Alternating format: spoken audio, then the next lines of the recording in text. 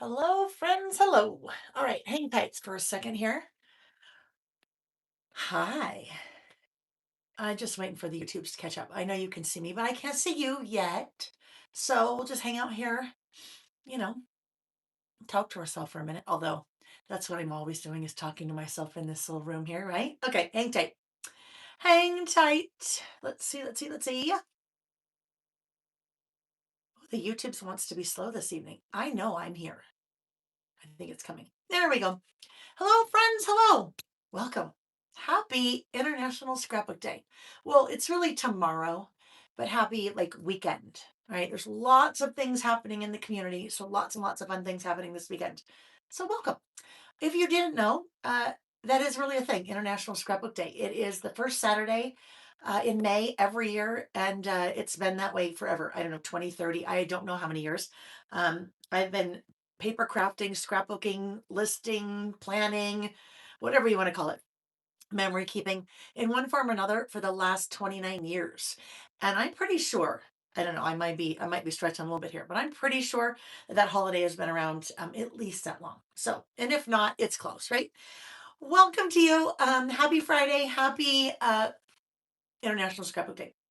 If we've not met before, hello, nice to meet you. My name is Layle Konkar. I have a business called Layle by Mail. Normally, what I say is when I'm not traveling, we're here on Saturday mornings doing what I like to call creative listing. But it's a little bit different this weekend. We have a 2 day kind of celebration going. We are listing live tonight, which is Friday, May 1st. It is 4 p.m. Pacific. I am in Mountain Time, so don't ask me why I changed the time. My head has to get every time I say that. Now, what time is it? But Mountain Time is one of those weird time zones that a lot of people are like, wait, what is that? So we just say Pacific. 4 p.m. Pacific, we will be going, I'm going to say about 5 hours tonight. Now, we're going to cut it off at 5 hours, even though I know it'll be hard. We've got a lot of things to do, a lot of play, a lot of giveaways, a lot of things to look at, brand new release today, and then, of course, a lot of listing. But we have to cut it off tonight because I've got to get some sleep. I have been up since 4 a.m. And I've had some late nights this week, partly due to hockey, the hockey playoffs, and the Utah hockey team, the Utah Mammoth.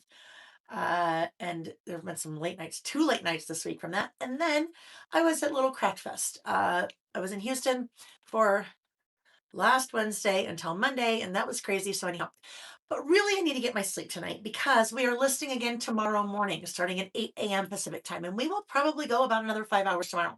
So, we've got some good time together, lots of playtime, lots of fun and prizes and listing and chatting and, all the things. If you have done this with me in the past, there's something we're doing a little bit differently this year. This is our, I think, sixth annual. We've been doing this International Scrapbook Day celebration here on my YouTube channel for 6 years. And up until this year, we'd always done the entire thing on a Saturday. And let me tell you, 5 hours on a Friday night and then 5 hours on a Saturday is much easier than 10 hours on a Saturday. Even after this weekend, I will need a couple days to kind of regroup just because it's a lot. I love it. It's so much fun, but being on the whole time and talking the whole time and entertaining and then trying to craft and instruct and, do all the things at the same time is a lot. But I learned something new. In March, we had a big anniversary celebration. And when we did that, normally it would be all day Saturday, but when we did that, I had to break it up into a Friday night and a Saturday because I had a commitment with some friends that I could not and would not break. And once I figured out I had double booked some things like that, I'm like, oh, well, we're going to have to mix it up. And it actually worked really well. I was still tired on Sunday when we did that, but it was much more manageable. And the other thing that was so cool about it is there are people that can never join us on a Saturday. So when we break it up like this, some Friday night and some Saturday, it just kind of works well for everyone. So why not? So welcome to you. There is a live chat that takes place during the whole time that we're together. So if you're watching live, I'd love it for you to pop in chat, say hello. If you want to say where you're from, if you want to say you're longtime listener, first time caller, whatever it is, I would love to know that you're here so we can say hi to you. You guys have built an amazing community over the last 7 years. It's really 6 years since we've been doing the YouTubes, but 7 years since I turned my side hustle into a full-time thing. You guys have built an amazing community and you call yourselves the Squirrel Squad. So if you were here and you didn't know that, and you always wonder what the squirrels were for, that's what it is. I might tell that story later. There's a story behind the squirrels. So maybe we'll tell that later. But it's an amazing community and very supportive. And if you're new, I'd like it if you'd say hi because then everyone can welcome you with open arms. So if you're new, let us know that you're new. Once I get going and flip the camera, it's a little bit easier for me to keep track on what's happening in the chat, but I miss a lot of things, especially when we do a live giveaway, because it all takes place in the chat. So we'll talk about that in a few minutes because we might as well start ourselves off with a live giveaway.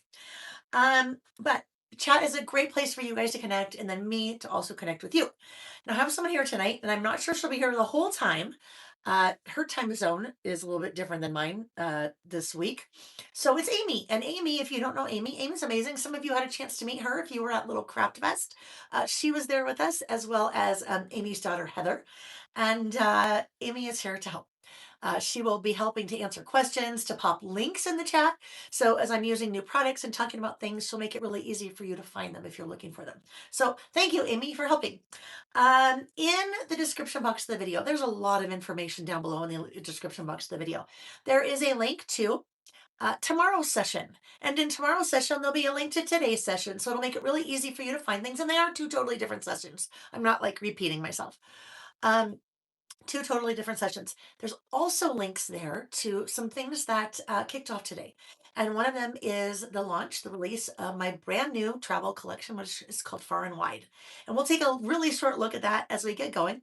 And I think that's going to be one of our first prizes that we do is something from Far and Wide. So and then, because it's International Scrapbook Day, there are a number of things that are on sale. So there is also a link in the description box of the video down below to the sale page.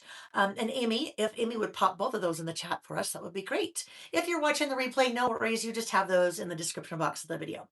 Um, I released my first ever paper crafting collection last year at this time, and that was called Postcards and Passports. It was also a travel collection. If you don't know me, travel is my life. I love it. I work to live it, live to work it. Anyhow, it's part of my personal life and my professional life. So I just love it. But I did a travel collection last year. We launched it this day last year. Um, that one, because it's been around for a year, we have reordered and reordered and reordered so many times. And I thought today, since we've got a brand new travel collection, I put that one on sale. So that one is on sale 25% off. So there are parts left. It's not all there. I had a number of the mini book project kits from that collection earlier today, and those are now sold out. So if you like travel and you missed that or need to get a little bit more of it, now's a good time. So postcards and passports, and you'll find that in the sales section and the description box of the video. All right. You guys, I need your help tonight. Once I rotate the camera, please help me remember to drink water. My voice is going through some things that I'm working through with a voice therapist. And it really took a hit last weekend at Little Craft Fest. You can kind of hear me now. It sounds like I'm either a 1-900 operator. I don't even know if they have those anymore. Maybe not with the internet. They used to have numbers you could call. They were 1-900 numbers that there's a little maybe sultriness going on there. Anyhow, I kind of sound like either a 1-900 operator or that I have smoked my entire life. I am neither of those things. Not that there's anything wrong with those things. So if either of those are you, that's okay, right? Got to do what you got to do. But my voice is very strained. And because of Little Craft Fest and teaching workshops and chatting all the time, and if you know me, I just don't shut up. Ask Nick. And then I had a live earlier today, live tonight, live tomorrow, and then I also have a class on Monday night. So I need to be drinking water. My voice therapist says like every 15 minutes. And I'm like, really? I barely get a word in edgewise if I'm doing that. And then there's the bathroom. So anyhow, just if you would help me every so often, pop in the chat and say, hey, hydrate, because that's what I'm gonna do right now. Okay. So I have two of these big ones that my goal is to get through this evening. And if we do that, we're doing great. All right. So when I hydrate, you don't have to hydrate every time, but maybe if you hydrate every once in a while, that's a good idea too. Okay. Okay. Hydrate's important. All right. When these things had started going on a couple months ago, and I went to a voice therapist after I went to an ENT and had my throat scoped. She said, "So tell me what you do. Do you talk a lot?" And I'm like, "Yeah." And I said, "Well," she said, and I explained this, and she's like, "So it's kind of part of your living. And I said, yeah. And she goes, you're a professional voice actor. And I'm like, no, I'm not. And she said, is it part of your business? And I said, yeah. And she's like, yeah. See, anyhow. So you'll also get here lots of stories because I like to tell stories. So let's do this. In the live chat, I'm going to take a look and see who's here. So if you haven't popped in and said hello, pop in and say hello. But this is also when we're going to do our very first live giveaway. Tonight we will have 10 of them. And tomorrow morning, we will have 10 of them. Now, if you're not watching live and right now you're about ready to cry because there are no prizes if you're not watching live, don't be sad because there are. I have 40 prizes to give away between tonight live, the after party live, or excuse me, after party for tonight, tomorrow morning live, and then the after party for tomorrow. So we'll talk about all that as we get going.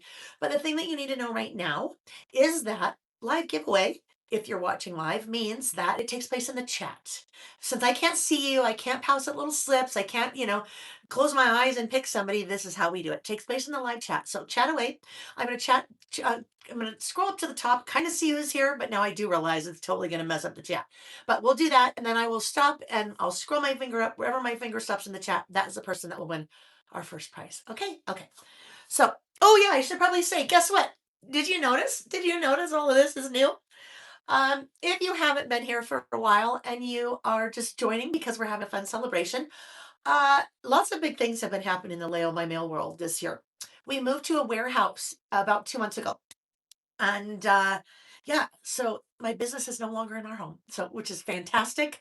That's a big step. That's a big financial step. When that money goes out of my account every month for the rent, it's just part of doing business, but it's good. So what that meant was I was able to take one of the rooms downstairs and turn it into a filming studio. So that's where we are. We are about 75% of the way done down here of it being complete.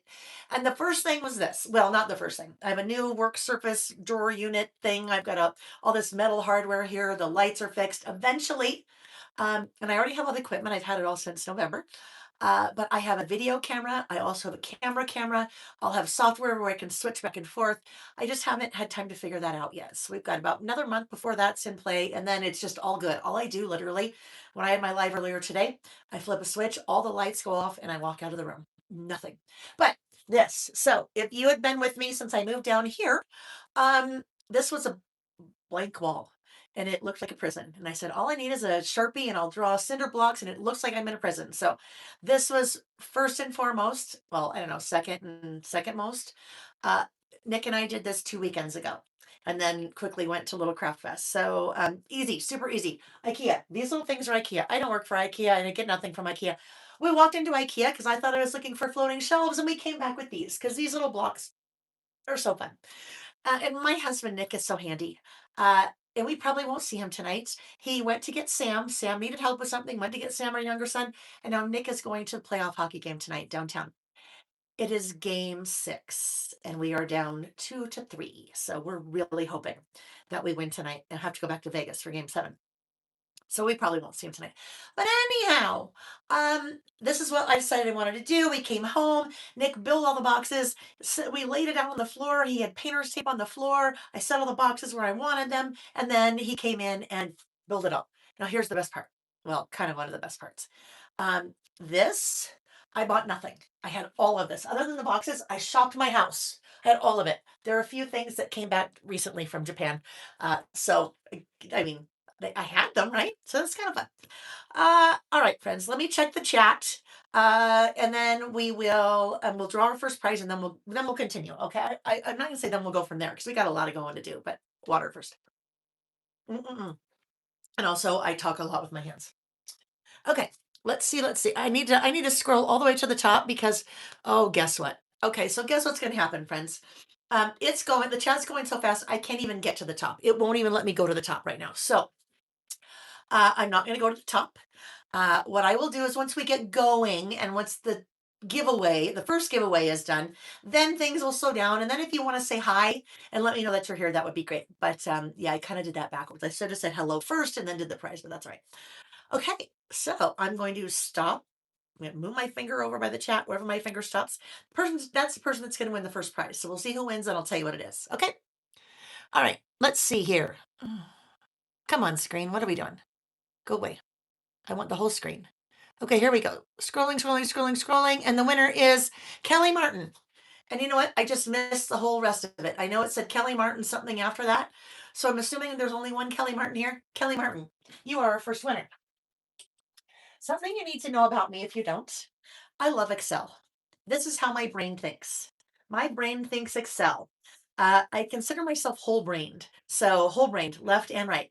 The whole Excel analytical side, that's how my brain thinks, but then the creative side, creative side as well. So, this is how I'm tracking all our prizes. So, I know who won, and you guys know who won. And then we'll go from there. So, Kelly Martin. Kelly Martin, your prize is um, that's funny. How did I not put that on there? Well, we're going to have 44 prizes because somehow I did not put on here. Um, I didn't put on the first thing that I want to give away. I just need to write it down first. So let me write it down first in my pretend Excel. There's my pretend Excel with the other sheets. Also, don't pay attention to the bottom because I realized I forgot to copy and paste something. Doesn't matter. Okay, so the very first thing is the brand new Far and Wide paper pack. The brand new Far and Wide paper pack. So guess what? Kelly Martin, you are the winner of that Far and Wide paper pack. So Kelly Martin, and this is the case for anyone that wins a prize. Please send an email to laylebymail@gmail.com in the subject line. And I cannot stress this enough because with 40 prizes, if you just tell me you want a prize, then that means I got to go do a lot of work to go back and try to figure out who won what. So when you win a prize, shoot me an email, laylebymail@gmail.com. In the subject line of the email, tell me what you won. So Kelly will say in the subject line of her email, Far and Wide paper pack. And in the body of the email, Kelly will give me her name and address. And then the team will get Kelly's prize shipped. I'm going to say in the next couple of weeks. There have been a lot of orders that have come through so far today with the release of Far and Wide. So we want to get through all the people that bought first, and then we will send out the prizes. Now, if you happen to win a prize and you've placed an order, then just let us know because then that's really easy. We can just take your prize and put it on your order, ship it all out together. Is that something you can plan? Plan. All right. So congratulations, Kelly. And if you're not Kelly, don't be sad because there are 43 more opportunities to win prizes over the next 2 days. All right. All right. I'm excited. Can you tell? I can't believe I forgot to put that one on our list. That's really funny. Okay, so it's the chat's closed, not closed down. The chat has slowed down a little bit now, right? I just scrolled to the bottom. Is Amy here? Amy is here. Yes, yes, yes, yes. Hi, Terry. Let's see. Carrie said it's me. I bought all the things. I love it. You guys, seriously, I can't even tell you. Um, Let's see. Colleen said, Layle, question, are you announcing the after party winners from the March 18th live? Colleen, I did that in an email blast. I did that on a blog post, and I also posted about it in the Layle by Mail Facebook group. So I won't be announcing those tonight. But if you want to email me, I will shoot you a link to that blog post. Or you can go to the blog and search for Winner Chicken Dinner and just make sure you pull up the one from this year and not a past year. A good question. And that is the easiest way for me to announce all the after party prize winners instead of trying to email everybody individually. That is a lot of work, and I don't have everyone's email. Anyhow, so that's where I announce the prizes. The after party prizes will be in a blog post after here. Okay, good question. Good question. Who's excited? I see lots of people saying they're excited for the release. You're excited for this weekend. Maritza got her happy mail. She's ready to shop. One thing I will mention. Hi, Valerie. I just love seeing all you guys here. Now I'm totally distracted. I feel like we're all in a big room together. It often feels like that to me. And when we all get together, we wouldn't just start, jump right into something. We'd be like, "Hey, how are you?" Chit chatting. We'd be catching up. So that's kind of what we're doing, just a little bit, is doing our chit chat, catching up. Let's see. Let's see. Okay. Um, Oh, thank you. Amy, thank you.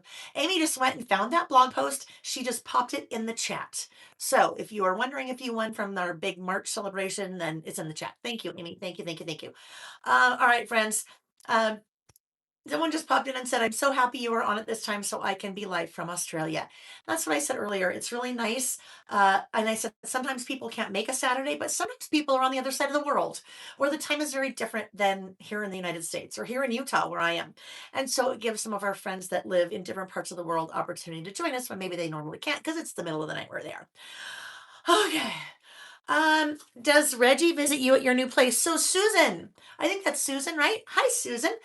He doesn't. He hasn't been to the warehouse yet. He would be fine. He likes to go in the car. I'm at home, so he will come visit us here. I know he will. He just is upstairs now. We'll see him. He'll interrupt. But he hasn't been to the warehouse yet. Warehouse is about 15 minutes away. I don't go there every day. My goal is to eventually get to the point where I'm there maybe 3 hours a week over maybe like 2 days. We're not quite there yet, but we'll get there. Um, Terry has big news. Big news. What is it, Terry? What is it? Okay. So, I think we're ready. I think we're ready to dive in. I mentioned we have tomorrow. Now, this is what gets interesting. I did a live earlier today for the reveal, and there are some things I said in the live for the reveal, and I'm like, ooh, did I say that earlier today or did I say that a few minutes ago? We're together tomorrow morning as well, 8 a.m. Pacific time. So just come hang out, right? If you can't watch live, you can always watch the replay, and I'm just happy to have you here regardless. I was talking about Terry, your daughter's pregnant with twins. That's so exciting. That is so exciting. Congratulations. I love that for you guys and her. That's awesome. Um, Rewind in my head. Rewind in my head. I don't remember what oh, I know. You guys, holy cow. Lots of orders today. Far and wide. You guys like it. I love it. So I'm really happy that you guys like it too. So as always, thank you for supporting because if, and supporting is anything. I mean, I know you may not have a budget to buy and that's totally okay. I'm just happy that you're here. A thumbs up. So if you haven't given the video a thumbs up yet, thumbs up was super helpful too. Share with your friends. Let them know if they like to be crafty or, if you're on Instagram and don't follow me, any of those things. Those are some really easy ways that you can follow or support any content creators that you're following, whether it's YouTube or TikTok or Bliblob or Instagram or Pinterest or Facebook, whatever it is. We're on all the things except I don't do TikTok. I don't know. There's only so many hours in a day. Okay, so let's do this. Let's rotate the camera and we'll dive in. What I want to do very quickly, maybe like 15 minutes or so, because I know some of you already joined in this morning. I want to show you far and wide. I will be using the far and wide collection. Actually, you know what? Let's do this. I'll be using the far and wide collection on one of my lists. So let's wait until we get to that list and then I'll show it. That'll make more sense. Let's rotate. Let's rotate. So this is interesting. Somehow my little twister camera thing here it's got, okay, hold on. You guys are going to go for a ride. Oh, maybe not. Anyhow, it got all jumbled. Like I said, I cannot wait until the last part of the studio is complete and I have all the cameras all fixed and I don't have to do any kind of rotating or anything. Oh, are we upside down? Nope. Okay, we're good. I don't know what I did, but everything's backwards. As long as you guys can see, we're good. Okay. I think you can see. Thank you. I did plug in. No, wait, are we upside down? No, I think we're okay. Right? You can see my little cart. We are upside down. Oh, we are. Okay. Hang on. Hang on. That's easy fix. Look, We're going to go for a little spin. If you get sick when you're spinning, just, close your eyes. There we go. Oh, Lordy, you guys. I mean, hello. Not my first rodeo or second or third or more like 400th rodeo. Um, yeah. I just can't wait till all of the cameras are all in here and we're good to go. We're good now. I've rotated us. We are fine. So it may just take a minute. I just was checking to see if you guys are paying attention. It would not be interesting. Let's see how long Layle can film upside down before somebody says, hey, you, dummy, you're upside down. But I think we're good now. There we go. We're good. Everything is how we want it to be. We're not mirrored or, yeah. All right. So that was fun. That was fun, wasn't it? Okay. Okay. All right. Guess what? You see this little guy? He's my new friend. If you missed him today, he's brand new. A couple of weeks ago, we worked on a list, and it was a glimmers list. Glimmers, if you are not familiar with the concept of glimmers, they are just little like a spark of joy in your day. Really simple things, not big not big things, not like you won the lottery today and that was a glimmer, although that'd be like pretty awesome, wouldn't it? Yes, I am plugged in. Thank you, Colleen. Still, well, I had to unplug and then replug. But little small things like maybe you see a rainbow or maybe you had a nice conversation with a friend. And sometimes it's as simple as, oh my gosh, like having a nice hot cup of coffee, right? So when we did our last glimmers list, it was this one. And Little Punch, if you're not familiar with Little Punch, he's a little monkey that lives at his, well, he is now in a zoo in Japan, but his mom, when he was born, decided she didn't want him. And so he was kind of brand new little baby and got abandoned. So zoo kind of took him in, started raising him, and when they felt like he was old enough, they put him with the other monkeys. Well, poor little Punch, the other monkeys were mean to him and they bullied him. And this is totally true story. And so the whole world kind of has a soft spot for Punch the baby monkey. And when we did this list, thank you, hydration break.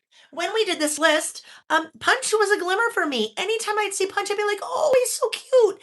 Like the whole world was rooting for Punch. They just wanted people to beat people, monkeys to be nice to him. Mm. And so when we were making this list, I said, Becky. And Becky is my graphic designer, my amazingly talented graphic designer. I don't know if she's here yet, Becky. I missed a lot of the chat. So, Becky, if you're here, say hi. But I said, hey, Becky, I would really like it if you'd make us a sticker. So she made us a punch sticker. And he went live today. Some of you picked him up at Little Craft Fest. If you were at Little Craft Fest, I know he was a glimmer for a lot of people, right? Hey, Becky. All right, friends, in the chat, you can see three people that are highlighted in blue. Terry's highlighted in blue because she's amazing and she's always offered to help out if Amy's not around. You see Amy, who's my right hand, handles all of the sourcing and keeping just everything running, all the wheels on the bus. And then we have Becky, and Becky is my graphic designer. So you should all say hi to Becky, and we should all say, oh my goodness, Becky, we love you because she designs all my stamps. She designs season pass. She designs far and wide. We just have the best team going right now, you guys. And I think based on what I've seen my business grow this year, I think you guys are liking the direction where we are. So yes, thank you, Becky, and welcome, Becky. Colleen said our glimmer for her today was meeting two friends for coffee. They've all been together since the end of November. I love that. Yes, we do love Becky. Hi, Elise. Becky and I go back a long way. We were together at Basic Gray. If some of you remember that company back in 2008, which is crazy, like 18 years, right? Okay, so little punch. That's my little punch there. And oh, I should say that's a printout of Punch because guess what? Sometimes I forget that I don't have a whole warehouse in my basement anymore. And so my Punch sticker is at the warehouse. So he needs to come home with me. All right. So let's look at the list that we did when we were together last. Yes, she's incredibly talented. She just is, and she's a really good person. Really good person too. All right. Mm-mm-mm. Water. I know. Blast from the past, basic gray, right? I love that. Hi, Becky. Oh my goodness, Becky, we love you. Yes, we do. Becky gets me like no one else has ever gotten me. Like, Becky, we need a travel collection. She's like, okay. And I'm like, I'm really specific about what I want. And she's like, okay. And then we go over like 500 photos and inspiration boards and all different kinds of things. And I'm like, okay, here we go. And she's like, okay. And she made it happen. And then she put all kinds of things in that I didn't even know I wanted or needed. So she's awesome. Whole team is awesome. Whole team is awesome. Okay. Um, we are starting with, let me get my list out here. We're going to take a look at the list we did when we were together last. And that was on the 18th of, it was on the 18th of April. It's been a little bit, hasn't it? So we did two, oh my gosh, Nick. Oh, you guys, Scrapbook day. you guys should have just seen me. Could you hear me? I like just about wet my pants. You scared me. That's not very nice. Okay, sorry about that. Sorry. Sorry, not sorry. No, I am sorry. Okay. Goodbye. Are you leaving? Yeah. Okay. Can you try to text me just every so often? Oh, I won't get text, I bet, because I'm on airplane mode, huh? Yeah. Okay. Oh well. Is there a way to like record it upstairs so I can watch it later? No. Okay. All right. Well, maybe you guys can give me updates. Oh, you can give me an update in the chat. Will you? Okay. Nick's going to be at the hockey game with all the bros, drinking beer and yelling and screaming, and then getting on his wife's YouTube, her crafty YouTube, saying, "Hey, this is what the score is." Okay. You guys, he scared me so bad. Oh, Lord. He startled me. Not scared, but startled. Anyhow, we did 2 weeks, 2 weeks. We did two lists when we were together last, and we looked at photos for the third. So we'll talk about that in a sec. The first one that we did, I didn't quite finish because I'm stamping the rest of this title. This list that we did is called Where My Time Actually Goes. Okay. So maybe if you haven't joined us before and you're like, what is this whole creative listing thing? Some of you may be here because we met at Little Craft Fest, or you took one of my workshops at Little Craft Fest and you said, I'd really like to, just maybe learn a little bit more about what happens in this creative listing. That's a creative list where my time actually goes, right? And it's creative because I do lots of things to it, right? Stamps, paper, washi, die cuts, and then I make a list. So this was a list of where my time actually goes. Now, at some point, I will do the rest of my title, but fun list, right? We used some products from the spring summer season pass for that one, those beautiful bees. Our second list is favorite quotes. So we did a fun little, I did a little peekaboo here, this little window, right? Cut apart a piece of paper and then opened it up, stamped my title. One of my favorite quotes, do what is right, not what is easy, right? Sometimes that's a hard one. Do what is right, not what is easy. Excuse me. And then did some stamping and then made my list. So this is just kind of, there's two examples where my time actually goes and favorite quotes. Both of those lists are kind of time specific, right? Especially where my time actually goes. This is really what I would call a I just totally lost it. Oh, a time capsule type of list, right? Time capsule list, because this is very specific to a particular point in time. If I had done this in high school, where my time actually goes, I don't know, would probably be studying and then hanging out with friends and then crushing on my guy that I liked in school, thinking about him all the time, listening to Talking Heads on my little boombox, maybe listening to the radio and trying to push record and play at the same time when Casey Kasem was on, right? So those types of lists, very time specific. And these I think are really fun to do periodically because they really tell a story about a particular point in time. Where my time actually goes. When I was a new mom, probably feeding and changing diapers and cleaning up after them and listening to Teletubbies on repeat and Barney and right. So there are here on my YouTube channel, probably, I'm going to say, no, not probably, at least 600 lists. We have at least 600 of these creative lists that I've done, and you may have done with me because I've been live when I've done them all. And I can say 600 because we've been doing these for 6 years and we do about 100 a year. All right. So, with that said, thank you, hydrate. Our first list tonight is kind of a fun one. I'm going to put this off to the side. Don't get distracted by that. We'll come back to that when we do our list with far and wide. Okay. Our first list topic for tonight is popular movies or shows I have never seen. Okay, so think about that. There are some shows, and here's one. It's not on my list because I watched it, but Friends. Maybe during the Friends craze, you never watched it. That would go on your list. Maybe MASH, depending on how old you are, right? Remember the show MASH about I think that was the Vietnam War, right? Yeah. Um, that was a show that a lot of people watched, but maybe if you were of that age, maybe you never watched it. So this is just kind of a fun list. But all of the lists that we do tell a story, right? This one, where my time actually goes, that tells a story about you. Um, Shows that most people see that I've never watched that also tells a story about you. I have to figure out how I'm going to word that. Popular shows or movies. I don't know. We'll see what we get there. As I am working as I'm working on my list, I am working in a traveler's notebook insert.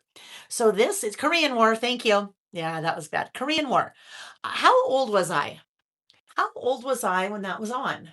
I mean, there were some incredibly some incredibly sensitive topics in that show, MASH, right?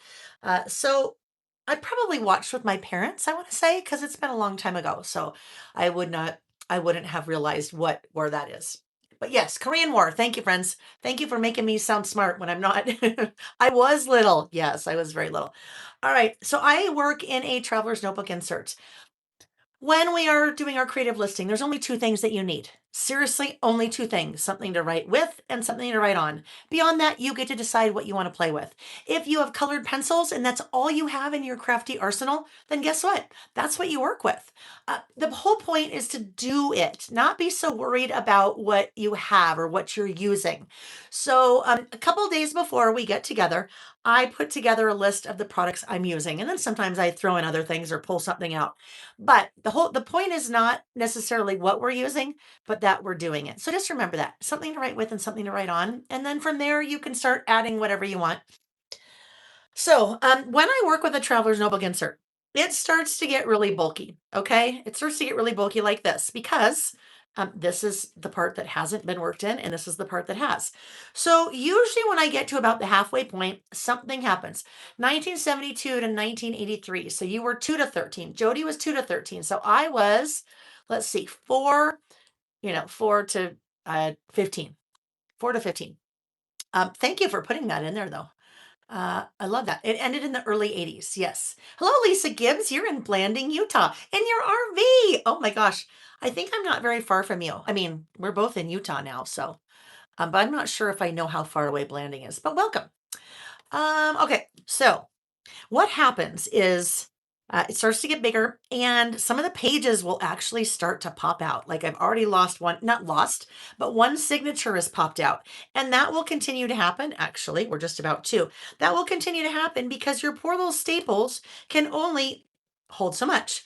So this is totally normal. And it's something that I just let happen because you can't really stop it from happening. Once I'm done with the traveler's notebook, once the insert is full, I take it all apart, take the cover off, and then I stitch it all back together with a new cover. So it's just, I'm going to pull these things out so they don't kind of continue to fall out on us. But I always like to mention what happens because people are like, whoa, whoa, wait a minute. Why are pages falling out of there? Pat Myers said, learn something new. I was with you, Layle. I thought it was the Vietnam War too. So this is interesting. I mean, I think, and it depends on how old you are. I mean, if you were a mature adult ish, I don't know, when all of that was happening, I mean, I was little or in high school, so definitely not mature enough to really understand what was happening there. But I kind of just, you don't think about some of those different wars, right? I think about the Vietnam War, I think about World War II, but Korean War, it just now that never would have even occurred to me that that's when that was. All right. So our first list shows, popular movies, shows I have never seen. So if you're watching live, I would love it if you would pop in the chat and tell me what one of those shows might be. And I will be making my list, so you'll hear what my shows are. But this is where the interactive part of our listing session, I think it's really fun because it gives us an opportunity to really kind of talk and chat back and forth. And we're talking with each other, even though I'm the only one talking. Uh, oh, Janine said Grey's Anatomy would be on her list. Well, I'm going to tell you something, Janine. It's still going. I think it's like 87 years and running or something, it feels like, right? So there's never too late to start. Ay, ay, ay, right? Breaking Bad, a couple Grey's Anatomies out there, right? Big Bang Theory, The Office, How I Met Your Mother, Yellowstone. See, so if you're like, oh, I'd like to do this list, but I'm not really sure. Now look at we're kind of having some ideas coming out. So if you're like, oh yeah, I haven't watched that one. Handmaid's Tale. Oh, that was crazy. Dawson's Creek, never watched that. Not on my list. It just never hit my radar. So, if you were not thinking about this list and now that people are kind of talking, maybe you could write some of them down. And you know what? Even if you're just scrolling them down, you don't have to make it pretty, just play. That 70s show, The Kardashians, Ted Lasso, just reading some of the chat. Parks and Rec, Sopranos, Game of Thrones. Oh, guess what? Game of Thrones. That one's on my list. Never. I don't know why. Nothing wrong with it. I've just never watched Game of Thrones. So, for this first list, we are going to be using a collection that I've been using quite a bit. It is called Color Me Happy. It is a simple stories collection. It is a collection that I have on my website. I've reordered it a couple times because it's been super popular. It's nice, a nice, really bright, fun, cheery, great colors collection. Color Me Happy. And the reason I chose Color Me Happy, because when I was thinking about this list topic, I remembered that there was, oh, this is now going to be really funny. Um, because this is really funny now. What I missed, I mistook these radios for TVs. Oh, that's funny, Layle. Yes. So, guess what we're going to do? Because that was my plan. I was using what I thought were TVs and they're radios. Dingling. I'm going to use the radios. So, I'm using some product from Color Me Happy. I'm using the TV radios. I mean, I guess you could be listening to it on the radio, right? You could be listening to it on the radio. The Animal Kingdom, Caroline's of Animal Kingdom, Suits, Yellowstone, Gilmore Girls, lots, right? Lots of different ones. Maybe that may be sparking something for you. You're like, oh, yeah, no, I've never watched that one either. And I don't know why. I mean, there is one that I tried to watch. Nick and I tried to watch it, and it was The Crown.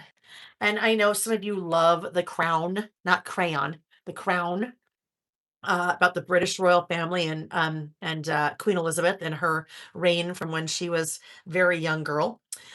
No, tried to watch it a couple times, just could never get into it. So now I'm opening the die cuts. This is the Color Me Happy bits and pieces, and I'm finding the TV radios. Oh, that's so funny. There's a nice TV radio. We'll just pretend like there's a little picture right there.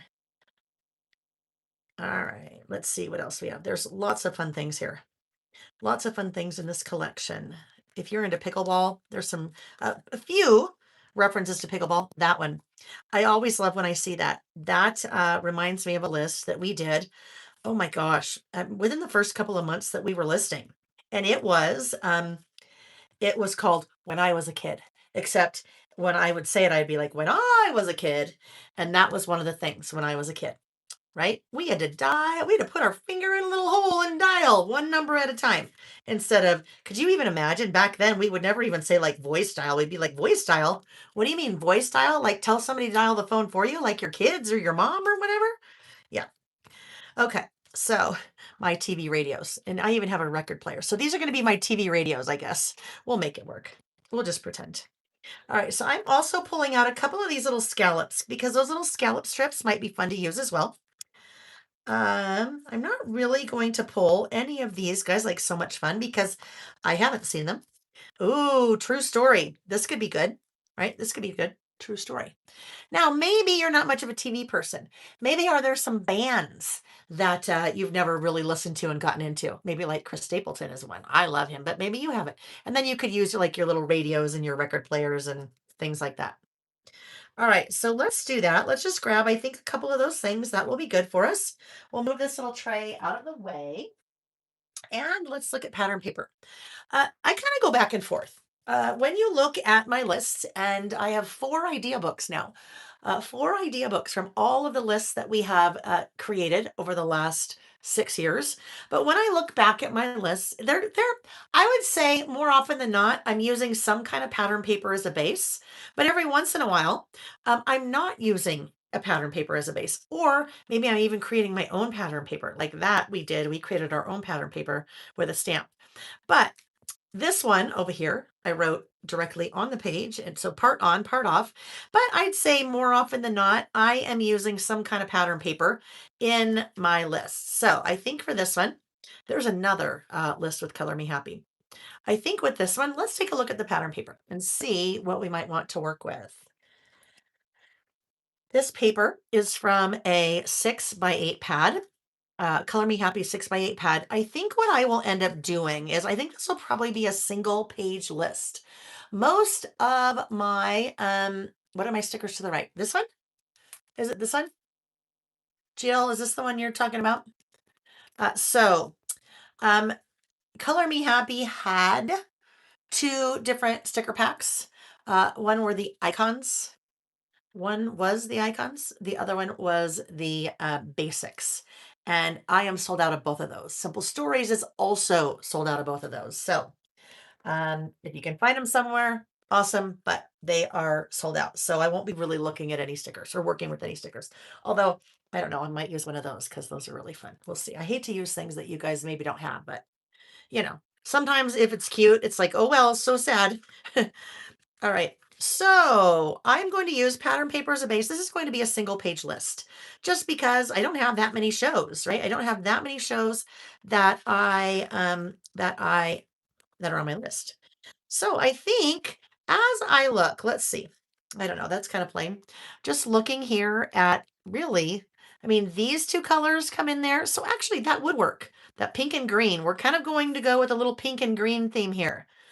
Kind of reminds me of high school. I grew up in the high school era where preppy was a big thing, kind of the pink and green, and you'd pop your collar with your Shetland wool sweaters and yeah. All right, so let's do that. That'll just be a nice background. We really won't see much of this. It will really just look like, a background. Okay, let's grab, ooh, whoopsie. That was almost not good. Let's grab a trimmer. One of the 82 trimmers I have here. Let's grab this one. Oh, actually, maybe? Let's see. I'm just trying to grab a smaller one. So, the Traveler's Notebook inserts that I work in are standard wide. I make inserts, I make Traveler's Notebooks, I make inserts. Inserts that I do are standard wide. So, standard is 8.25 inches tall. So, standard wide is 5. So, it's 5 by 8.25. A standard size Traveler's Notebook insert would be 8.25 by 4.33. So, with that extra space, 5 and 5, if I'm doing a spread, it gives me about another inch and a half to work with in width, but single page. So 5 by 8.25 is what I'm working with. When I am working with a piece of pattern paper, a 6 by 8, if a collection has a 6 by 8, I will use a 6 by 8 because the pattern is scaled down for the smaller size. And also I have less waste, right? So this 6 by 8, less cutting. We are going to leave it at 8 inches tall, and I'm going to trim it to 4 3/4 wide. And that is just a measurement. That is what I do when I am using a base on a page, because that gives me a nice white border all the way around. I am going to work off the page. When I mean off the page, I'm going to do my list here, and then when we're done, we'll put it in. Just because as I start to get a little bit deeper into a collection, or excuse me, a collection, deeper into an insert, it's a little bit easier to work over here.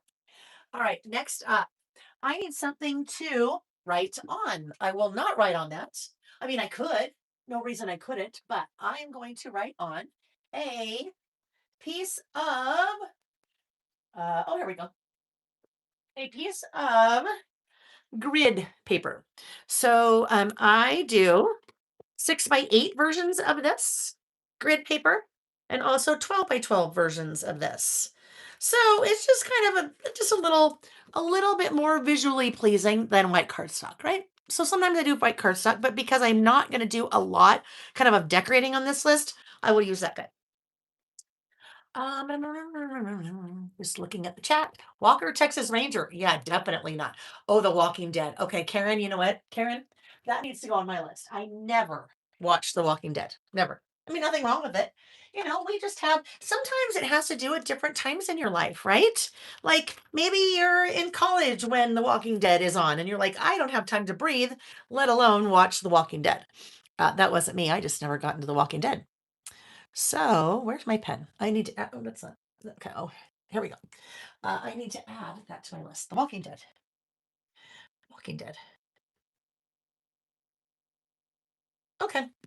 All right. So now this guy I also need to trim down, right? Too big.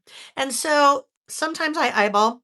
Usually what ends up happening, I end up being around 7 inches tall to about 4 or 3 3/4 inches wide. And it also depends on really depends on the pattern in the background. If I want to see more of the pattern, I make it a little bit smaller. In this case, we're really not going to see the pattern at all. So I might make this a little bit bigger. Grab this again and trim this. So let's see. This is, look at that, like literally dead on 4. And, oh, it needs to be 7. Did I cut that little mark off? Maybe I didn't mark. I think I didn't mark. 4 by, that's probably about right. Let's see. Let's see how my eyeballs are. My eyeballing. Oh, that won't tell us though. because I'm in a smaller camera. All right, there we go. Get that out of the way. So now let's go ahead. Ooh, actually, I think I'm not going to adhere this quite yet because I want to pull in a little bit of color. So we're going to grab that. And I'm going to guess that we probably want that Kitsch Flamingo. So I'm going to ink the edges of that paper. I've pulled out my ink swatches. These I made using the Swatch This Inks stamp set. If we haven't spent a lot of time together, one thing that you will learn about me is that the way I develop products in a lot of cases is based on need. You know, they say the necessity is the mother of invention.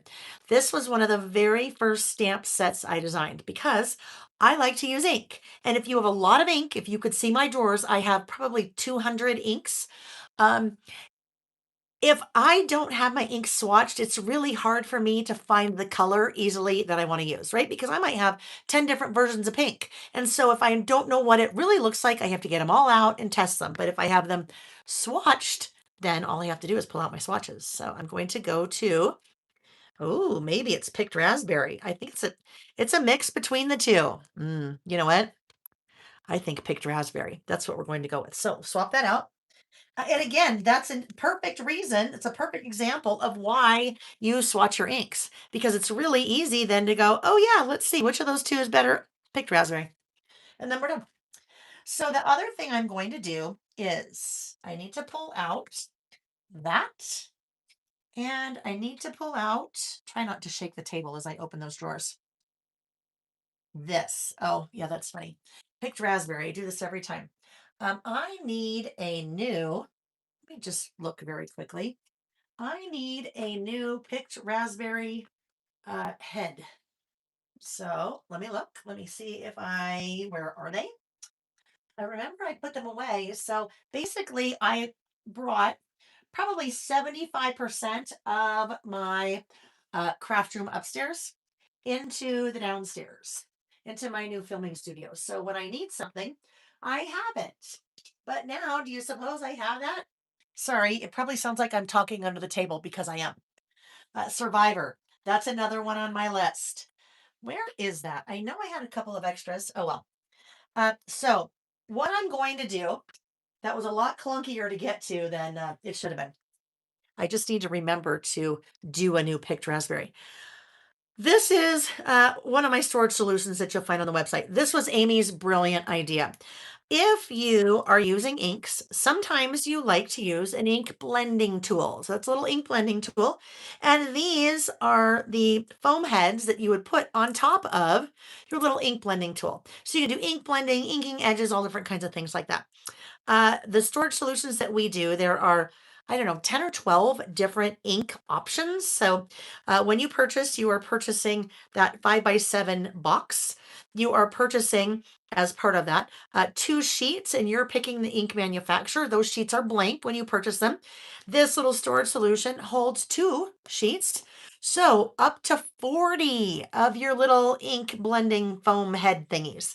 The nice thing about having a storage solution like this, you're keeping all of your inks, your little heads organized, and it's very similar to, we looked at swatching of the inks. You know what it is, and you know right where to find it.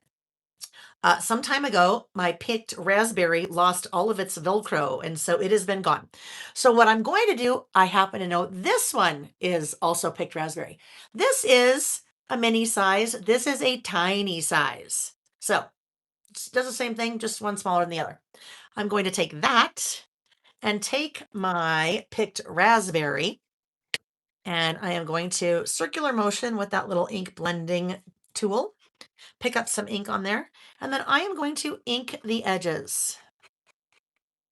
If you are a scrapbooker, or maybe you're a card maker, basically what I'm doing here is adding a piece of picked raspberry cardstock behind my sheet. But I don't like to do that in a traveler's notebook because it starts to get really chunky. And the chunkier it gets, sometimes the harder it is to work with. So I try to minimize the number of layers that I am putting into my traveler's notebook.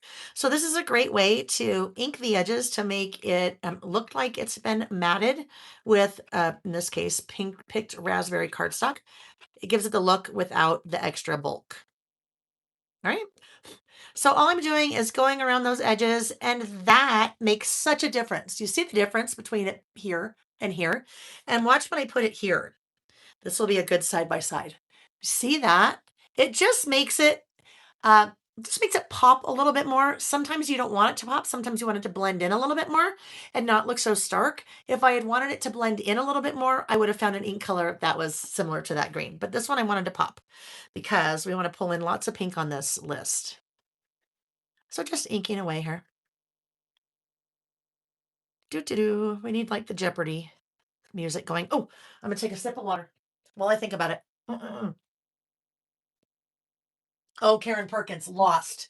So I didn't watch Lost. Nick and I, well, I didn't watch Lost when it was originally around. That is that's one of the cool things about technology today, that we can watch some of those shows that haven't been on for a long time, and we can binge watch them. Now, Lost was back in the day when really there was no internet streaming or anything like that, and so we had to wait every week to watch it. And then that was when TV seasons were, pretty much like 9 months. Like they took a break around Christmas and then took a big hiatus um, in the summertime, and then right back at it. So some of those shows like Lost have like 7 or 8 seasons, and then also have like 20 or more shows per season. So you could binge watch for a long time, which we did. Lost was, yeah, quite interesting. But what I find starts to happen, and this is I haven't watched oopsie, I have not watched Grey's Anatomy in years. It just kind of seems like they really are stretching for a plot, right? And then it seems like they're starting to rehash a lot of the same uh plot. And so I think that at some point that's when they go, okay, we're done. But it is interesting that Shonda Rhimes hasn't done that yet with, well, maybe she doesn't want to do it. She's probably still making great money off of that. But whatever network that's on, that they still going. Still going after, I don't know, like 18 years or something, right? Oh yeah, let's do a giveaway now too. I think because we've got a lot of giveaways. If I don't keep doing giveaways, we're gonna be here for a long time. All right, next giveaway. Okay. All right, I had to think about that one for a minute. So I can't show you all of it because I don't have all of it here, but I'll kind of show you because this one is now going away. This little guy, once it's gone now. It's been out for a year. We've reordered many times. This was my travel collection from last year, postcards and passports. So very different than this year's travel collection, very different color palette. I'm still travel themed, but very different. So this prize I'm gonna do right now is the paper collection. So there are 12 papers in the little kit, and there are two each of 6 designs. So you have 12 papers. So lots of great pattern here. Some really fun travel.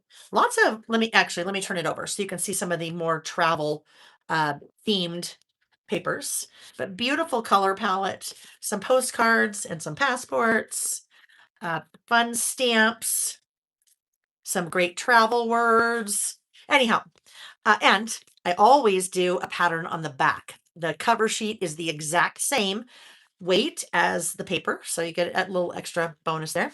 So in the chat, we're chatting away, and we'll see here shortly. I will stop talking in a moment, and I'll scroll my finger up in the chat, and wherever my finger stops, that is the person that will win. Those are still available. And if you missed me talking about that earlier, when we first started, those I've marked down postcards and passports today, 25% off. So pick them up while it's still there if you don't win it. All right, stopping, scrolling. The winner is Deborah Beachgal. Deborah, congratulations, my friend. I know Deborah. I know lots of you, but I know Deborah. Oh look, Kathleen, I just happened to see her comment above that. Headed to Paris with her mother at the end of this month. Her first trip out of the country. Kathleen, how fun! How fun for you and her. Deborah, you know the drill. Please send an email, laylebymail@gmail.com. In the subject line, please put winner, postcards, and passports paper pack. And Deborah, I know you placed an order today because you told me. So we can just add that to your order. And again, don't be sad because you can either go get that on the website if you want it, or if you want to wait and see if you win a prize, there will be one of those also in the after party prizes. So we haven't really talked after party. I'm going to continue working while I'm talking. We haven't really talked after party yet. So, after party prize, those are prizes that given away get given away. You know what I mean? Uh, After the video is over. So that is so. I mean, you guys can also participate in those, but that also gives people that didn't have the opportunity to watch live the opportunity to still have a chance to win a prize. So, what I'll have you do there is you just leave a message on the video once it's over, not in the chat, but once it's over. And then before we are listing together again, which will be 2 weeks from tomorrow, I will draw and do a blog post, announce the winners, and we'll go from there. Okay. Okay. So congratulations, Deborah. Hello, Bible journaling mama. Spreadsheet for everything. You know it. You know it. Crafty Hogue. So listen, Crafty Hogue. I did that. I did something this morning. I would not have seen your email, or excuse me, your order come through last week for postcards and passport. There was a good size order that came through earlier this week that I happened to see, and I emailed her this morning. I put a credit on her account for 25% off because she had bought a lot of postcards and passports. And I thought, you know what? If it was me, I would want to have the sale price. It's not her fault. She didn't know it was going to go on sale a couple days later. So, and I, now I lost who you are. Shoot me an email. Crafty Hoke. Maybe if that was you. Anyhow, Crafty Hope, send me an email. Okay, shoot me an email, laylebymail@gmail.com, and I will look at your order, whatever postcards and passports you bought. Then I will give you a store credit so that you can purchase, whatever you want for that amount. And obviously I can't do that for a month ago, 2 months ago, 6 months ago, 9 months ago. But when it's close like that, then if I can do it, I'm more than happy to. More than happy to. I don't want anybody to feel bad for purchasing, right? Never, never, never. Hi, Leah's Plans. Leah's Plans said she's glad to be here tonight. She's a memory journal in her B5 Archer and Olive with Layle by Mail products. Like, what a combination. I love Archer and Olive. Love, love Archer and Olive. You guys, I had a little fangirl moment. I gotta tell you. I gotta tell you really quick, okay? Squirrel and water. I had a fangirl moment. I've been a lover of Archer and Olive for quite some time. I have several of their B5s. I use one for my memory planner. I haven't been working a lot in my memory planner this year, but I got maybe 5 or 6 spreads done so far. I just love them, and I love their aesthetic, and I love their kind of mission. Their mission, and I'm just paraphrasing here, is basically mental mental health, mental awareness, and creativity. I will tell you exactly what it is because it is in my, where is it? Where is it? Where is it? Here, because I did it in my junk journal this week. I cut up the little craft fest. I cut up the little craft fest brochure, and this was from the brochure: mental wellness through creativity. I just think they're amazing. But so they were there. They had a booth there, and I went and I kind of walked by and I was looking at some things, and one of the ladies working there, she's like, "Oh, I've got to come to your booth. I love your products." And I'm like, kind of turn around. I'm like, looking behind me. I just did that. I turned around, looked behind me, looking behind me, like, oh, who's she talking to? And she was talking to me. And I'm like, oh my gosh. Oh my gosh. So then later, she came and brought me a bag full of Archer and Olive products. And I'm like, oh my God, like I was just fangirling. And then I had a chance to talk with the same lovely woman. I don't even know her name, which is sad. I should know her name. But we talked one night. Some of us were kind of doing our junk journaling, creative journaling after Little Craft Fest in the hotel lobby. And we were talking for a while. And then guess what happened the next day? The Archer and Olive account on Instagram like tagged me in one of their stories with my stamps. And I'm like, oh my gosh. I was just like, oh my gosh. Yeah, it was, yeah, I'm just fangirl, right? I'm like, I can't even believe it. I can't even believe it. I know, Sarah, I need a haul. I need to do a haul so you guys can see it. I will. I'll figure it out at some point. Yes, Endeavor, watch the pit. I love the pit. Yes, absolutely the pit. Okay. So then guess what? When I was talking to her that night, I'm like, what do I need? She came over and showed me this really cool like sticker binder planner thing they have. I'm on their website. Add to cart, add to cart, add to cart, add to cart. It's not here yet, but it will be soon. Okay. Sorry, I had a little squirrel moment. And if you've never experienced, now you understand the whole squirrel thing because that's what I do. But that's what we do in person too, right? We would do that in person totally. We'd be chatting and then get totally sidetracked and then go down a path and then eventually circle back, right? Eventually circle back. Yeah, it was cool. It was cool. I'm like, oh my gosh, I can't even believe that I'm on their Instagram. That was awesome. In their stories. Okay, let's get back to our list. Let's get back to our list. This list. Oh yeah. Like, where are we? What are we doing? Um, Shows I've never seen. Right? Popular shows, popular movies. Oh, you know what? I know what I can do. I have a stamp that says movies. So here's the deal. In my world, movies and shows, I'm going to call them the same thing. Okay. I don't have a stamp that says shows yet. This is the favorite current stamp set. This is now the second time I've needed shows. So we will be doing an add on to this very soon so we can do shows and some other fun things. All right. So we're going to do movies, even though these aren't movies. Okay. Even though we're not movies. So we are going to do movies, and I will write the rest of my title. Oh, guess what I just remembered?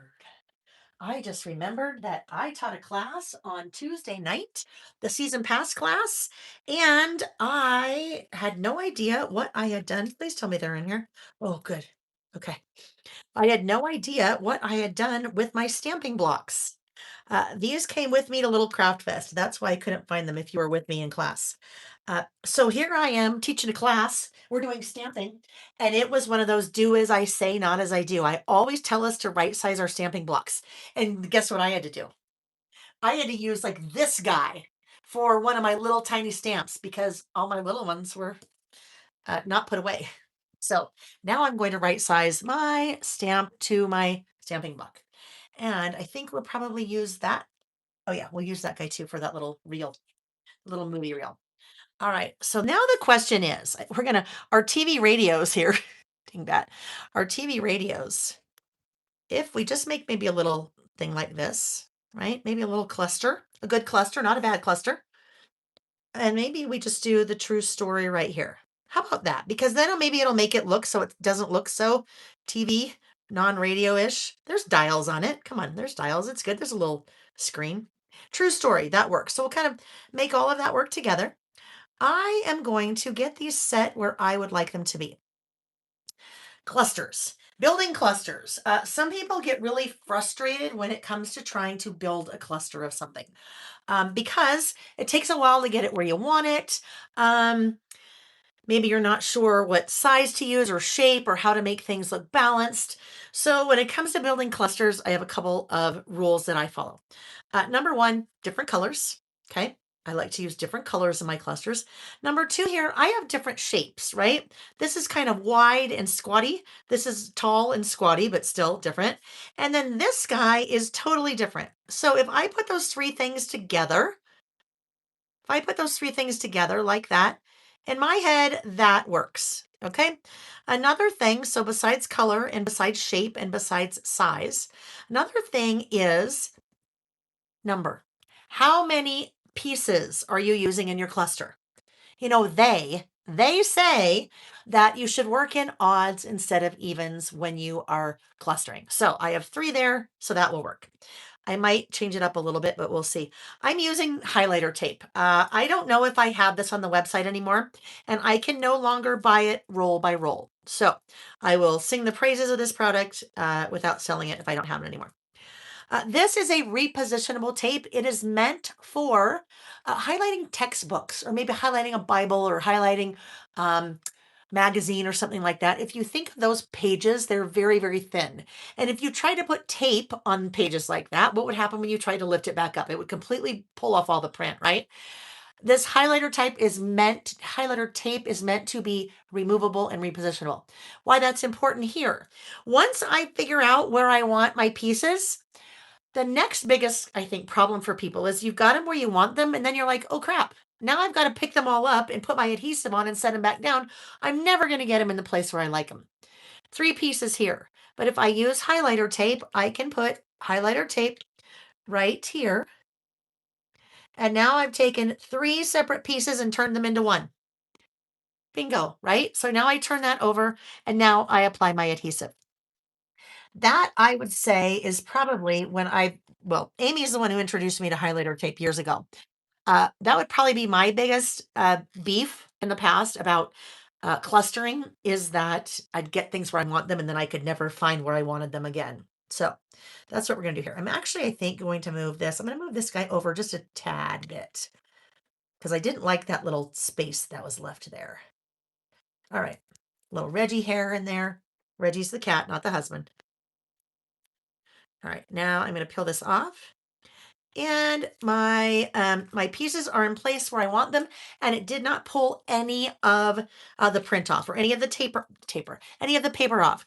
Sometimes you can use washi for that. Maybe you can use washi for that.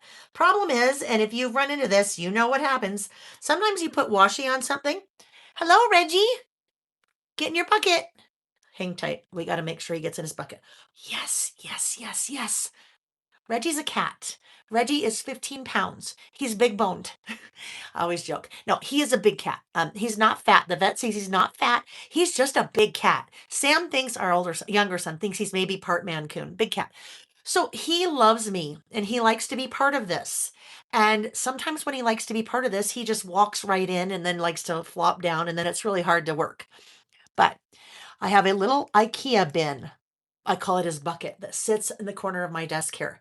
And when he's playing nicely, he just walked right in and climbed right into that bucket, which is good sign because that means he's going to be with us for a while and he'll be sleeping. He won't bug us. All right. Now, I think I would like to add, I think we might like to add, I'm going to have to pull this up because I totally forgot. I would like to add a little scallop there. So let's see. Do we want blue? Look how different that changes based on what color. Or do we want green?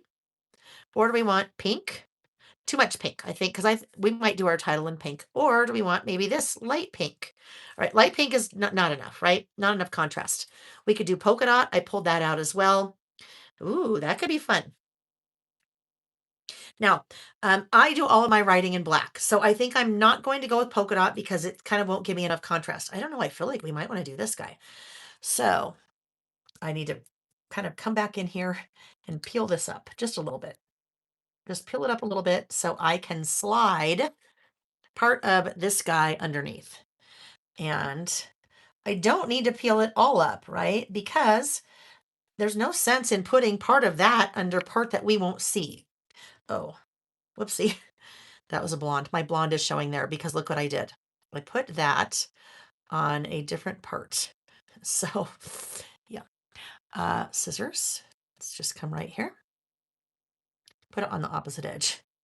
And we need to add a little bit of that in there, and then we'll lift that off, and then we'll put that there. Okay, so it's too low. Gonna move it. And if you think everyone's a professional, even though it's their job, well, no. We all do this, right? We all just kind of, you get something down, you're like, oop, it was a little too close to the bottom. That's better. All righty, let me check the chat. Let's have here. Marla, I could, but you know what would happen? If I cut the scallop, I'd have to cut it at an angle right there because my little TV radio is on an angle there. And then it would have made a mess because I wouldn't have had the right angle. And then I would have been cutting and cutting and cutting. But yes, I could have done that if I was more talented. All right. Get those little guys out of the way. So now we need our title, right? We need our title. And we said this title of this list is movies and shows that I have never seen. Hydration prize. How about that? Let's do hydration prize. I'm all for it. Let me have another hydrate and then we'll do the prize. Hi, Marilee. Nice to see you. Watching until you leave to go to your sister's. I love that. Thanks for joining us. Okay. Oh, I sound like one of those influencers. Don't you hate that? Well, I shouldn't say hate that, but then, they're like showing you their makeup and they're like that. So you can see that it's real, I guess. I don't know why they do that. Okay, so prize. Let's do another prize. Um, Quentin Perentino, Elise. Lisa's mom has a Maine Coon, and the cat's name is Quentin Perentino. That is funny. We last night went to a like a bar restaurant thing, a brew pub, and for trivia. And we went with three other couples, and oh my gosh, it was so fun. The reason I bring that up is people had, you have to name your team, and there were some really fun names. So it kind of reminded me of Quentin Perentino.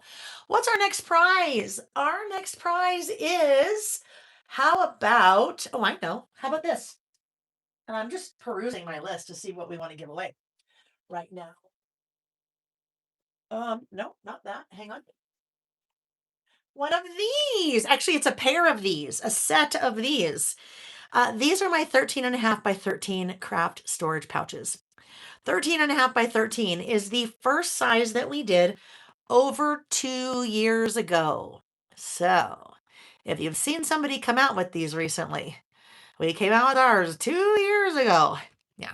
Anyhow, we have 5 different sizes of these now.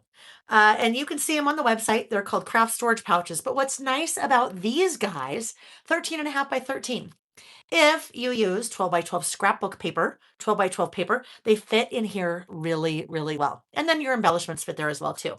Okay, so oops, I picked up my movies. That was going to be a problem. Those, you guys, I have sold out of and brought back in, sold out of and brought back in. If you knew how many of those that you guys have bought over the years, you would be very proud of yourselves. And I am very appreciative of that. Okay, yeah, they're beautiful quality. As soon as people get them in their hands and touch them, they're like, oh, yeah. The folks at Little Craft Fest really loved them too. So the winner of a 13.5 by 13 set of 2 craft storage pouches is, scrolling up, Bev Hillis. Bev Hillis. Bev Hillis. Congratulations, Bev. Let me write that down. Bev Hillis, you are the winner. Sorry, I dropped that. You are the winner of a set of 2 13.5 by 13 craft storage pouches. Please send an email to laylebymail@gmail.com. In the subject line of the email, please put winner 13.5 by 13 craft storage pouches. In the body of the email, please put your name and address. The team will get those shipped off to you in a couple of weeks after they get through all the orders from this weekend. Unless, of course, you have already placed an order, and if so, please let me know, and they will just slide those right in with the rest of your order. Congratulations. Okay. My gosh, we still have one, two. We've only done 3 prizes yet? Did I forget to write one down? No. We still have 8 more prizes to do, 8 more live prizes. So we'll get there. All right. So here we go. What color do I want to use? Do we want to kind of continue with our pink? Or would we like to go, maybe. Let's look. Let's look. Let's grab, and while I'm looking, this just happens to be in my drawer. That is what that stamp set that I'm using is for, the favorite current. There's a whole bunch of different examples of how you might use that stamp set. Favorite movies, favorite books, current recipes, but we're doing movies and shows. All right, movies and shows in parentheses.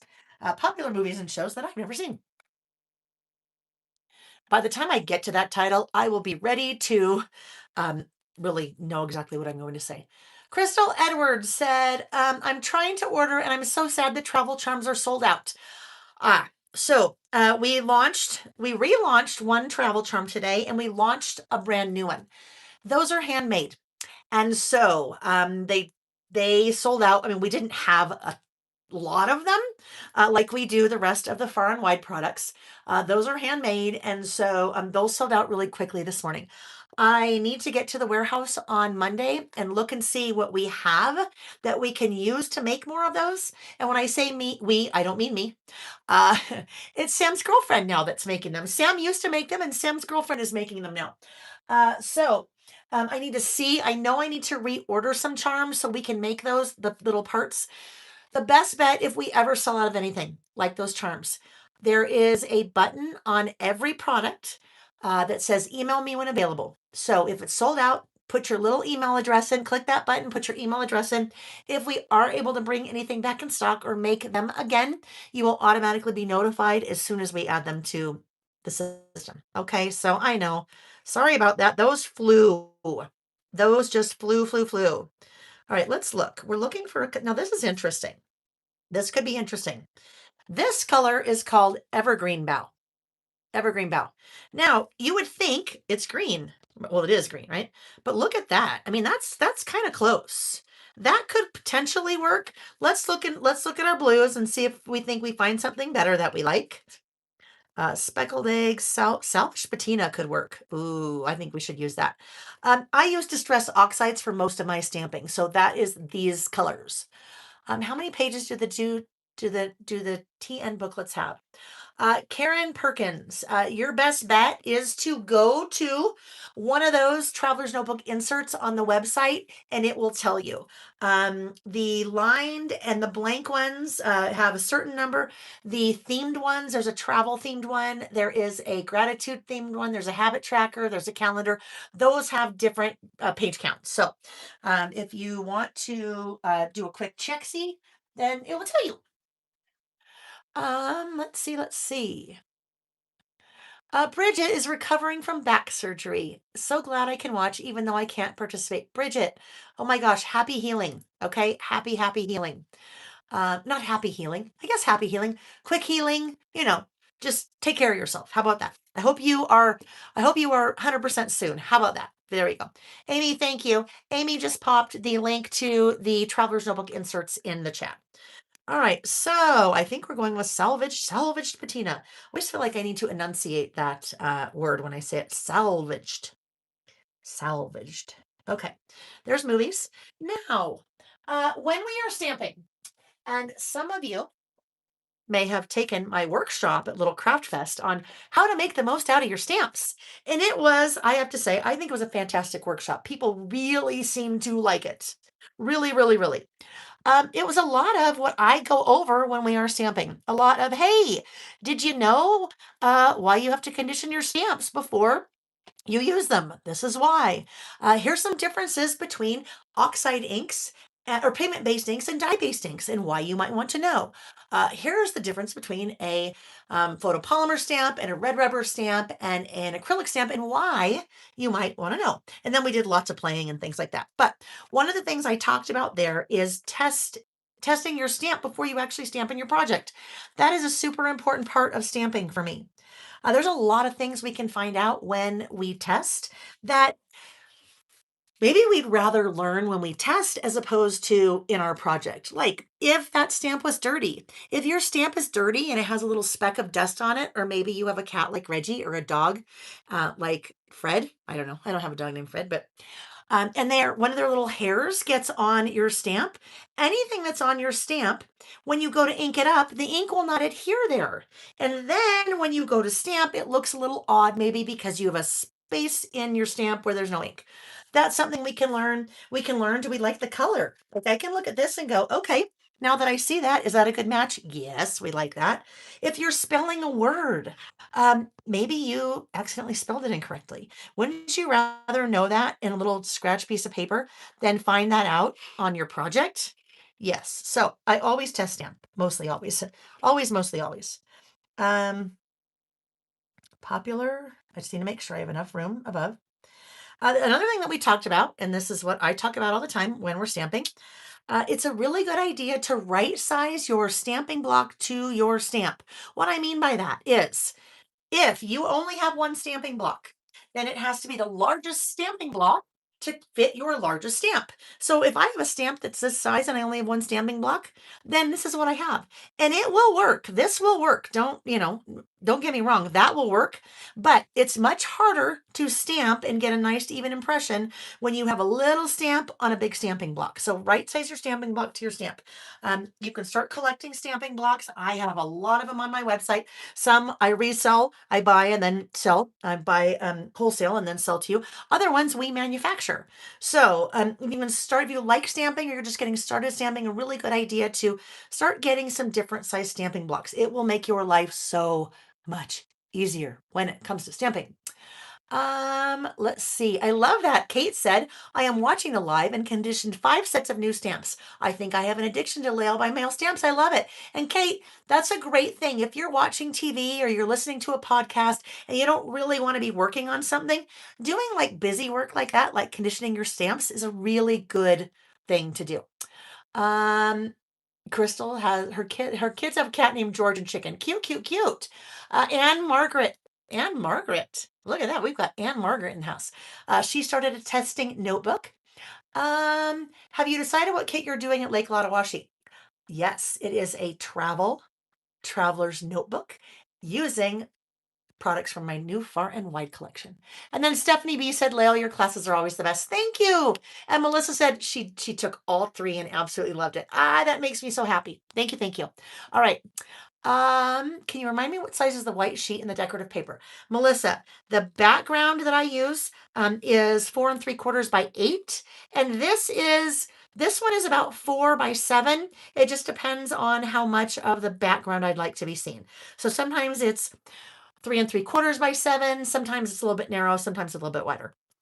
And then that just kind of gives you a nice background. All right, so these are popular movies and shows I haven't seen. Movies and shows I haven't seen. Okay? So that's how I made that work for me, right? I didn't have something that said shows, so movies and shows. Hydrate. Mm-mm-mm. I'm doing really well on my drinking. My girl budgeting. Hello, my girl budgeting. Are you new with us? Are you new with us? If you are, welcome. And if you're not, welcome anyway. I'm sorry. If you're not new, you're not welcome. Yeah, you know what I meant. All right, now I need to clean this. Okay, got to clean it off. I'm using my little stamp chamois to clean that off. You can use a number of things to clean off your stamps. The important thing is to clean them off right away. Much easier to clean them if you clean them off right away. Little stamp chamois that I have on my little website. All right, so popular movies and shows I haven't seen. Now, you know what I could do? If I wanted, I could come in here. Oh, well, never mind. I've got this. Okay, hang on. I'm going to take my little. All right, we're friends. I'm just going to tell you what I'm doing. I have a little piece of. I caught my finger on something. I have this little piece of skin there that's really bugging me, and you can probably see it. So I'm taking my little fussy cutting scissors and just snipped it off. Yeah, sorry. That was really bugging me. And since you see my hands, I thought maybe you didn't want to see that anymore. Right. What about this? I could use this little icon if I wanted. That is like a little movie reel. Yeah. mm, I don't think so. I don't think I want it anywhere. I think that I'm pretty good down here in my little cluster. So it's probably a little bit larger than I would want it. If I had made something smaller, then maybe I would do it. But don't mind me here. I'm just going in with my little outlining. I felt like that needed that. It looked a little naked. Like naked and afraid naked. Oh, yes. All right. So, last thing I need here, well, second to the last thing, I'm going to use my little ruler and I'm going to make a little separator, or maybe we could call it a divider. Keep that in mind, a divider. I'm adding something that's going to divide my title from everything else. You will recognize that term. Maybe, I don't know, maybe mid-June, you might see something that has that name in it, like divider, like a divider, like that, but a whole bunch of different versions of a divider. Okay, there we go. Visual separator between my title and my list. And now I'm ready for my list. But I could do this one of 2 ways. Let's see how many I have on here. 1, 2, 3, 4, 5, 6, 7, 8, 9, 10, 11. All right. I can't do a numbered list or a bulleted list this way because I don't have enough room, which means I'm going to do a run-on list. Name, bullet, name, bullet, name, bullet, and I'll just keep going, going, going, going, going. I need a bullet stamp. And so, bullet stamp, let's put these little guys away really quick and let's grab the bullet stamps. Now, some things are organized, some things are not at all. And oh, good, these guys are always here. That's helpful. There are 3 bullet stamps. This is another example of necessity is the mother of invention. Probably my first 3 stamp sets: library card, bullet stamp, and swatch this inks. So there are 3 different versions of bullet stamps: bullets and more 2, bullets and more 3. I use these little guys on my list all the time because if I do a run on list, I need something to visually separate each of the items on my list. So let's look and see. I bet we have some kind of TV on here. I'm pretty sure we do. Oh, we do. Yes. All right. So my little TV is in bullets and more too. If you work in a planner, these are really little, these are great little guys for your little, if you're planning on what show you're watching or what you're cleaning or what you're eating for dinner or where you're flying, whatever that may be.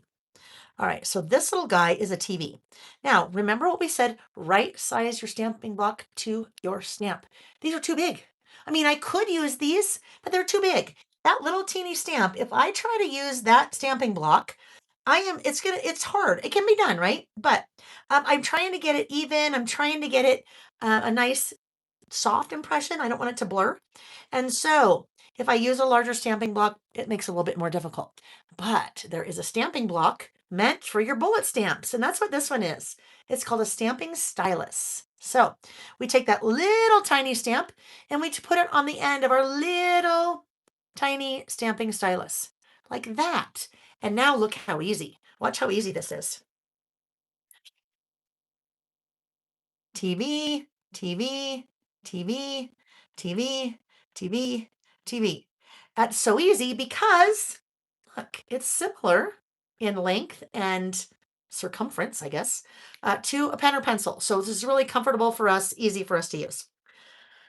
Now, when you have a stamp that has a direction to it, like our TV has a direction to it, right?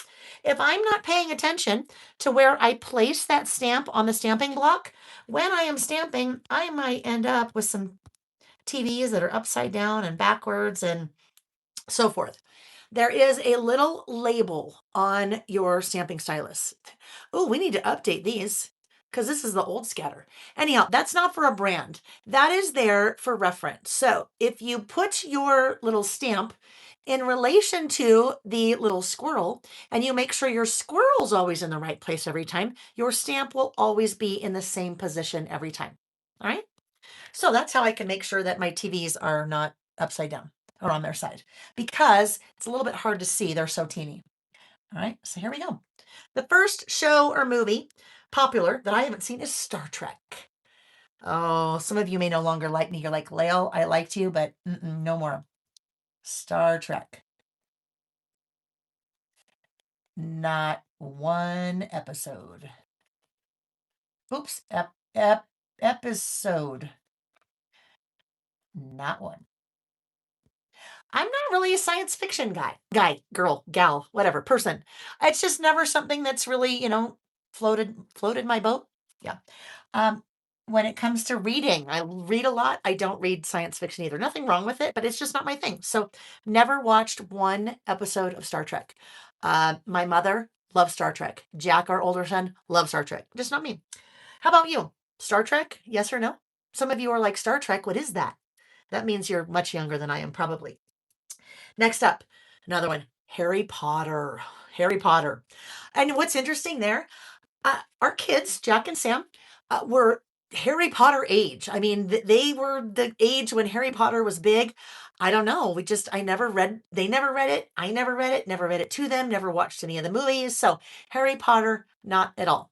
Oh, we've got some Trekkies and some no Trekkies. Harry Potter.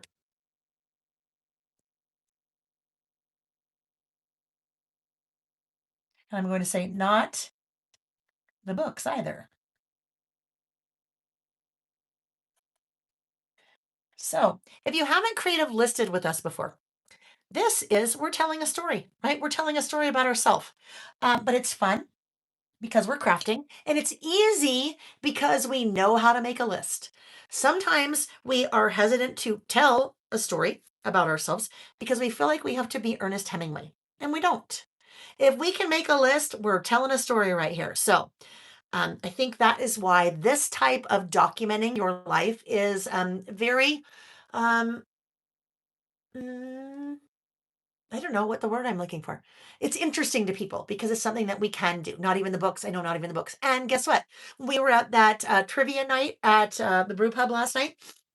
One question had to do with Harry Potter, and I had no idea. One of them was something about a drink, and it was the butterbeer. And another one was I don't know, the number of the house or number of the castle or number of the dorm or whatever it was. I didn't know. I don't know. I was no help on that question. Big love it. Big fan here, and I can see loves my Griffin. You can tell she's got a lightning bolt and a wand and an owl. I do know that those are kind of Harry Potter little, things. All right. Oh, Kim is reading Harry Potter for the first time and she's loving it. You get the hype what it's about, and she's obsessed. And you know what? Just think, how many books are there? You've got a lot of books to go and movies to go. All right. Gryffindor. Thank you. Platform 9 3/4. Yep, that was it. Train stop. Yes. All right. Next up. Now, don't not like me anymore because I don't do some of these things. I just never. The Hobbit, Hobbit, The Hobbit, and Lord of the Rings. Again, my mother, love. Jack and Sam, especially Sam, love. Yes. Sam went to New Zealand a couple years ago and went to Hobbit Town and loved it and came back with a little backpack that said Hobbit on it. But yeah, never. Just, I don't know. I read the books. I did read the books when I was high school, maybe. I don't know, whenever that they were big. I did read the books, but never watched the movies. Game of Thrones. I already admitted that, didn't I? Game of Thrones.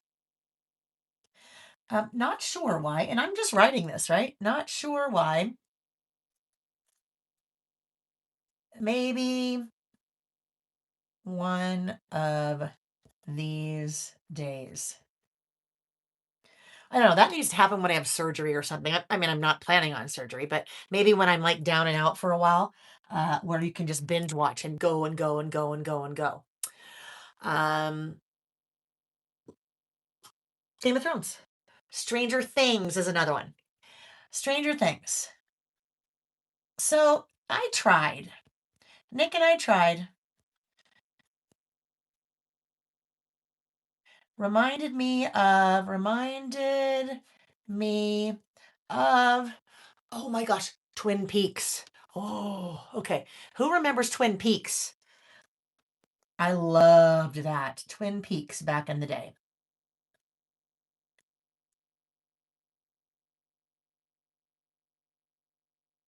And then now we talk about run on, only watched 2 episodes and lost interest. Now, again, some of you are like, you've never watched Stranger Things, We Can't Be Friends. No, never watched. I watched TV, but never did. Oh, Twin Peaks. I loved that. That was weird. There were some weird things going on in Twin Peaks. Really weird things. I know. Give Stranger Things another try. Dolores, I know. Sometimes it's one of those you just have to really power through. Like, this would be popular movies or shows. We should do this. Okay. I'm going to add this to my little future list of lists.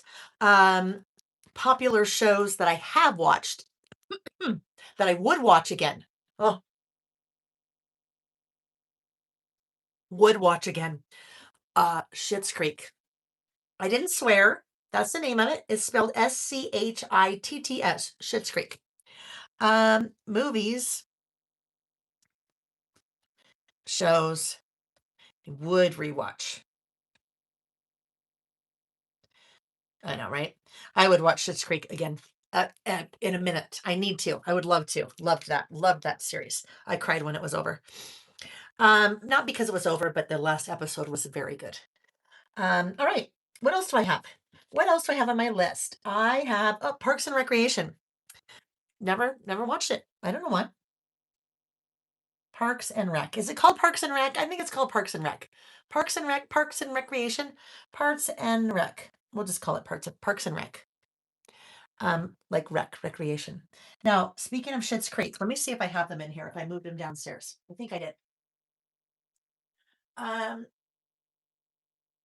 some of you send me little things. And someone sent these to me during the pandemic. And what I really wish I had done was I wish I had written her name on the back so I could remember who sent this to me. There's a whole colored pencils. Colored pencils? I've never even opened them because I don't want to use them. Um, oh, they are colored pencils. So look, red, Rosebud Motel, Bibi, blue, Moira, Moiroon. Oh, these are hilarious, right? Herb, Ertlinger's fruit wine, fold in the cheese. Oh my gosh, fold in the cheese. Some of these episodes were so good. But isn't that fun? Just little, yes, love, love, love, love Schitt's Creek, and love you guys. Okay. And I wish so. If it was you, and you watch this later, or if you're watching now, please tell me, please email me. I want to write your name on the back of that so I remember. All right, Parks and Rec. What else do we have? Oh, that 70s show. That 70s show. Never watched it. Sam loved it. That 70s show. Sam, our younger son. Well, he's 25. So, just the younger of the two. Our older son, Jack, is 28. He's the one that got married in March, beginning of March. Louisa said, Layle, so far your list is very similar to my list. I'm going to finish this list and then we're going to do another giveaway. All right. Let's take some water, finish the list, do another giveaway. We got to keep moving. We got stuff to do tonight, friends. We have stuff to do. Oh, Malcolm in the Middle. I never watched that one either.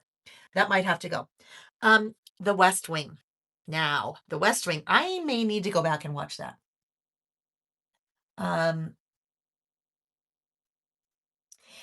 what I understand, it was like a latter day version. That doesn't sound right. Latter day. That sounds like no.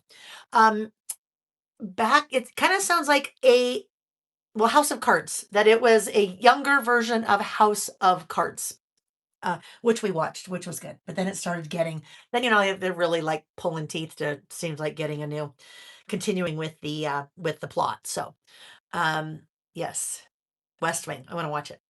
Big Bang Theory, yes, watch that. Oh yeah, look, West Wing. But see, guess what? West Wing was back when we had to watch TV the old-fashioned way.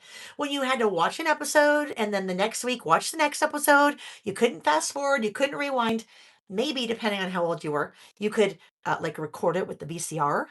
But before there was even what was that service that I can't even remember. Anyhow, you had to wait and watch every week. Madam Secretary. Oh yes, Melissa. Madam Secretary is so good. Scandal. We liked Scandal, but then it got to the point too where it was like dragging on, and you're like, yeah, loved Madam Secretary. All right. I have a few left. The Crown. Right, The Crown. I mentioned that. Tried again. Tried. Just really couldn't get into it. And it's kind of like a book. Sometimes, it took me a long time. I'm an avid reader. It took me a long time to get to the point where I was like, you know what? If I'm not enjoying this book, it is okay to not read it anymore. Same thing with TV. We only have so much time. So if you start watching something and you don't like it, you know what? Move on. Move on to something different. Scandal. Yes, that was good. Friends, loved Friends. So many great one-liners. Not even one-liners, one-worders from Friends. Like pivot, pivot when they're trying to get the couch up the stairs. Oh, it's so funny. All right. The last one I have is The Walking Dead. The Walking Dead. We'll put Walking Dead here. All right. So now I am going to add one more bullet just to kind of end that. And now I have something that's happened here. I have a kind of trapped white space there, right? I don't really have anything else on my list. That was the last one on my list. You guys mentioned something. I said that I had not watched it. Blacklist. Blacklist was good, but then guess what? Blacklist, it took forever. Like it was like it kept going and going and dragging, and then I just lost interest. How about The Nanny? The Nanny. Oh, The Nanny with the guy from This Is Us, right? Yes, I think so. I think I watched that. So yes, Mimi knows me too well. When you have a space, it looks like something is missing, but you don't have anything else to add or you don't have anything to fit. The answer is a word strip sticker. So that's what we're going to put there. I will find, let's look at this. Small talk. So these are just, clearly I like to use word strip stickers. So let's look. Let It Go. That would work, right? I don't need to watch any of these. Let It Go. But let's see. It's kind of, I need something a little bit more room. So let's see. Be you bravely. That could be me bravely. I'm choosing not to watch these. I could be me bravely. It's all perspective. How about that? It's all perspective. I think that works. I think we're going to do it. It's all perspective. So grab our little tweezers and we're going to put that right here. It's all perspective. Now it is a little bit long. So I kind of don't like it that long. So hang on. We're going to find something different. What might be different? Use your wings, love you, best day ever. And now we're going to start to get a little bit longer here. Make it count. Need it to be short, short, short, short, short. Follow your heart, do what you love, just breathe, do what remember to play. I don't know. All right, this is what we're going to do. We're going to go back to this guy, back to its all perspective. And do you see what I mean? Why it was just a little bit too wide? It just, I mean, I guess it could go there. It's fine if it goes there. That'll work. Other thing I was going to do was I was going to cut it. I was going to cut it between all and perspective and then put its all and then perspective down below, but we're good.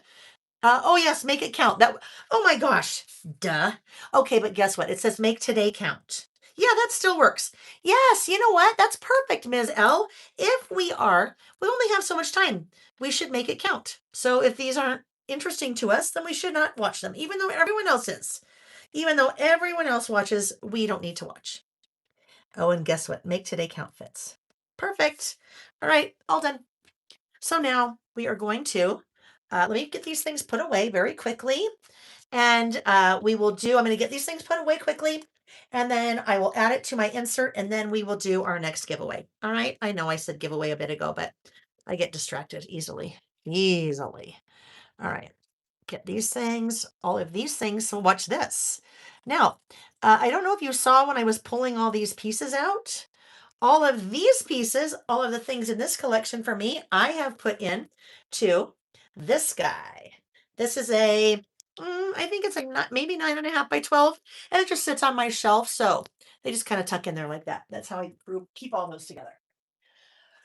All right, get these. Ooh, public service announcement. Do not forget your little bullet stamp on your stamping stylus. That little guy is going to fall off and get lost, and then you will be sad when you want to use the TV again. All right. So get in the habit of making sure you put your tools and everything away in between a project or when you're done. I was going to put that away, and then I'm like, oh, wait, I forgot. I did not get that little guy off. Here's something that happens with your stamps. Especially, it tends to happen with these little guys. If you get even the tiniest little bit of dust or dirt on the back of any of your stamps, but these little guys, because they're so small, they won't stick to the sheet. And if they don't stick to the sheet, you are likely to lose them, right? They're going to run off because they're not sticking to the sheet. So if you get to the point where your stamps are not sticking to the sheet, like this little house is starting to fall off, all I take my stamp chamois and just clean the back off, but you could do that with a wet paper towel or, a wipe or something like that. I generally don't use wipes. Number one, they'll either leave a lot of fibers on my stamp and then they make it hard to stamp because now there's fibers, ink won't stick. Or some people say that alcohol is not good for your stamp. So if you have a baby wipe that has alcohol in it, that's why I just use my chamois. Okay, there we go. Away. Did I clean this already? I did. Yep. I cleaned that. Let's just get that back on there straight. And we'll just put this off to the side. I'll finish putting that guy away later. We are done with the ink. Oh, we forgot those because those are in a tray on the floor. That's all right. Put that there, put these away. And now we are going to talk for a minute. We're going to talk for a minute. Now you're like, Layle, you've been talking the whole time. We're going to talk about something. Let's move these, put this away. Let me do the giveaway, and then we're just going to chat for a minute. I'm going to chat about terminology. Our next prize is, how about this? 8 new. 8 new. Let me see where they are. I showed them this morning. Where are they? Okay, hold please. Hold please. I've got a whole stack of stuff here. Oh, here they are. Pardon my reach for a moment. A stack of 8 brand new 4x6 vinyl stickers. So we introduced these at Little Craft Fest. I wanted to try something. I wanted to try doing some smaller stickers and smaller sheets. And so we brought these out at Little Craft Fest, and I will show these. These are on the website for purchase now. I will show these, and then uh, one person is going to win all 8. Well, actually, maybe even all 9, because there's really 9. So these are little 4x6 sticker sheets. They are vinyl. They are a matte vinyl, really nice, thick, high quality. So these will work in any of your projects, but they'll also work on like your water bottles and things that you might put a vinyl sticker on. This guy is called Layle by Mail because look, it's me. Layle by Mail. There's Reggie. There's Scatter, our little squirrel. We talk about documenting the details. I say you do you. There's our little traveler's notebook. Write it down and some little fun things because I also say fun a lot. So that is one. This little guy, I had to print this out because I realized this morning that I didn't have this actual sticker with me. And I don't have them anymore because they're at the warehouse. This one is a planner sticker. So this one has more to do with planning, plan on it, your ruler, your little traveler's notebook, inks and pens and pencils and erasers and lots of fun things. There's even a little Eki stamp, one of the self-inking stamps with my little Layle by Mail on it. Washi, planner, all different kinds of things. That one's called, I think, planner or planning. This one, we didn't have this on the website this morning, and I was talking about it, and we ended up putting it on because this was specific for Little Craft Fest. Texas Fun 2026 Texas Little Craft Fest. Howdy partner. Look at our little oh, what's that guy again? Armadillo with LCF Little Craft Fest, Houston, home of Little Craft Fest. So that was one of the stickers. But if you want this one and you're the person that wins, we'll send you 9 instead of 8. It's on the website now too. Now, these guys, these are months of the year. That is the same style that we did earlier this year in year in review, but they were available then in die cuts, now stickers. Same thing here. These were also available with year in review as die cuts, but now they're little stickers. So with these guys, you can buy them separately or a bundle. When you buy the bundle, you get a little discount. And then you have these. These are seasons. So you have winter, spring, which was the other one I didn't have. So that is a printout. Summer, and fall.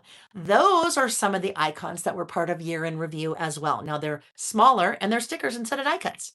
So there are 8 or 9. I'll just do 9. And then if the person that gets it, they're like, I don't like Little Craft Fest, I wasn't there, then you can do whatever you want with those. So the winner of those is scrolling. I'm gonna scroll way up. Scrolling, that is Samantha Humans 8707. Samantha Humans 8707.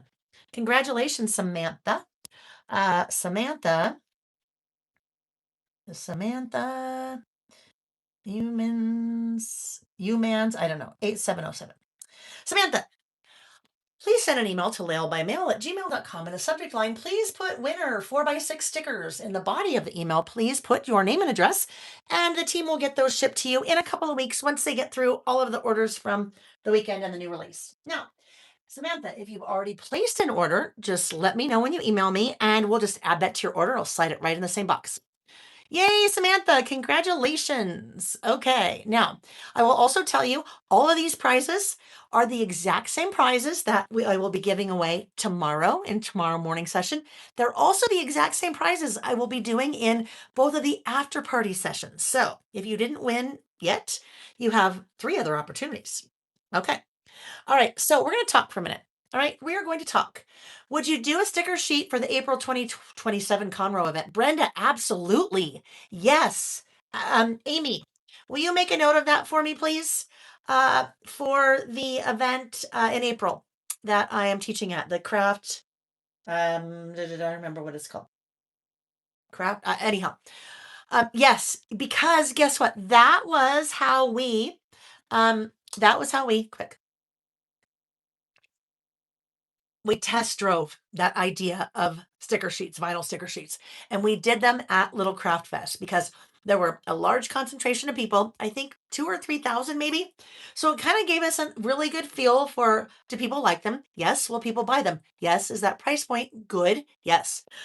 So all I have to do is have Becky design them, but I can absolutely do that. I think that would be very fun. Very fun. I love it. Okay. Crafter's Dream Retreat. Thank you, Brenda. Thank you, Brenda, for rescuing me there. All right. So we're going to talk for a minute and we're going to talk about scrapbooking. Now, don't everybody run away because I know for some of you, scrapbooking is, you're like, I don't scrapbook, that's my mom, or I don't scrapbook, that's my grandma. But what I am going to say, I'm saying that because it's this weekend, it is International Scrapbook Day weekend. What we do here is memory keeping. We're journaling, we're documenting, we're telling our story. It is memory keeping, right? Memory keeping is a big umbrella. That planning, working in a traveler's notebook, a mini book, working in a scrapbook, it's all the same thing. All right. Doesn't matter what we call it, whether it's scrapbook or whether we're adding photos or not adding photos, we're making a list, we're journaling. It is all the same thing. So there's a couple things I want to show you from my past, and you will see why this all works under the same umbrella. Number one, let's start here. I have been memory keeping for 29 years. I was pregnant with Jack. Our son Jack is 28 years old.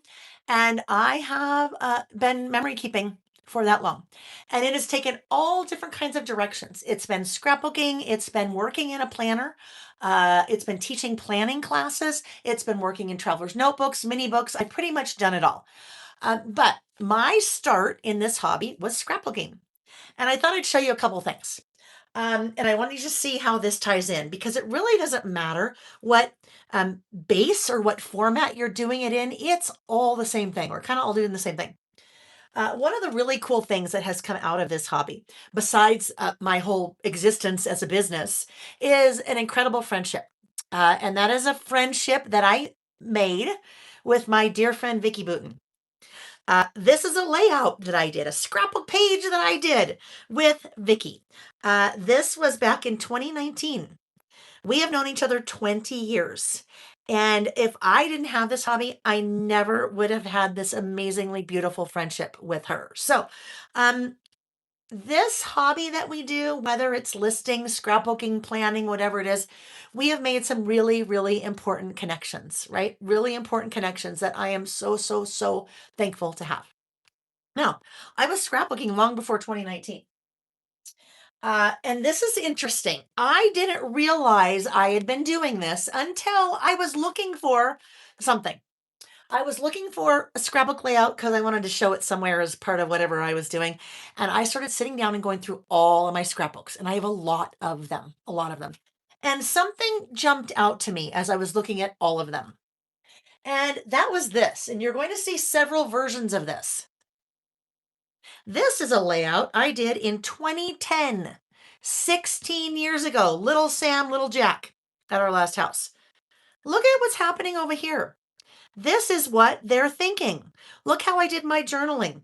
It was a list. Finally, I've been up waiting since 4 a.m. Oh my gosh, no way. Wow, look at all that stuff. Did Santa come? Wow, that's a big TV. Wait, what's the cat doing sitting on the TV? Yay, Aunt Lainey is here. That is a list, you guys. It's a list, right? And it didn't even occur to me until I did this in 2010. Didn't even occur to me until, like I said, I was looking for something and I started seeing this pattern. So it doesn't matter what kind of format you're using to do your memory keeping. If it's a traveler's notebook and you're doing creative listing like we do, like I've really been doing probably the last 10 years or so, if it's whatever it is, still. And if you are a scrapbooker and you think, oh, I love hanging out with Layle, but I don't list, why not? Because here's my scrapbook page. That's a really easy way to journal, isn't it? So you can make everything that we do here work in any format, including a 12 by 12 scrapbook page. This is what they're thinking. And that is a great prompt, by the way. If you have a photo, say this is what they're thinking, and then maybe it's really what they are thinking, or maybe it's what you're thinking they're thinking. All right. This one goes back even further. This is summer of 2005. This is 21 years old. This was published in, I think it was Creating Keepsake magazine. But, ooh, I don't know if that was lint. Oh, it was lint. I thought that was a bug. Here we go again. It's a good thing. Nick was mountain biking. And he luckily had a helmet on because he was mountain biking with some friends going down a hill. He hit a rock and he went over his handlebars. That photo shows a chunk out of Nick's helmet. That's why you wear a helmet, right? That is why you wear a helmet. Because if Nick didn't have that helmet on, I think Nick wouldn't be with us, or at least with us in the format that he is. But look over here. It's a list. It's a good thing that Euro makes a tough helmet, that you were wearing one that day, that you were with people when you crashed, that Dr. Chris is a close friend, that it was only a separated shoulder, that you're still here. It's another list, right? It's another list. Now, this is kind of fun memorabilia. Nick, that came from Nick's company. And he actually, after this happened, he eventually went back to work a couple days later with a sling because he separated his shoulder, and he took in his helmet. And they made an example out of this kind of safety, right? To say, hey, this is why you are safe. This is why you do safe things. So something like this, if it happens, when it happens, you aren't really hurt. So another list though. You guys, I was making lists and scrapbook pages back in 2005. Now, some of you saw this photo recently. If you took my Document Your Travels class at a workshop at Little Craft Fest, you saw this one. That is my passport photo, my very first passport photo when I was 4 years old. Look at this. It's another list again. When I was a little girl in the 70s. Now, I said, stop right here, boys. Before you start rolling your eyes, listen up. Okay, so when I was a little girl, I didn't have to walk 5 miles to school each day and a foot of snow uphill both ways. But there are a few things I want you to know about what it was like growing up in the 70s. It wasn't all that long ago. And don't even ask, yes, we did have electricity when I was little. But here's a list: the TV remote, car windows, cartoons, the telephone, and computers, right? Again, you guys, it's a list. So, in what we do here on our Saturday sessions or tonight, Friday night, call it what you want. Call it memory keeping, call it scrapbooking, call it documenting, call it list making, call it planning, call it creative journaling. It all falls under that same umbrella. And that umbrella is telling a story. And it's really cool. Now that I look back, I did this one. This was in another magazine. Is this one dated? Oh, guess what? This is why we should be dating our projects, friends, because I don't know when I did this, but it was a long time ago. So, why we date our projects, but it's a list. Again, sound like a broken record, doesn't matter what format you do it in. It's a list. Okay, last one I want to show you. This one is, do I have this one? Oh, this one's 2004, 22 years ago. It's a double page spread. Here's Jack, little Jack, when he got a hermit crab, and he called it Herman. So I did a little bit of journaling here, kind of Ernest Hemingway style, right? But look at what I did over here. You call this a pet? Over here, I made a list. He can't fetch a ball. You can't take him for a walk. You can't teach him to sit, shake, and roll over. You can't snuggle up to him or pet him. He can't show any affection. He can't greet you at the door at the end of the day, excited to see you. He can teach you responsibility and what it means to have a real pet so you're ready for one when the time is right. Okay, it's a list. They're all little lists. Okay, so that whole point, I just kind of wanted to tie that in because it is International Scrapbook Day, International Scrapbook Weekend, and just remind everyone that it doesn't matter what we're doing or how we're doing. It doesn't matter what we use, what size it is, what products we're using, how old they are, how new they are. But we're telling a story, and that's really what's important. That's why we do what we do. We're telling a story, telling our story. Back then, I was telling the boys' story. Last thing before we continue. Oh, yes, hydration break. Thank you. Last thing before we continue. And I have water. Is this. Some of you have seen this before. Some of you saw it, you didn't even know what it was. The very first idea book that we had. I am actually holding it right here, right in that little photo. This is a book, and I've shown it, I think, now maybe in a couple of different or idea books, just kind of little photos here and there. This is a project that I did, and it is dated, so I know, back in 2009. If you think that listing is a fad for me, I'm here to tell you it's not, because this little mini book I put together in 2009 is a book of lists. This was a book of lists that I had made And don't even ask me why I had all of these in 2009 because some of them were well before 2009. When Nick's like, "Why did you have all these lists? You were a hoarder." And I'm like, "Shush up. This is part of the story I'm telling." So, look, this will be familiar to some of you. Weight Watchers. This was a Weight Watchers little food list, food journaling list that I had. That was in 2008.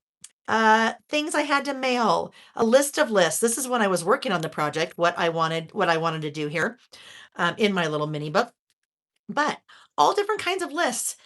Spelling lists. These are things I had. That's not a spelling list. But I said here, the best kind of list, the one with everything marked, crossed off. I used to work in software.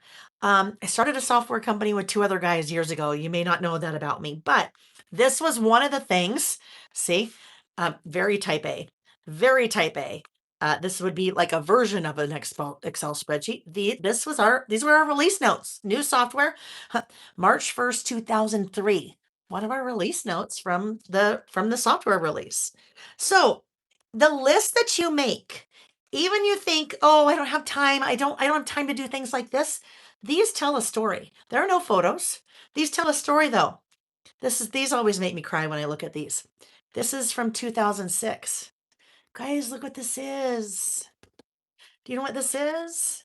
This is little Sam 20 years ago. This is his letter to Santa. This is not a letter. This is what he wanted from Santa. Now, I have to say, when the boys were little, I would always photocopy the list first before I put it in the envelope and mailed it off to Santa. You know what I'm saying? That's why I had this, because I photocopy it before I went to Santa. But that tells a story, doesn't it? It totally tells a story. So they don't have to be your list, they can be other people's lists. But its listing has always been a huge part of my life. And again, I keep them. I don't know why. Um, Kind of fun. Project lists around the house, 2002. There are a couple more that I want to share with you, and then we will move on.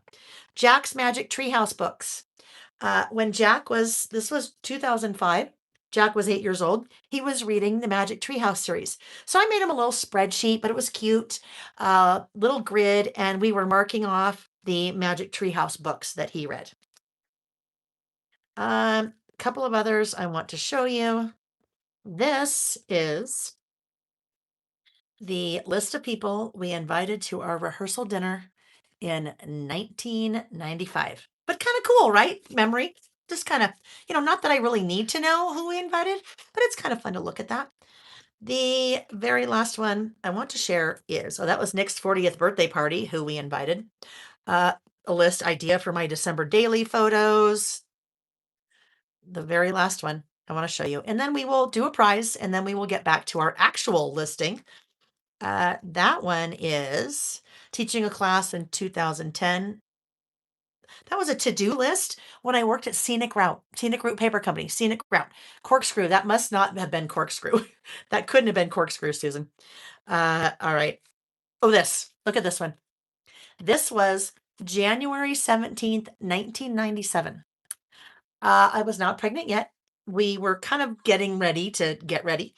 And I started making a list of boy names and a list of girl names. Sam's on the list. He was number 2. Um, Jack was never on the list. Jack was our first child. He didn't make the list, but he made the list. And then all the girl names. I was convinced that we were having a girl both times. Nope. Anyhow, so your lists tell a story.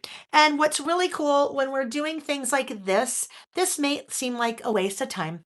It might seem to you like I don't have the time to do this. But when you think about all of these, this is such a precious mini book. This is one of my favorite possessions, honestly, because it's got so many different things in it from my life and the boys growing up. So think about this. Think about one day someone may look at a list like this that you made, even if all you did was scroll it down on a piece of paper, and it's going to tell them something about you.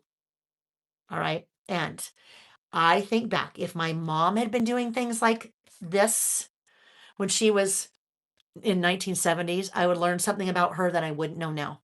If my grandmother was doing things like this, they didn't have to be pretty, just like this, writing them down. And if I had those lists, from the 1950s. Wouldn't it just be cool? So take the time. I think it's important. All right, getting off my soapbox. We are ready for our next giveaway. And I missed all kinds of things in my chats. Tracy said, I have lists from 15 years ago of walking pedometer still, right? It's just cool.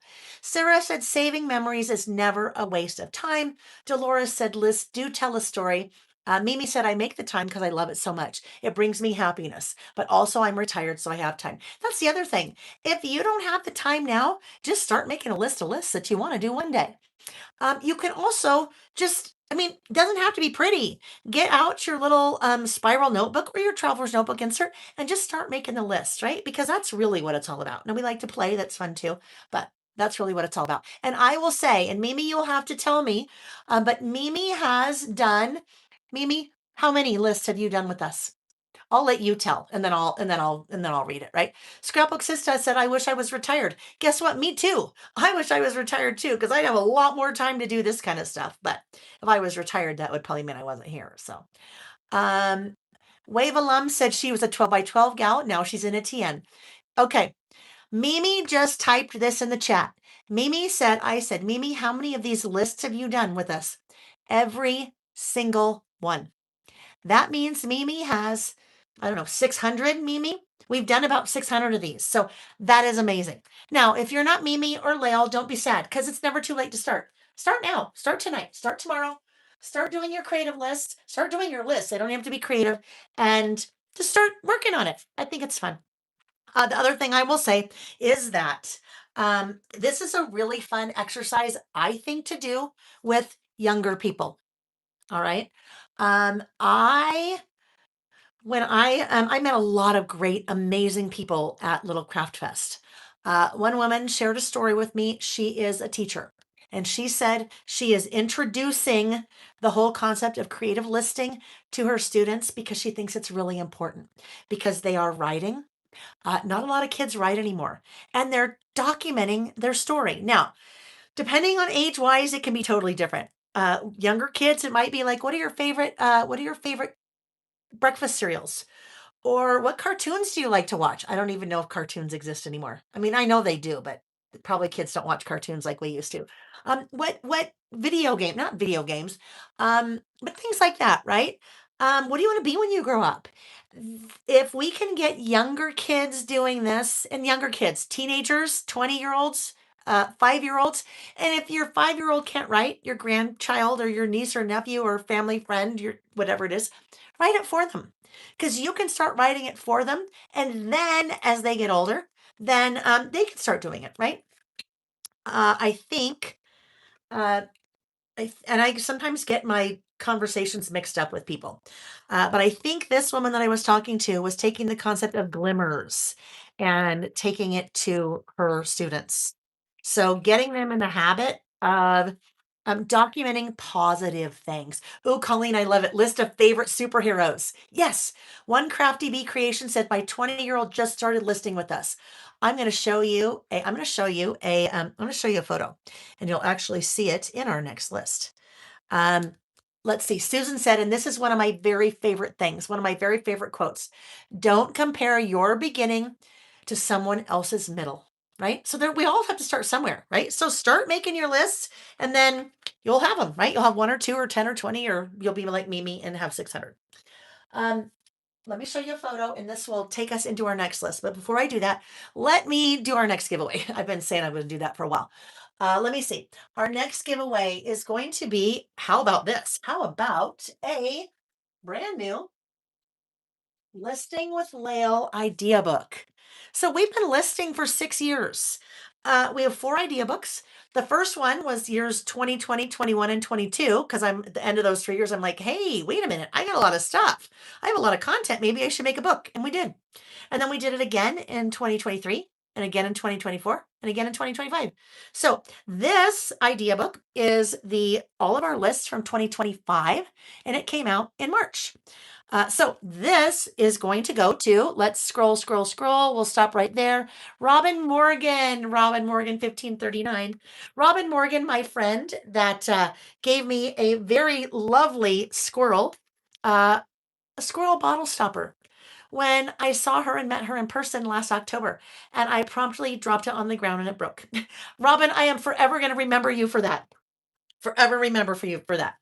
So I did try to find another one. Didn't find it, but I found like a silver color one. And so every time I use that, I think of Robin. And every time I see Robin's name, I tell that story. So Robin Morgan, congratulations, Robin. If you don't already have, well, either way, if you ever win a prize that you already have, just tell me when you email me.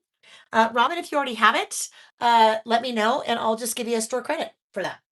So, Robin, when you email me, please put in the email, in the subject line of the email, and you email laylebymail@gmail.com. The subject line of the email, please write winner idea book 4. And in the body of the email, please put your address and name. And the team will get that out to you in a couple weeks once they get out all the orders. If you place an order this weekend, just let me know. We'll add it to your order. All right. So, our next list, the way I'm going to introduce this next list is with a photo. Well, it's actually with a lot of photos. So our next list is something called About Last Month. Oh, that reminds me. I have another giveaway to do with this one too, but we'll do it in a little bit. It's called About Last Month. About Last Month is a list that we have been doing every month since August of 2020. So we are going on 6 years, which means 6 times 12. I have about 72 of these. Okay. I have a list about last month for what happened every prior month for the last 6 years. All right. That's a great way for me to kind of look back and see what happened in my life, right? About last month. Yes. So remember we said some of my lists have photos, some don't. Here is one of my lists, my About Last Month list. This is a list from this February. These, if we went and looked back in one of the idea books, in the very first idea book, you would notice a pattern. This list always looks very similar because there's no need to reinvent the wheel all the time, right? I change it up at least what I'm using every year. I have a new stamp set that I released every year for that year. And this stamp set is the stamp set for 2026. I make a run on list. I add photos. I always add photos to this list because for me, photos are a big part of my storytelling. But not everybody does that, right? I can not even read the list and look at this and go, oh, yeah, I remember. I remember in February I had walking pneumonia. And I remember I had to get a chest x ray to see if I had pneumonia. I remember while I was sicker than a dog, I had to take my wedding dress, my mother of the bride dress, into Nordstrom to have it altered. And I was sick. And then I remember Nick and I went to Hawaii after the walking pneumonia. We went on a fun hike to a lighthouse. We spent some time in the warehouse making it livable. Not livable, we don't live there, but you know what I mean. So I can look at all of those photos and remember. That's why I like to include photos with my list. Now, not everybody does. So if I don't have photos, then I have my little run on list here that tells me what happened in February of 2026. So this is going to be a double page list, which means something. It means I need to drink water. Thank you, Louisa. And guess what? One down. Aren't we proud? Aren't we proud of ourselves? I don't even know how much is in there. I don't know. There's a lot of ounces in there. 30 ounces I've had. Good. Okay. That means we're going to be ready for volume 2. Volume 2 of the water. So I will introduce this. This is going to be a little bit of a different one for me because normally About Last Month is about the whole month. And this time it is not. This time it is about Little Craft Fest. So the way I write my list is going to be a little bit different than it may normally be when I do an About Last Month list. But let's talk about what's going to happen right here. Right now, nothing. Nothing. Pam Snyder. Yes, Pam. Thank you. Pam, I love it. So hold please. The Schitt's Creek pencil set. Pam Snyder just said, Pam Snyder here. I sent you the Schitt's Creek colored pencil set. As soon as I saw them, I thought of you. The color names cracked me up. Pam Snyder. Oh, Pam, I just love them. They're so fun. I don't use them. I just like to look at them and read their names because they're so fun. All right. Thank you, Pam. I love that you're here. I love that you're here. That was perfect. So let's talk about what's going to happen right here. This is a 2-page list that we're doing. My About Last Month list is always 2 pages because words and photos. I have this space here. So what do I do? I will come back later and add another single page list here. And guess what? It probably will look nothing like this. And that's okay for me. I don't care if things coordinate. I don't care if they match. That's not what this is about to me. So next time I have a single page list, I will come here. But I'm going to turn the page and we are going to now work on this spread. Hello, Mary C. Plans, Georgia, who I got to meet in person at Little Craft Fest. I love meeting you guys in person. It's so fun. So fun. All right. So what I'm going to do is I need to put a little clip here, but I want to show you a photo. I was talking about how important I think it is to introduce younger people to documenting. However it is, documenting, list making, whatever it is. At Little Craft Fest, I met a mother with her two daughters. And this woman, I don't remember her name. If you are here, will you remind me of your name? And guess what? The name is not important. What is important is this. So, mom and two daughters. Mom shared with me, I want to say Michelle. No, I don't think so. Elizabeth. Elizabeth? Maybe. That's me, Liz. Liz, I got it. Yes, Elizabeth. Well, Liz, close. So this is Liz with her two daughters. Liz told me, she said, you know what? A listing is really important to me. It's so important. Guess what I've done? I have introduced my girls to listing and we do it together. And you guys, and it's going to happen again right now. Goosebumps. She told me that and she gave me goosebumps. And so I just thought that was so cool. I love it when you guys take what we do and you share it with the world. So, what this list, even though it's about last month, it's photos. It's photos of people. Now, there's a couple of photos of the booth, but more of it's just people that I met and people that I hung out with. Some people that I've known for a long time. This is Amy. If you've never seen Amy, that's Amy and her daughter Heather. These two women I have known of in the industry for a really long time, and we finally got to meet in person. Heba and Confident Canvas, and I just totally LaQuisha, thank you. And then these ladies, that's Rachel Newman. She is on my design team. These ladies welcomed me into their little creative planning, creative journaling, junk journaling session one night late when we were coming back to the hotel. So just really fun. I thought this might kind of be a fun way to document a little bit differently than I normally do in about last month. And I know, yes, isn't it so nice to see your pretty face? And the smarts and the organization run in the family, and that family, let me tell you what. Okay, so I need a trimmer to start. The reason I need a trimmer, this is a 5x7 photo. And you might look at that and go, wait, that's not a 5x7 photo. But when I turn it over like that, you're like, oh, yeah, that's a 5x7. Kathleen Long, that was perfect timing. She said, what photo printer do you use to print? That's what stops me from including photos. So I have one, two, I probably have 8 different printers. Now, don't think that's weird yet. Part of it's my business. But I've been also memory keeping for a long time. I think probably 4 of those are pocket printers. I don't use those pocket printers. This is the printer that I use when I am doing anything in my traveler's notebook. And it is called the Epson PictureMate PM400 printer. It is a fantastic printer. It prints 4x6 photos, 5x7 photos, and 3.5x5 photos. But this is what I like to do with it.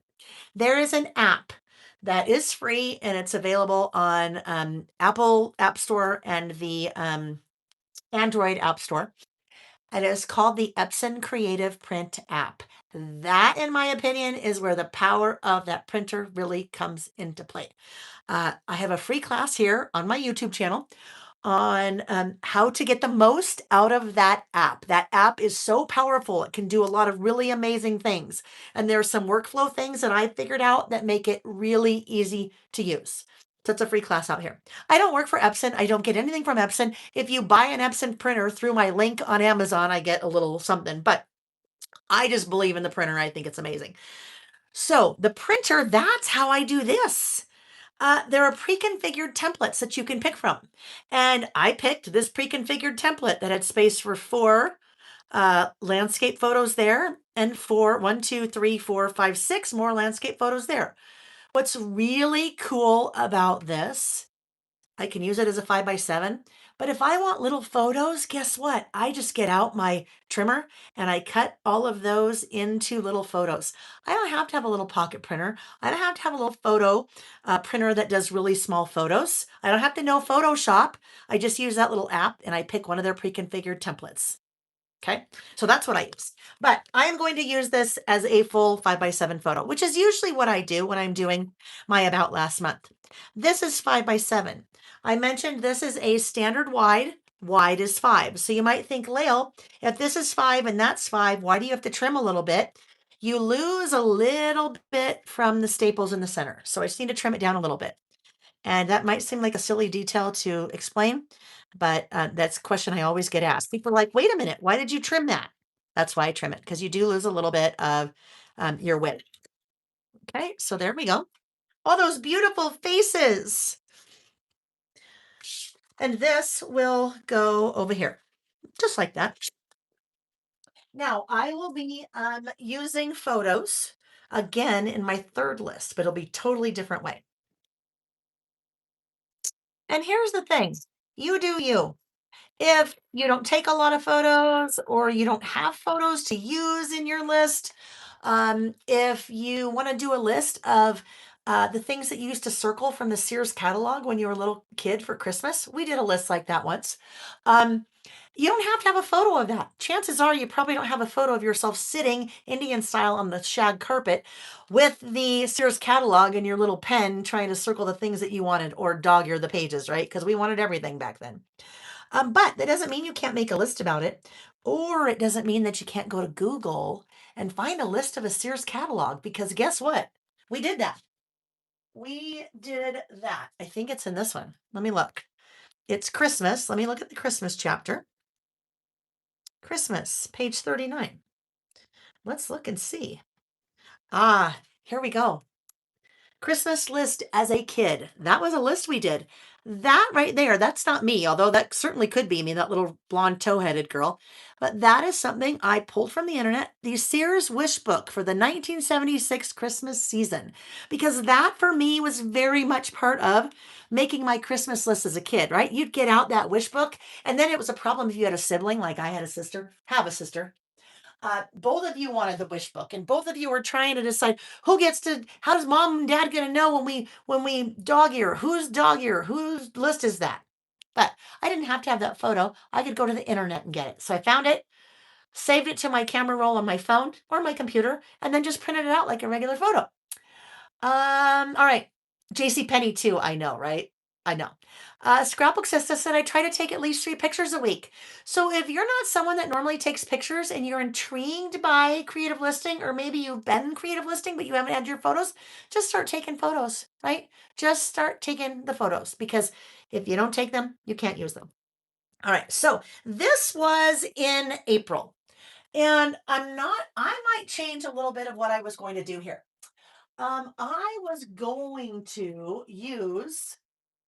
I was going to use the spring summer season pass. Now, let me just find where that is, because it is in a pouch somewhere in this room. I think it is. Hold please while I look.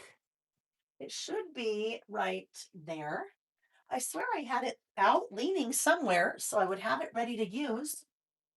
Um, I don't know. Let me look.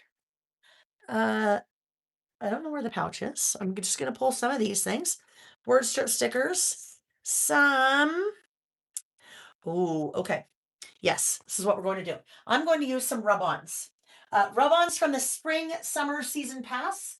And I might even use, hold on, I'm just looking.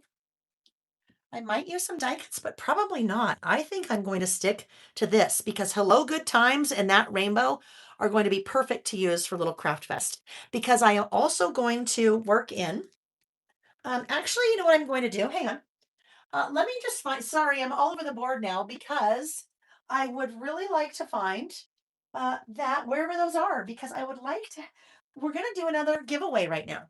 And it's not even one on my list. I'm just giving things away like crazy.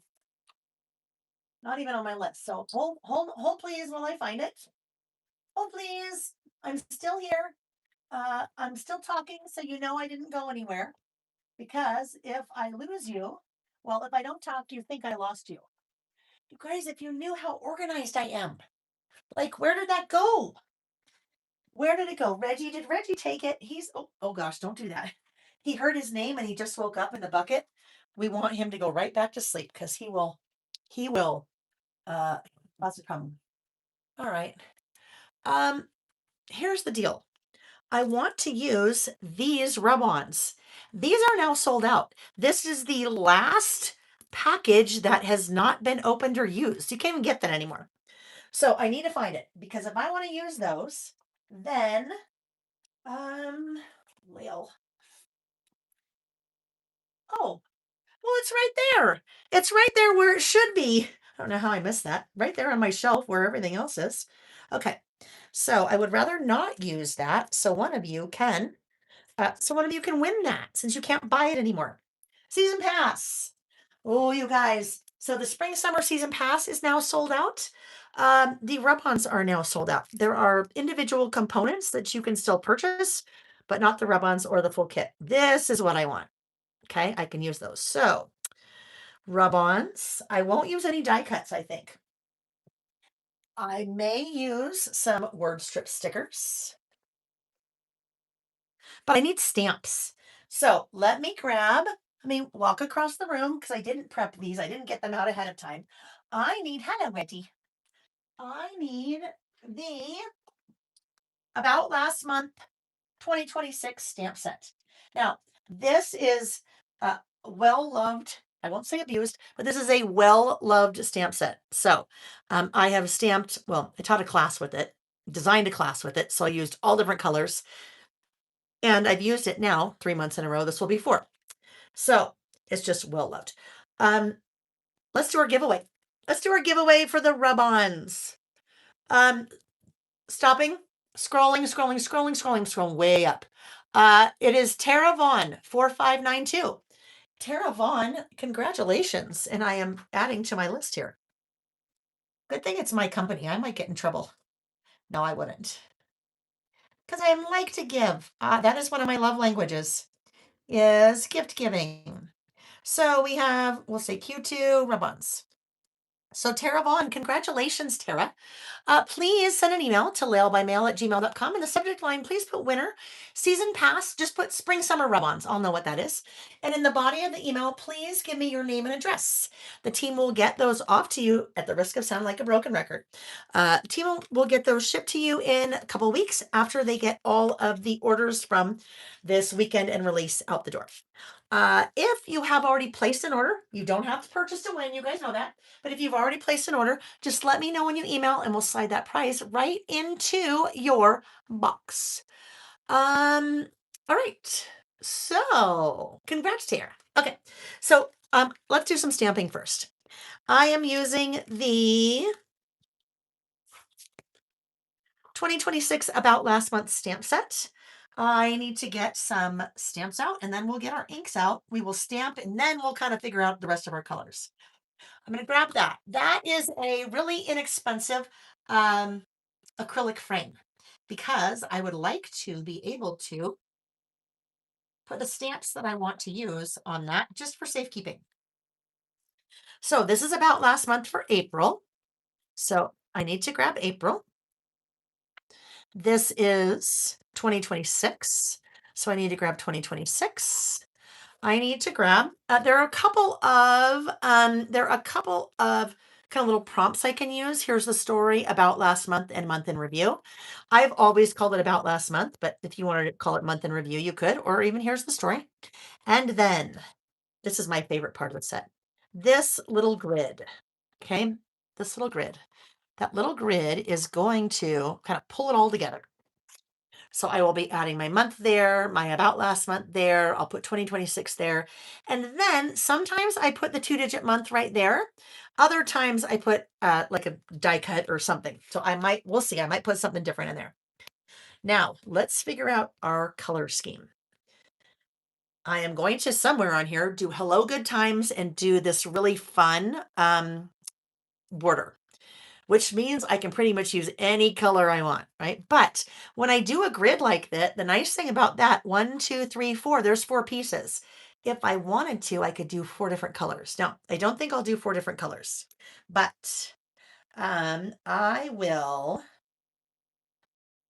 let me grab this guy. Let's see if we can find my testing page when I was designing the class and did all of my little tests. Because sometimes if you've been keeping that, oh, you know what? I remember I did it on a piece of paper, not necessarily in here. If you are doing your testing in a notebook, the nice thing about that is sometimes you can go back and look at some of your color combinations that you might have liked. Like look at that one for January. Isn't that fun? The black and the pink and then the navy. That was February, the red and the pink. But let's look. I'm not going to do yellow. I really like yellow, but yellow is really difficult sometimes to see if you're stamping a word, so I won't do yellow. I've got so many great colors there. I think I would like to use maybe a blue. What if we did pink and blue? Pink and blue and maybe green. I could do 3. So if I did pink and blue and green, I know that the green would be mowed lawn. Oh, guess what I just remembered? I remembered that in that little pouch I have printed out, I have swatched the colors that, oh, where are they? Swatch the colors that coordinate with the spring, summer season pass. So let me just see. Are they over here? Oh, Layle. Oh, please. I just had them the other night. I swear, you know what I think? I'm pretty certain I have 2 pouches of the spring summer season pass because I know I put these away the other night. I know I did. Well, oh well, that's okay. I don't know where they are, so that's all right. I know mowed lawn is one. I'm pretty sure. Which blue did I use? Let's look. We'll just get our swatches. We'll just get our swatches. Colleen, that acrylic frame, not my idea. Some of you know the name Tabitha Tollison. She's someone here who hangs out with us, right? One of you guys, one of all of us. And she came up with that idea. She shared that with us that one day. I'm like, that is brilliant. I thought that was brilliant because I like to pull my stamps off and then usually I put them on my work surface. And then next thing you know, I've moved this around and moved that around and I can't find my stamp because it's stuck to something. All right, let's see. Do, do, do, do, do. Ooh, broken china. We used broken china a couple lists ago, and we loved it. That was a fun one. Broken china, and then oh yes, we said we were going to do a green. I mean, and a pink. So why don't we use Kitsch Flamingo? Let's look at Kitsch Flamingo. I think those 3 would be fun together. Now, what works with this? There's so many colors in here. This will all work together when we're done. Let's look at Kitsch Flamingo. Just a lighter version of what we used before, picked raspberry. I think those 3 will be fun together. Now, the next question is, we have 4 stamps. So what are we going to do where? I feel like maybe, what if broken china is our little kind of grid there? Let's start there. Is that work? Nope. No. Again, right sizing our stamping block to our stamp. And if your block is too small, don't do that. Do not do that. If your block is too small, it will not work out well at all. You're going to get a really weird stamped impression and you're going to be sad. Thank you for the reminder to drink. Everyone have a little sip of something. Ms. L, I know, love Heba. Incredibly talented individual. And you know, we all run in the same circles. We're in the industry, but I had never met Heba and it was so cool. Just fun, right? Like-minded people, just fun. Paper Doodles by Liz. Liz, guess what? Liz said, I need to add some ink pads into my life. I always gravitate to black and only black. Liz, I was you 5 years ago. You asked some of the people that have been here a long time. I would only use black. And it took me a while. It really took me a while to get comfortable with stamping with a color other than black. Now, there's nothing wrong with black, right? It was just I was comfortable in black. I had to step out of my comfort zone. And once I stepped out of my comfort zone, I was so bad. I mean, Matt, I mean, I'm so glad, not bad. I was so glad I stepped out of my comfort zone. Um, oh yeah, I think we said we were going to use broken china. Here's another nice thing about testing your stamps. You get out your colored ink, and especially when you're layering like this, adding, or not layering, I guess building, more building than layering, you can try it that way. Ooh, do we like that blue? I think that blue is going to look really nice. But you might be like, oh, would I like the green better? I don't know. Would we like the green better? Let's see. Clean it off. That's really important. If you are changing color, you really want to clean it off, because some of your inks, like your oxides, like your pigment-based inks, take a minute to dry. And if you have not cleaned and dried, I'm going to be mixing on accident. Probably don't want that. Part of broken china with part of mowed lawn. And that's probably not what I want to do unless it's what I want to do. So important that you clean between colors, but also dry. Did you notice how I pulled out my little lint free cloth there? It's really important that you dry in between, because guess what? If you are using a pigment-based ink takes a second to dry. And if you have not dried, it's also water reactive. So if I haven't dried and there's still moisture on my stamp and I pick up ink, it's water reactive. I might end up with a variation of a color that maybe I really didn't want to have. So these are the kinds of things that we talked about in the Making the Most Out of Your Stamps workshop that I taught at Little Craft Fest. These are also the things that you guys, if you've been here with me for any length of time, you've heard me say these things over and over and over. They're just things that are important. And I think they're things that for me, I didn't know when I first started stamping. And you know what they say, knowledge is power. Once you know kind of how things work and why you should do one thing and not another, or why you might want to do this instead of that, uh, it just makes us a better stamper, or makes us a better, whatever it is we're doing. So one thing I need to be thinking about here when I am working directly on the page. So I didn't put any pattern paper here, right? On this one, I put pattern paper down first. So this didn't even come into play. But here I'm going to be stamping directly on the paper. Before I ever do that, I want to stop and go back a page and see what I did here. Because if I had done a list on here and I had done it directly on the page, and then I turn this page and I'm working directly on this page and I stamp, maybe with my APR for April, and maybe I do it in that green. It's a pretty solid stamp. Green's going to be a pretty dense color, especially since I'm using a pigment-based ink, a Distress Oxide. I'm going to have a little bit of shadowing or ghosting on the back side. And my inserts, the quality of the paper is very nice, but sometimes you just can't help it when you're stamping. Now, if you're like, Layle, what do you mean stamping or ghosting? Let me show you. See that focus word? It is a big stamp and it is all black. Now, this is very, very, very thin and inexpensive paper, so this is going to be exaggerated. Look what happens when I turn the paper. That is stamping or ghosting, right? I mean, you can see that focus spelled backwards, clear as day. So you just want to be aware of what you're doing. If I had stamped directly on this page, done my list directly on this page, maybe here I'd want to put pattern paper down first, or do my list on maybe a piece of white cardstock, or something like that white grid that we did before, because I spent a lot of time on this list, right here that we already did pretend. I don't want to do something here and then have it affect this. So just always double check what you did before. That's a really important part of the process. You will not regret doing that. Next thing that you want to do, pencil board. Pencil board is a fancy name for a flat surface that you can slide underneath the page. When I'm stamping, it's nice to have a flat surface to stamp on. I didn't have to worry about that here because I worked on that off the page. So I was on a flat surface, but here I can't do that. So you need to be aware of, again, what you've done before.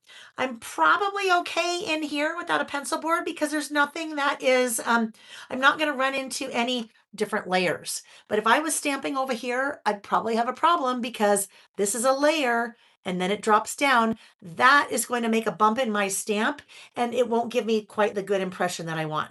If I was down here stamping, I'd have a hot mess because there's a bunch of different layers. So a lot of it is about, oh, guess who's coming in? Hello, Reginald. Oh, hi. Nice of him to stretch in our work surface, isn't it? But a lot of stamping, it's just about thinking, paying attention. Don't jump right in. Pay attention to what you've done before. Sir, um, hello. This is not really working for us here. There's a nice tail in the way. Come on, Reg. He's been sleeping for a good amount of time. Let's see if he'll jump down. If he tries to hop back up again, guess what's going to happen? He's going to get locked out of the room, unfortunately. But did you see? He's a big kitty. Look at him in there stretching. That's so cute. Okay. Anyhow, just when we do this, when we're working together, it's important to me that I share a lot of knowledge, just things that I've learned because nobody told me these things. I didn't know about a pencil board and what happens and why didn't that work? And oh, I need to prime my stamps before I use them. And oh, why did that color turn out weird because I didn't clean in between? I usually do. But if I didn't know to dry in between, if I was using a pigment-based ink, they're all things that can really, really, really make a difference when you are working. Okay. Okay. Pencil board. Let's slide that back under. So that's giving me like a faux flat surface, right? To stamp on. I'm just going to clip that in because it'll make it a little easier to stamp. We decided broken china. So let's go ahead and ink up with our broken china. That is going to be my little grid. And you noticed I just flipped things around. It depends. Sometimes I ink that way. It depends on kind of the surface area of the stamp. If there's a large surface area and there's kind of a center spot, I don't want ink to get there. I might flip it, do something different. But all right, let's see. This guy, ooh, actually, this needs to go over here. Yeah.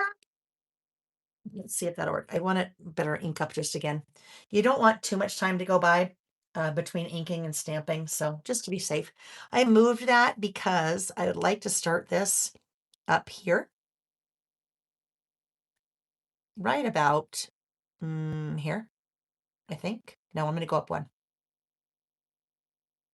Right about there. Okay. So when you're stamping, nice firm pressure. I am a big believer in standing when you stamp. If you've never tried standing and stamping, give it a try. I always joke, but this is a really easy visual for people to understand and relate to. When you are sitting, these are your T-Rex arms. You don't have a lot of range of motion when you're sitting. Leverage and range of motion. In my opinion, that's what stamping is all about. So if you can stand, you have much more leverage and range of motion. To me, it makes all the difference in the world. So if you normally sit, just try it, see what it feels like. We did this in, I think, all of my workshops at Little Craft Fest when we were stamping. And most people are like, oh, yeah, I can feel a difference. One lady's like, that looked way worse than when I sit. And we talked about that. The reason why it looked worse for her was because she's used to stamping sitting down. So, try it. See what it feels like. See if it feels comfortable to you. See if it feels like you get a better stamped impression if you stamp versus sitting. If you stand versus sitting, not stamp. All right. So there's the start. There's my little grid. Now I can fill in the grid. Next up, we have APR, April. So what if we do, I feel like, should we have April be pink or April be green? We're like, well, I don't know, Layle. What if we could test it to see what it looked like? And guess what? Because we already tested it in our little testing book, then we can see, if I can find the page. Oh no, that was a different one. Okay, well, in a perfect world, uh, we would have made sure we knew where that was. So let's see if we can't find it really quick. Oh, here we go. So I've got two different versions, although if I had two different blues, we could really test. But do we want it to be more green forward or do we want it to be more pink forward? Because if I do pink there, then I'll have green and green. Or if I do green there, I'll have pink and pink. I don't know. Let's try it. Let's try the green there. Oh, and you know what? That will not work because that is my stamping block is too small. And again, you don't want to use a stamping block that is too small because your stamp is falling off the edge. And then wherever it's falling off, you might not get a great impression. We want to make a good impression. Green. Okay. Then we have our, let's do this little guy next, our about last month. So even though I can't really try an either or, here I can try. We'll see if we like the pink or if we feel like we need to go the other way.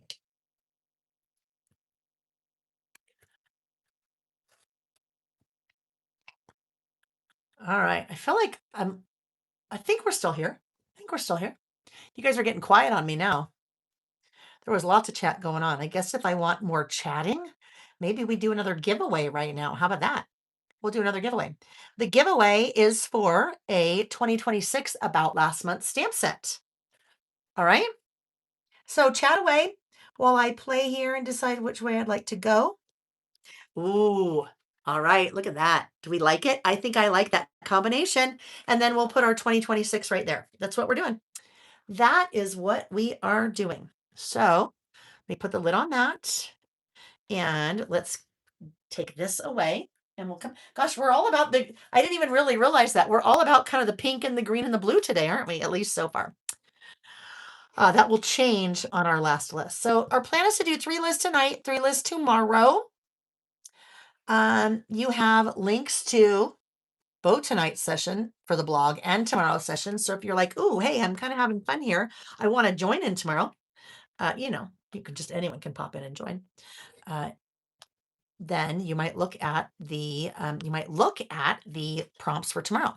One of our lists for tomorrow is one that we didn't really even get started on when we were together 2 weeks ago, and that one is in the news for the months of March and April, or February and March. I don't know. I'm gonna look. I don't remember.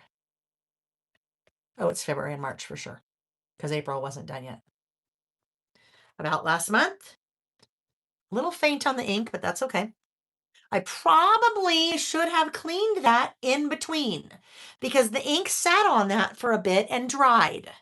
So that is why, and I'll just show you. I mean, it's something I noticed, but you probably wouldn't notice. See how that's kind of faint there on the S? That's why, because the ink had dried on it a little bit, and then I re-inked it. So I'm cleaning off APR for April, drying it off. Again, that drying is really important in between because I am now going to use a pigment-based ink, the oxide. We want that to be dry in between. We don't want that to go react with water or moisture. All right, now that's gonna, ooh, okay. So, and you know what? I didn't even test this. Well, I kind of did before. I can see there is a Reggie hair on there. And I can visually see, usually I do kind of a check like that, a visual check before I stamp. And I was able to see that. If I hadn't seen that, there would have been a hair spot in my APR where there was no ink, right? Because the ink can't sit there if something is on top of it or below it, I guess. Okay, APR. And then our very last one is going to be, we're going to go back to the pink and we're going to put the pink there. That's so funny. I didn't even realize I was using the same colors again. All right. And now we need our little 2025. And again, I'm right sizing, 2026. I am right sizing my stamping block to my stamp. I had these other blocks out, but it's way easier when my block is similar in size to my stamp. Now, this guy, that is a cylinder, right? And look how tall it is compared to a regular stamping block.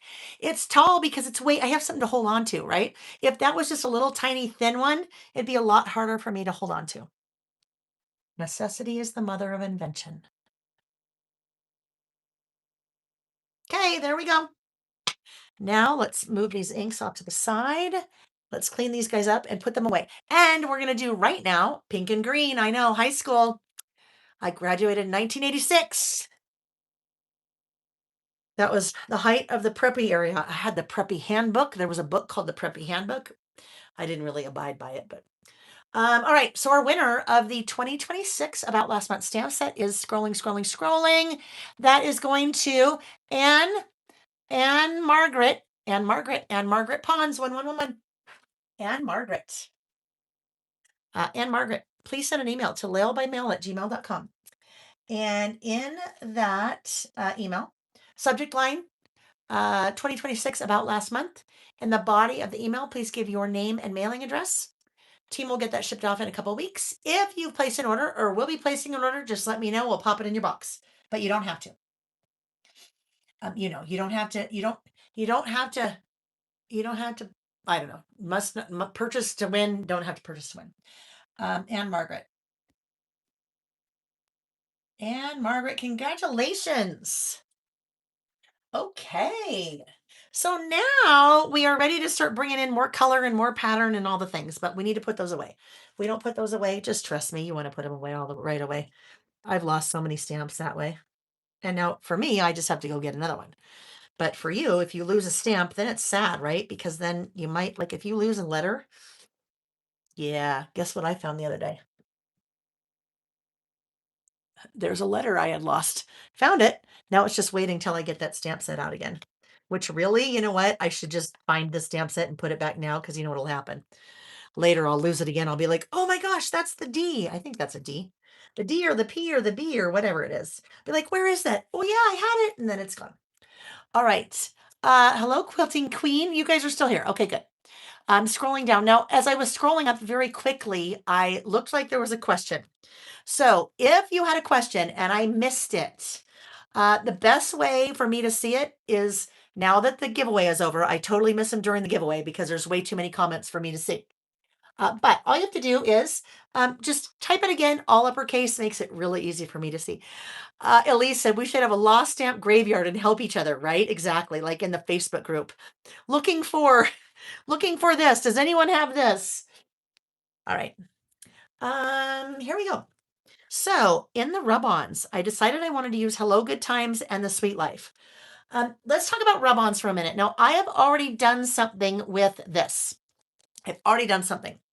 I've already used these. Now, these are the prize, right? This is the prize that Tara won. So let me get those off to the side. But what I did when I opened this package, I'm going to open it, Tara. I won't use it, but let me just show. How many of you used rub-ons before?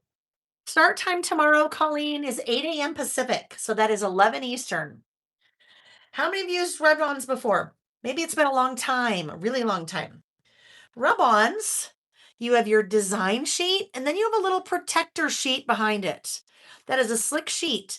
That's really important. That is there to help prevent your rub-on from accidentally rubbing on something you don't want it to rub on. Okay, that's a really important part of the process. And if you can prevent the sheets from getting separated, it is worth your while. So when I open a new package of rub-ons, the very first thing I do is I get out my little stapler, and I staple those two sheets together. Okay, that will make sure they don't become separated. If they become separated, it's happened to me more than once. You end up with a rub-on somewhere you didn't want it, and if it ends up on if it ends up on a scratch paper, that's okay. If it ends up on your project where you didn't want it, then it's really sad, right? So, first tip, open the package, staple them together. Even if all you do is open, staple, put them back in. I'm trying very careful here, Tara Vaughn, to make sure I do not do something to your rub-ons, because that would be sad. Your rub-ons, my rub-ons come with a very fancy applicator stick, aka a popsicle stick. You just need something blunt. So they come with it. Next thing, when you are ready to use a rub-on, I highly recommend that you cut it away from the sheet. And that is why this is not together. I already cut off the top because I was using part of the top. I actually had I used this guy, that little scalloped rub-on. So I had to cut it away. But what we have left now is a parcel sheet. And you can even see I cut that out already and cut that out already. The reason why you might want to cut out a rub-on is so that it's much easier to apply, in my opinion. Much easier to apply or adhere on whatever you want to adhere it to. So let's start with, we need to put something right there. And because I love the bee so much, look at the bee. You'll find that bee and the die cuts. You'll find it in the paper. Die cuts and paper are still available in the spring summer season pass, which is what this is. So I'm going to cut that away from the sheet. Makes it much easier to work with. And while I'm talking and doing whatever, I want to keep those two pieces connected. I don't want to get rid of, remove, peel away that protector sheet until I'm ready to use it. Now it goes in the garbage. So what I'd like to do is I want to put this guy right here. Oh, that's going to be so cute. Right there. And I've set it down. Another important tip. Once you put it down, it is down. Do not try to move it. The rub-ons are sticky on the back. And so once it starts to stick, part of it may stick, part of it may not. You may try to peel it off. Part of it may come off, part of it may not. Just once you're holding on, hold on, don't move it. Don't let go either. Okay, that's also a really important part of the process. Do not let go. Um, if you let go, you run the risk of your rub-on moving a little bit. Even if it moves a little bit, you might end up with a little crack in the bee's head, and nobody wants a cracked bee head, right?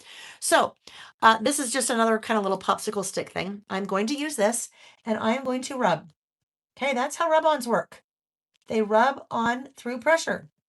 And so I need to rub the whole thing.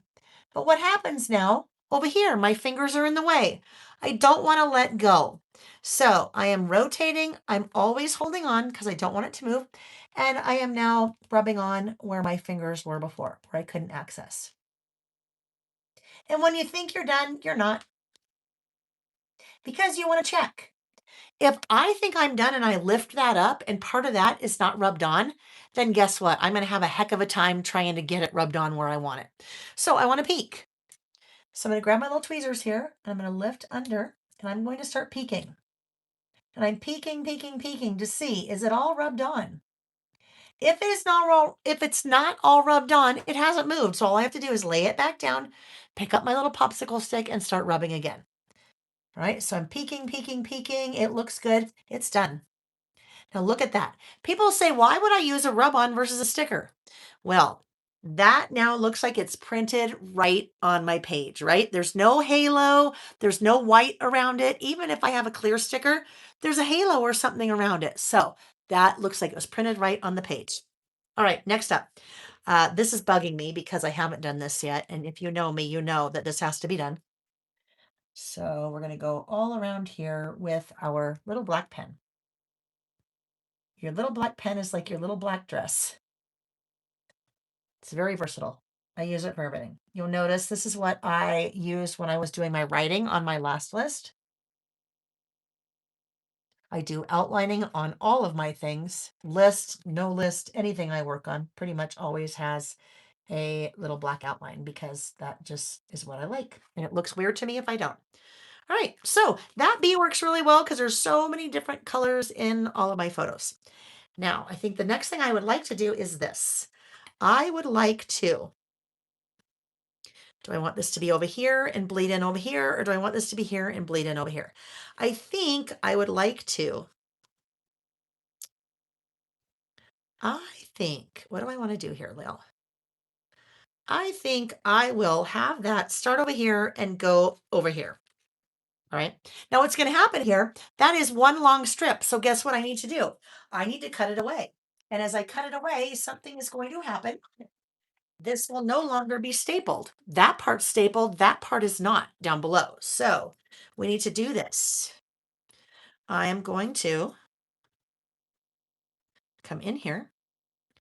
I am going to cut this part away first. And I'm not worried about that because it's stapled, right? It's stapled right there. So we're okay.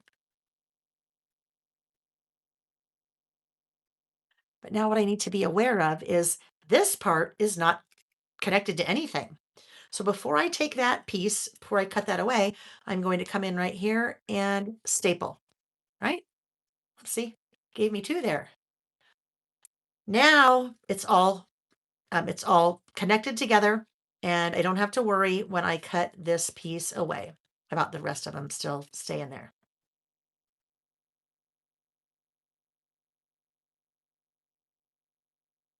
Okay, there we go. Now we got to think about this a little bit. This is flat. This is very raised. So what I probably want to do is I probably should cut this. So if I cut it right here, ooh, now guess what I did though? I've cut it and I no longer have its little backer.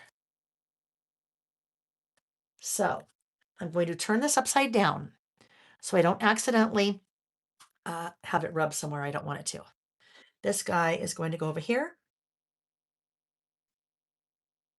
like that. I'll put something else there. And we do our little rub on here. I use this in my traveler's notebook setup, actually in my calendar during the season pass class on Tuesday night. And I said, oh, I want these to be stickers.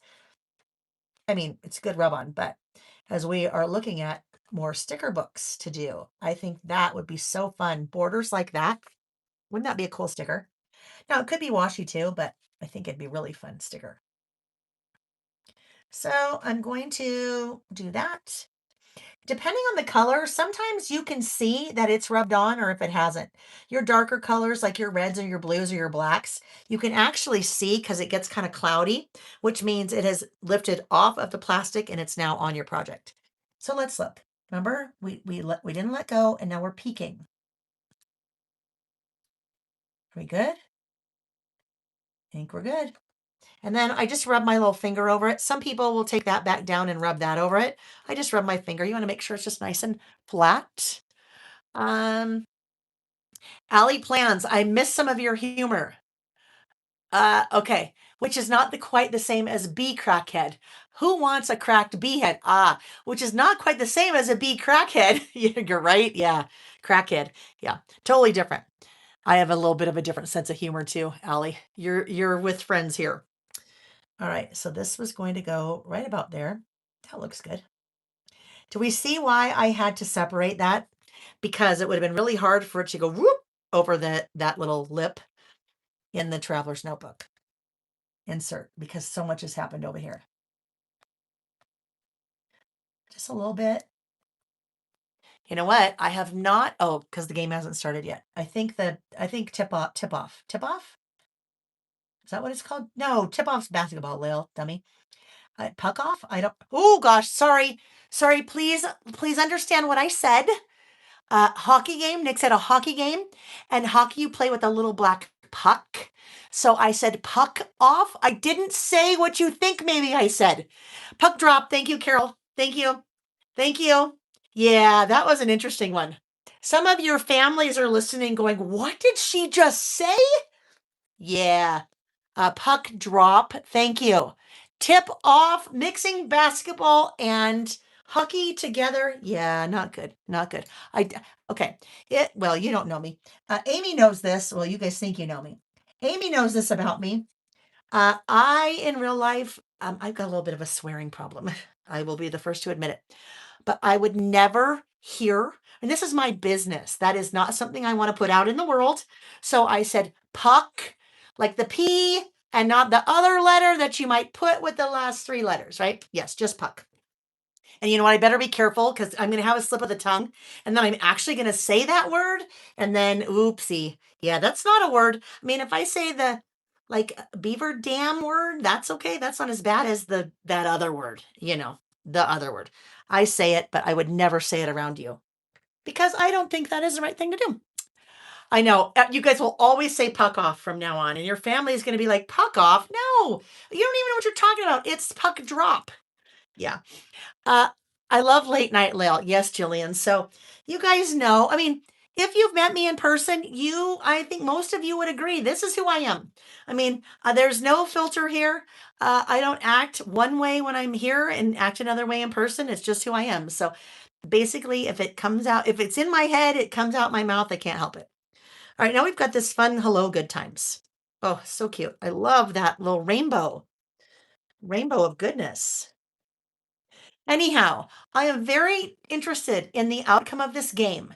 So Nick said he would hop in the chat and tell us because one of the things we figured out with our internet is that if I go on Wi-Fi, the internet seems to be way better when I'm streaming like this. Oh, hydrate, thank you. Yes, so then he can't text me and give me an update on the game, but he can pop in the chat with his bro friends at the hockey game drinking beer and pop in the chat to check on his wife, to give his wife, who's doing a crafting live on a Friday night with her friends, because I would like to know the score of the game.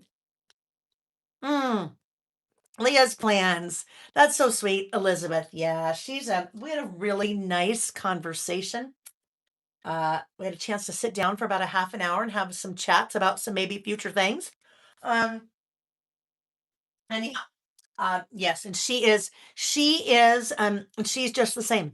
She is a very wonderful person that is just like she appears, just like, she appears. And here's the thing. What good would it be if I pretended to be somebody else and then you met me in person and you're like, I mean, I meet a lot of you. So I better be who I wouldn't even know how to be somebody different. I wouldn't. So let's talk about this little guy. I'm trying to figure out where I want to put this, right? And as I moved it here, you might have noticed I had it here and I'm like, oh no, Reggie, no, no, no, no, no, not with the rub-ons, dude, not with the rub-ons. He just wants to play with us, Reg. Oh my gosh, Reggie. Not on Tara's rub-ons. Not on Tara's rub-ons. Please, Reg, get down. You know what he wants to do? He wants to lay. Come on, buddy. And guess what? I'm in trouble because I've already picked this up. So, Reggie. Okay. Oh, he's trying to get me to pet him. Oh, don't put your butt in their face. Yeah, I know, right? Okay, hydration time. Let's hydrate. Hydrate. Sorry. Okay. Just the tail. There's just the tail, just like a 2-year-old, but it's a cat. And sometimes it'd be easier if it was a 2-year-old. So this guy, Reggie, you're like a bull in a china shop, dude. Now he's got his little head against the iPad. Okay, come on. I'm sorry. You're going to have to get down. And if you hop up here again, now is when I wish you understood English. If you hop up here again, you're going to have to get locked out. Do you understand? No. He literally just shook his head no. Okay. So back to what we're doing.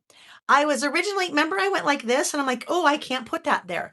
And I like to tell you why I don't do things sometimes as much as why I do things, because you might have seen me do that and then start moving it around. Why wouldn't I put it here?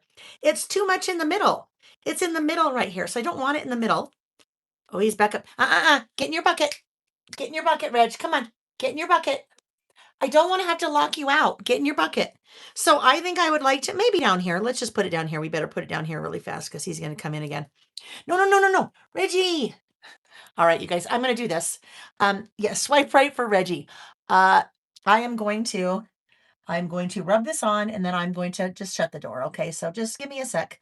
It'll be a quick little break, but we need to get this rubbed on because, yeah, just rub-ons. If you set them down, you're playing with fire. Look at now he thinks he's like, well, what if I just sit right here next to you? What if I just hang out right here next to you? On my list book. I need my list book, buddy. Okay, now we peek. Now we peek. Nick, come get the cat. I can't. Nick's at the hockey game, right? Oh, okay. Guess what? Look what happened. Do you see the top of the L and the E? This is a great example. I didn't get it rubbed on there. So because I haven't moved it, all I do, lay it right back down because I only peeked. All I did was peek. I didn't peel it off all the way. And that tells me, hey, Layle, you didn't get enough pressure in that one part. I put my pressure there and peel right back up again. We are better. And then I want to go here. Are we good? We are. Hello, good times. I love the way that looks. If I could stamp that way, wouldn't it be really cool if we could stamp that way? If you could, well, you could get all your little tiny stamps, but that would take forever. All right. So hello, good times. About last month, little craft fest. Now, what I think I'm going to do, and the person that won these stickers, don't worry, you'll still get one. But I think I'm going to grab the sticker sheet. I'm going to grab the sticker sheet from Little Craft Fest because let's see, what could I do? Now I've oh, I know what I'll do. Let's see, we can't cover up Liz's daughter there, but what would be fun? Look at these fun little cowboy boots. Do we have room for cowboy boots here? I think we do. Because it's Little Craft Fest, and Little Craft Fest it was in Texas, so we cover up part of us, right? There we go. Little boots. Now look at what we've done here. We just created a visual triangle. Have you ever heard that term and thought, what the heck? Visual triangle. top point, side point, bottom point. Visual triangle is very balanced. I had a spot there before and it was like, ugh. We knew we needed to do something there, but now that we've added it, our eye is drawn here, here, and then over to this page. Sometimes you don't even know what the design principle is called, but you know something's wrong, and that's what was wrong there. We needed to put something. Now, I really like this guy too, but I don't know if we really have room for him. Let's see if he maybe can go somewhere in here. LC up for Little Craft Fest. Okay, so this is what we're running into. I can't put him here because I have a piece there and it looks weird. I can't really put him here or over here or in the middle. Could he go here? You know, he could go there, right? I think he could go there. Let's just put him there. Let's put him right there. And he actually is kind of right down in the center. We'll put him right there. Okay. And now I've kind of messed up my visual triangle, but I also still have it here, here, and here, and then maybe bouncing back to here. It's like we're playing a spirograph and it's just moving everywhere. All right. And now I have 4 things, and they say the 4, you shouldn't really do 4, you should do odds and whatever, but that's fine. So, haha. Okay, hold on. Now I'm just really going to town. What if we use this guy? I mean, I think this might be too funny. It's on my head. It could be on my head. Now,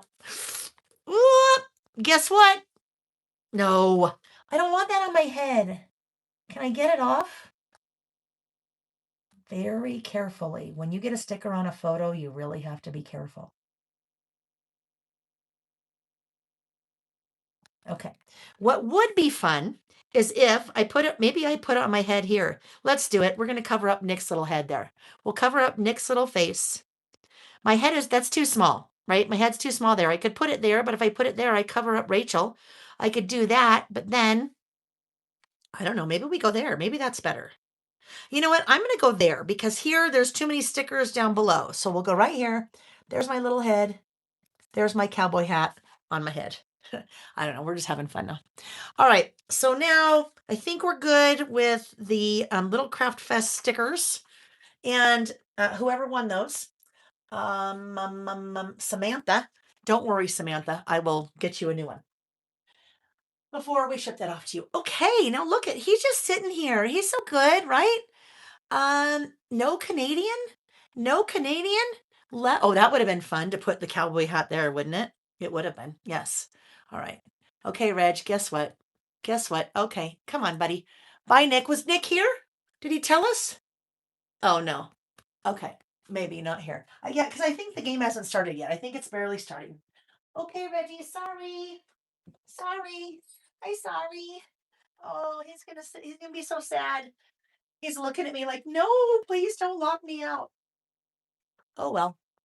He'll learn. He'll learn that way, right? And guess what else is going to happen?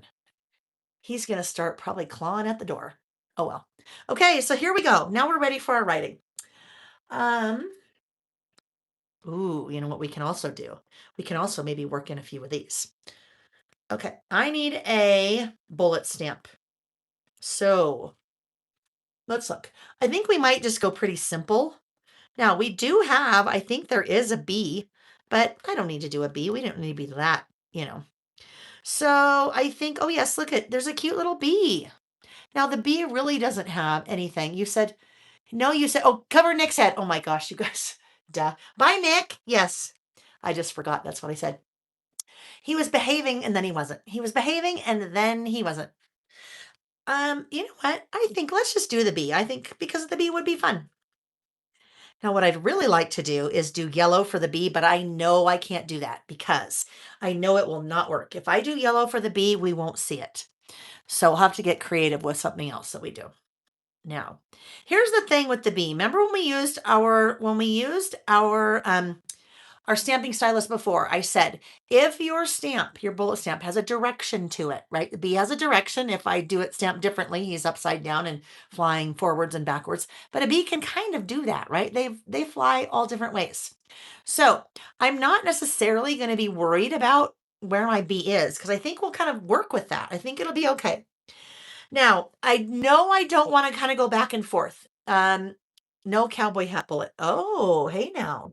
Is there? I don't think so. There probably isn't a cowboy hat bullet. But guess what there is?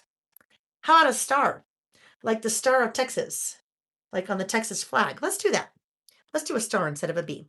Then that kind of works in. That would be fun if there was a cowboy hat, wouldn't there? We haven't done a new bullet stamp for a long time. Maybe we should start thinking about a bullets and more 4. And if we did that, it would be, we could put a cowboy hat on it. Oh, okay. How about this guy? This one is from Bullets and More 3. It's this one, the circle with the star in the center. So Bullets and More has a couple of different stars. The original, it has a solid star, it has an outline star, and it kind of has a shadow star. But this might be fun, the star in a circle. So I do want to pay attention. Oh, Reggie, can you hear him? He's scratching on the door. Dude, you just need to go away. Go away. Go away. Angela said, this live is so fun. Helps to feel not so far away in Australia. I know, right? And that's what's so cool about this. We are all over the world. We have friends that are in Canada. We have friends that are in US. We have friends in Australia, New Zealand. Sometimes we have friends in Europe that join us. One time we had a lady in India join us. Sometimes we've had some different countries that you wouldn't think that were, that just, I'm like, how did you find us? She said, YouTube suggested I watch you. And I'm like, oh, I love that. All right. So I think we should go with pink. We're just going to do it. Let's go with the pink. Let's embrace it.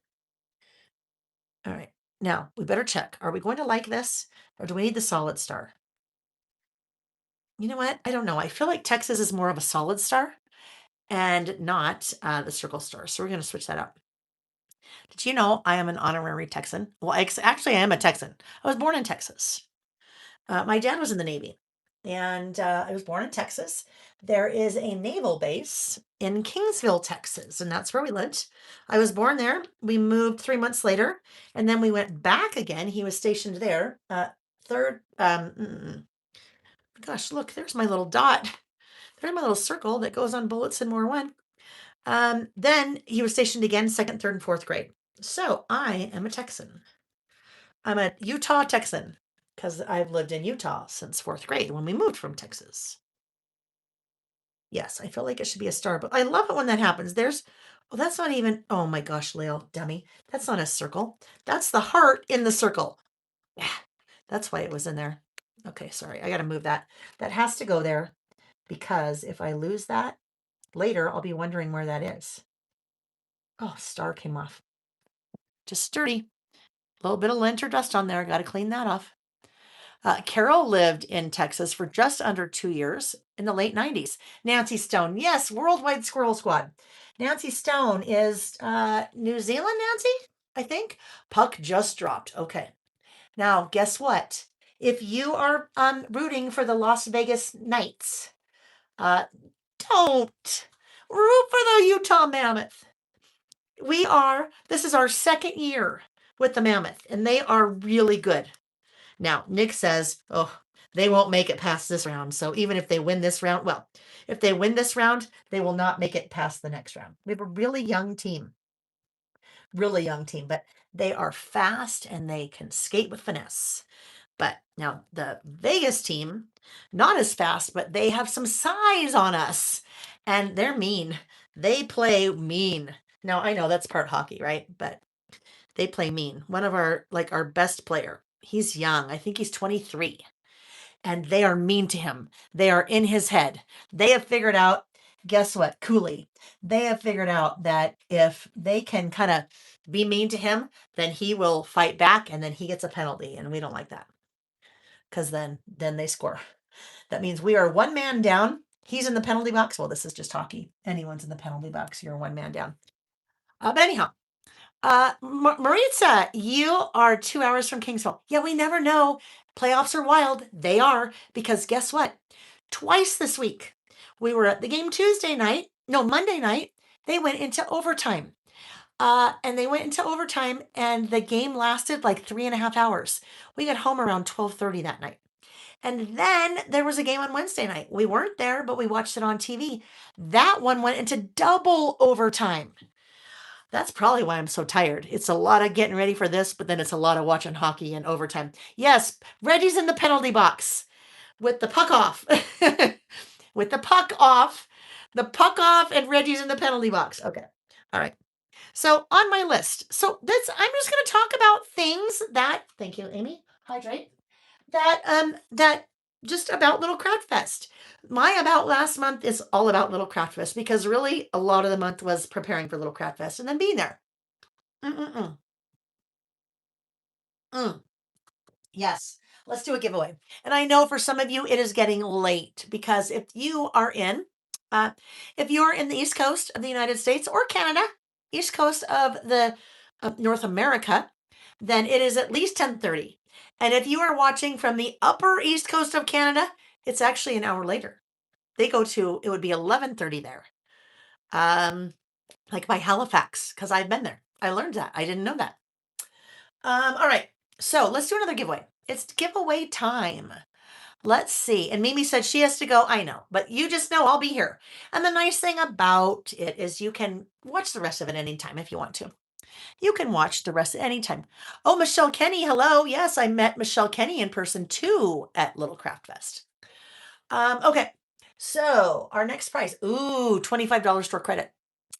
$25 store credit. So and that's great because then you pick your own prize. Well, you pick your own prize up to $25. And if you want a prize beyond that, then you just pay for it. Pay for the rest. Okay. So, things about Little Craft Fest. Let me just write a few things, okay, about last month. Lily and Denise spent lots of hours. Now, this is not me, but they work for me. So this is part of the whole Little Craft Fest. Lily and I spent lots of hours, getting product picked, priced, and packed. Okay. And then also lots of hours. Elena, Sam's girlfriend, helped with that. Lots more hours kidding workshops. There was some crossing of the fingers, hoping, wishing, hoping, and it all worked out. Lots of positive thoughts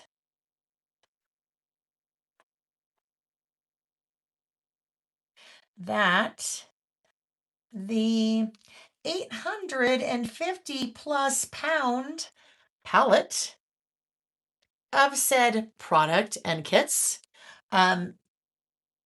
arrived intact and on time. It did.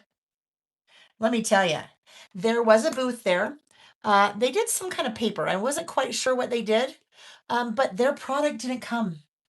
Their product did not arrive, which meant that they had a booth and they had no product. So that would be like the worst. I mean, that would just be a really bad situation. So basically, you make a pallet, a big trucking company comes and picks it up, and you cross your fingers and you hope it gets there, right? Now, if you work with a good trucking company that helps organize everything, well, a different logistics company that organizes that for you, and you build in some lead time just in case there's any problem along the way, then you should be good. And we were good. I don't know what would be worse, being there and not having product or being there and not having workshop kits. Imagine that. I taught 3 classes, 3 workshops. They were all full, 72 people in each of the 3 workshops, could take no more. And imagine if I had to stand up there and go, "Hi, friends. I know you've already paid for these workshops, and this may be the only reason you came. And I'm sorry, I don't have my kits. Could you imagine? I don't even know what I would do. I don't know what I would do." Yes, Allie, they are selling at Little Craft Place. I saw that. I saw that they were selling, and that's what I'm like. I wasn't sure whatever it was, some kind of paper or something. I think, but that would be horrible because people are really nice and they're understanding, but I don't think they'd be so understanding if I'm like, "I'm sorry, something happened to our palette. I did the workshops." Nancy, probably what happened is they either shipped their product on a pallet and it got waylaid somewhere, or they shipped it in boxes with UPS or FedEx or DHL or whatever, and that happens, right? We've all been on the sad end of that, when we order something and it does not arrive, it gets lost or it gets delayed, then that's when it's so sad, right? So sad. All right, let's do our price. This price, oh yes, it's a $25 store credit. So stopping in the chat, scrolling up, $25 store credit goes to Janaea 1976. Janaea 1976. This is an easy one for you, Janaea. All you need to do is email laylebymail@gmail.com. Laylebymail@gmail.com and tell me you want a $25 store credit, and then I just add it to your account on the website. Now, that assumes that you already have an account on the website at laylebymail.com. If you do not, then super easy. Before you email me, just go to laylebymail.com, set up an account. It's free, so that then I can add that to your account, because I can't add it if you don't have one. Congratulations, Jalea 1976. Now, guess what? 1, 2, 3, 4, 5.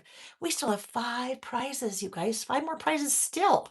So if you hang out, don't go anywhere, because those are live prizes. But if you have to leave, then you can still leave a comment after for the after party. All right. So what else? Yes, it arrived on time. Now, I think somebody said, I remember walking the floor and seeing a booth, tables that had a little sign on it that said their product didn't arrive. And I never, I don't know why it didn't arrive, but I guess it really doesn't matter. It didn't arrive. All right. So next up on my list, because I didn't look normally, I have nothing on my list because I'm just going off of memory. So let's see. Oh, I remember this.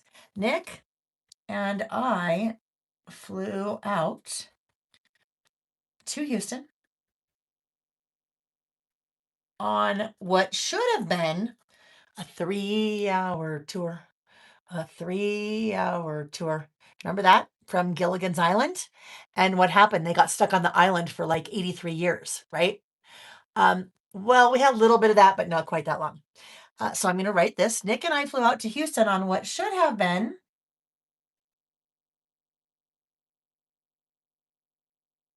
a 3-hour flight that turned into 6. And that is why I always fly out the day before. Because imagine if that had happened. I would have missed setup. I don't know what we would have done. We would have, I don't know, pleaded with Eunice, pleaded with little craft place, pleaded with the hotel, please let us in. This is what happened. And I mean, it took us 4 hours to set up the next day. So we were okay. What happened here is we're on the plane. We are about 20 minutes maybe outside of the airport. And the pilot comes on and he says, hey, so airport's closed. They won't let us land. It is weather related. And so air traffic control said, hey, just fly around for 50 minutes or so. And he's like, well, we can't do that because we don't have enough gas. So we are going to go to Dallas. And we're going to go to Dallas and we're going to land and hopefully have a gate for us. And then we're going to ask for some fuel, but we'll have called ahead of time. So theoretically, they should be ready for us. So it should be pretty quick. Not so much. We get there, get in.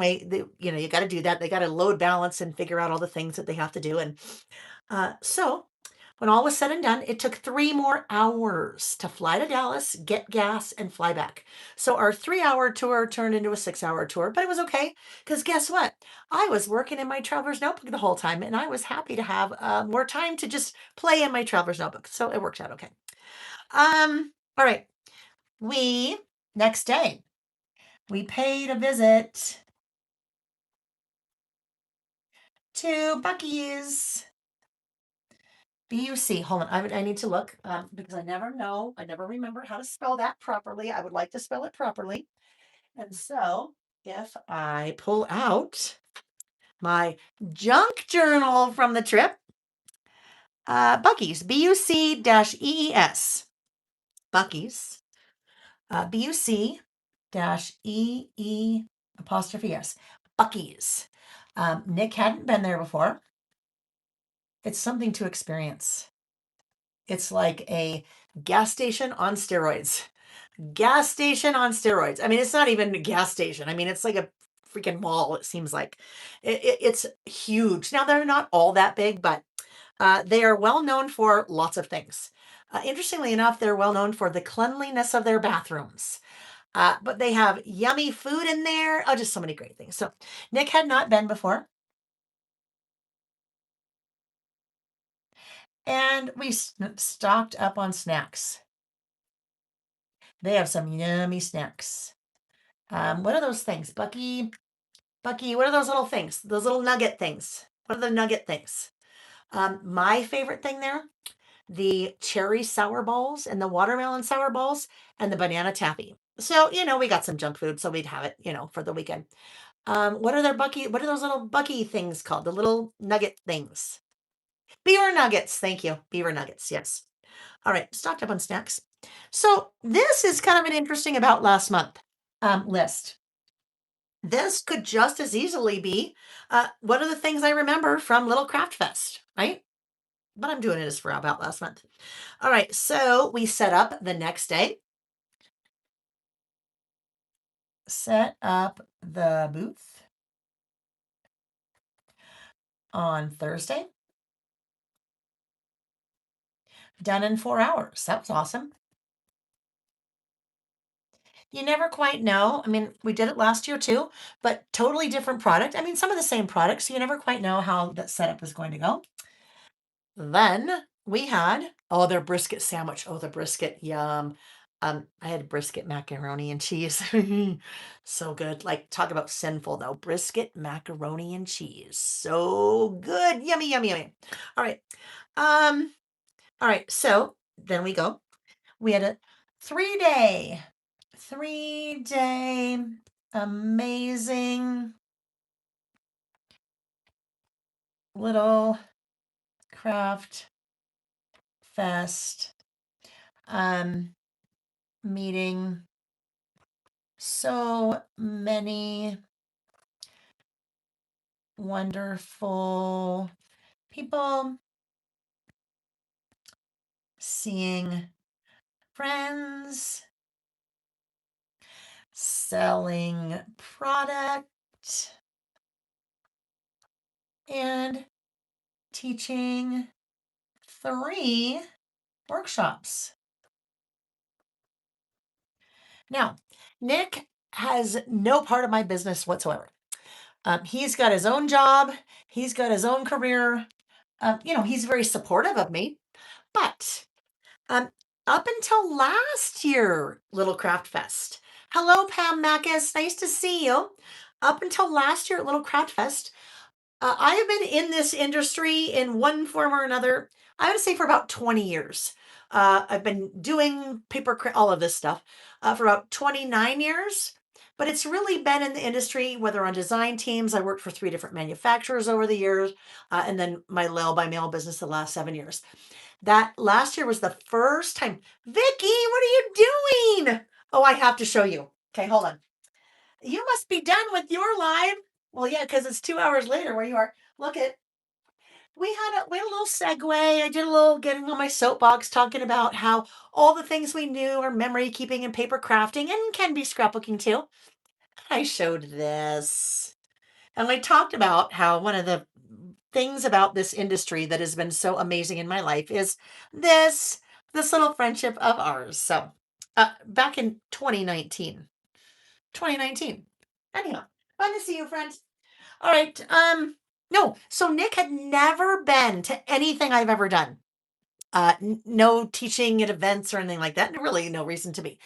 But when it came to Little Craft Fest last year, I'm like, honey, I need your help because I think this is going to be crazy and there's going to be a lot of people and I need someone to work the booth when I'm doing workshops and talking to people and all of that. So he came last year. And guess what? He came this year because he didn't have a choice. Now he knew what to expect this year. Last year, he kind of went in blind. This year, he knew. But let me tell you, that man is a salesman. He has been in sales his entire life.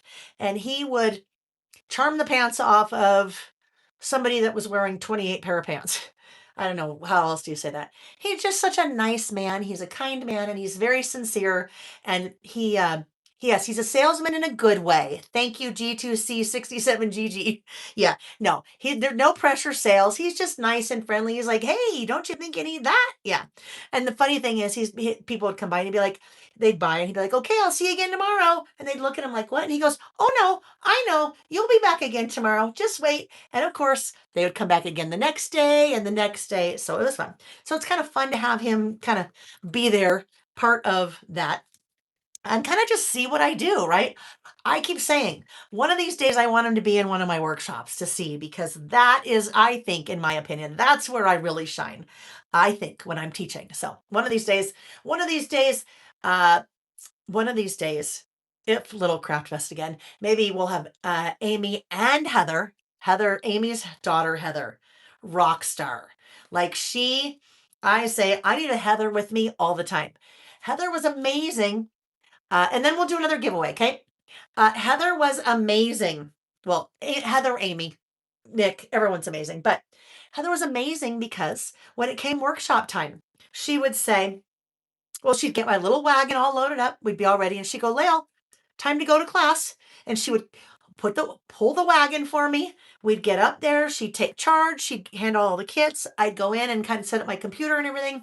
I'd be talking to everybody and she's getting everything ready in the back end. And then I'd teach my workshop. And during the workshop, she'd answer questions. She would help people if they needed help. She would take photos the whole time. And then when I was done with the workshop, I was talking to people and taking pictures and things like that. And eventually she'd be like, hey, Layle, we got to go downstairs. People are going to be at the booth that want to talk to you. And I go, okay. And I turn around. Everything's all packed up. She's got my computer already in my computer bag. She's got everything ready to go. And I'm like, oh my gosh, I need a Heather. I want a Heather. I want a Heather to like follow me around everywhere I am. And I know that Amy is at Heather's house right now. So maybe it's a time when she comes in. Yes, Allie plans. Yeah, she was the one pulling names and like delivering the prizes as people won. Yeah. So I'm teaching 3 workshops. Um, so at night, let's see, at night, Nick and I had some amazing meals. We had Mexican food one night, twice really, but not the same place. Gabby, Gabby, are you still here? Gabby was at an event that I taught at in Conroe, the same hotel, in October. And Gabby told me, listen, you need to go and eat dinner at uh, Xalisco, Jalisco in Woodland Hills. Oh my gosh, amazing. Yes. Then we also went to dinner at an Italian restaurant that I found on Yelp, which turned out to be amazing. And then, yes, we went to Mezza, which is Mediterranean food. Hi, Carrie Adams Johansson. Nice to see you. Such great meals, such great meals. Shahada Khan 3019. What event did I teach at? That was in October, was Crafting Through the Holidays, that event. Mex in the Woodlands. Yes, so good. Jalisco. I think maybe Jalisco. I don't know. I probably didn't really pronounce that right. Paper Liz said he was so nice. He even bagged up my items very neatly. I love that and it very much appreciated. He gets it sometimes, most of the time. And then somebody else said I have to read this because it was so funny. I saw it. Gigi, maybe G2C. Yes, Gigi. Oh, Gigi, I just remembered you. You're like, hey, it's me, G2C67 Gigi, when we met in person. She typed, I was at 197.10. He said, come on, you're so close to 200. Yeah, that's so funny. That's so funny. Okay. Yeah, Mediterranean food. Oh, it was so good. It was so good. Your next one sold out so quick. Yes. We had some workshops. Okay, anyway, had some amazing meals. So I'm going to just write here, Jalisco. Oh, see again, this is why I junk journal. Look it, I did it right away. One night we were there. Marsala's. That was really good too. That was in a strip mall. Oh my gosh, sometimes those places are like a diamond in the rough.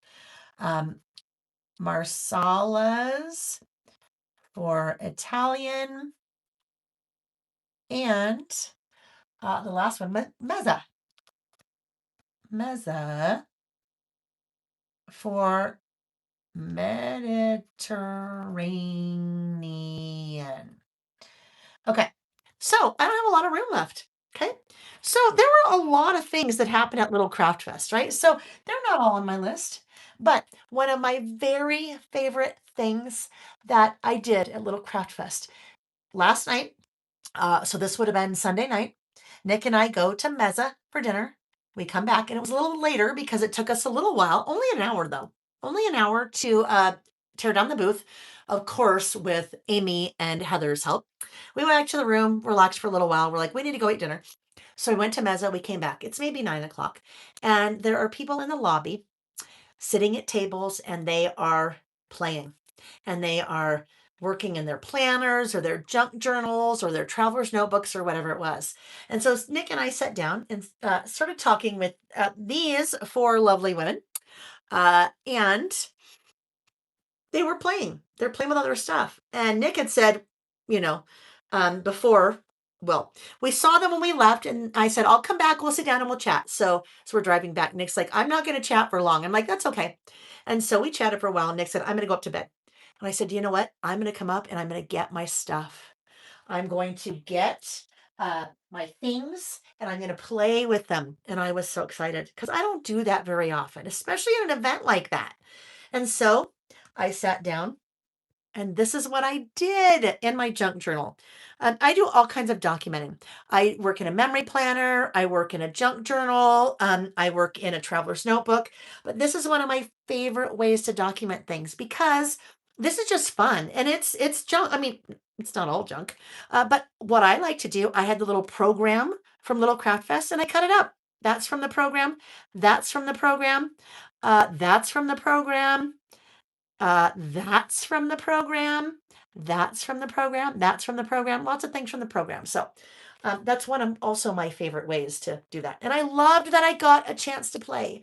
It was so fun. I felt like I was so spoiled. I felt like I was so spoiled. I felt like I was in a place I didn't belong. Because I'm like, really? I can sit with you guys and play? It just, I don't know. It was just because I don't do that. It just was very special. So I loved that. Mary was walking to the lobby, and she said the lobby was so good. Every table had groups at it. Yeah, we took over the hotel. Like, I felt bad if you were a man there or a woman on business and you wanted to like hang out in the lobby and have a drink or something. There was no room for you. We took over. Allie said, I saw the groups in the lobby, was intimidated. There were a bunch of workshop leaders there. So guess what, Allie? I was intimidated too, right? And this is my world. I mean, this is my world, right? But I said to them, I'm like, can I join you? And sometimes that's really hard. Now, I knew one of them. I knew Rachel because she's on my creative team. And Rachel and I have known each other for a really long time, back from my Carpe Diem Simple Stories days. Um, but I just said, hey, can I sit with you? We were already chatting, but I said, can I play with you guys? Do you mind? And they're like, no, not at all. So sometimes, even though we feel like we don't belong, we belong. And it is absolutely okay. I bet you at any of those tables, if you had said, hey, can I sit with you? Do you care if I get my stuff and sit with you? If we were there and you had asked us, I know we all would have said yes, because the more the merrier, right? The more the merrier. But that's hard for me to do sometimes. Even though I'm extremely extroverted person, like that, I was kind of like, ooh, is it okay? Like, yeah. And it was good. We had a great time. We had a great, great time. Yes, Rachel is on our creative team. Yes, she is. Rachel Newman. She is one smart cookie. She is an executive function coach, and that is for people like me and kids that probably how I was as a kid that have ADHD. And she helps you like focus and narrow and kind of get things done and not be a squirrel and bounce all over the place, right? So I learned a lot of really good things from her that night. Yeah, she's awesome. Okay. So Mary said she was intimidated on Saturday, but she bit the bullet on Sunday because it was now or never, right? Yes. Yeah. Sometimes, and guess what? What's the worst they can say? No. Well, let me tell you, if you're with somebody and they'll tell you no, you come find me and I'll give them a piece of my mind. Yeah. If there's room, why not? We're all doing the same thing. We all like to play. All right. So, last thing, I'll just wrap up. All in all, it was an amazing experience, and I can't wait to go back. Hopefully again next year. I'm hoping they do it again next year. I think they probably will. All right. Last thing I'm going to do. There's a little blank space right there. Guess what? What do I say? there's like a little space that looks weird there because there's our little armadillo, and we've got something there and we don't have anything there. The answer is, my friend, what is that song? Floating in the Wind? I don't know. Anyhow, the answer is a word strip sticker, not whatever in the wind. So let's see. Ooh, look at this. The best part of this day, notes from the week. Thankful for this. That's it. Thankful for this. Just so thankful for that. And don't get me wrong, that was a lot of freaking hard work. It was a lot of hard work, a lot of really long days, a lot of prep, a lot of um, teamwork involved. Lily and Denise and Heather and Nick and Amy. But oh my gosh, it was so fun. I will do it again in a heartbeat. So there we go. There is my About Last Month for the month of April. And that's a totally different way I normally do it. Normally, like I said, let's go back. Oh, let's go back to this one. This was actually a different way than I normally do it too. Um, March was a really big month in my world, a really big month. The biggest part of that month was probably our older son Jet got married, which, oh my goodness, just Ah, I don't, yeah. That's all I can say. So my list for March was even a little bit different. I really only listed about four things because there were four big things. Jack got married. We moved to a warehouse. I went to Japan, and then we had an amazing dinner experience with our best couple friends. So it's kind of what this was. And there were a lot of photos here. So a lot of photos, lots of photos, lots of photos. All right. And then what it normally is like is really here. And this isn't even normal. Normally, here's my list, things that happen in February. Here are photos that go with it. And then I even did a little tip in here kind of thing. So, all right, you guys. So let's do this. Let's take a quick break. I'm not going anywhere. I just need to have some more water. We're hydrating. I have a full water to take here. And it is 8:51 p.m. my time, which means I'll probably be up 28 times in the middle of the night to go to the bathroom. But it's okay. All right, that's okay. Yes, Marion. Hi, Marion. I also got to meet Marion by the sea. She said Amy Tangerine was down there playing at our table, and that was really cool. So there were just people that were there, that we were all just kind of playing together, and we're all the same, right? Doesn't matter if we taught a workshop or if it's somebody like Amy that you've admired from afar for years. We're all for the same, right? We can all hang out together. Water, water, water. Mm-mm-mm. Mm. Gerda was there last year. Gerda said, I will not miss this event again. I am there next year for sure. I will tell you something.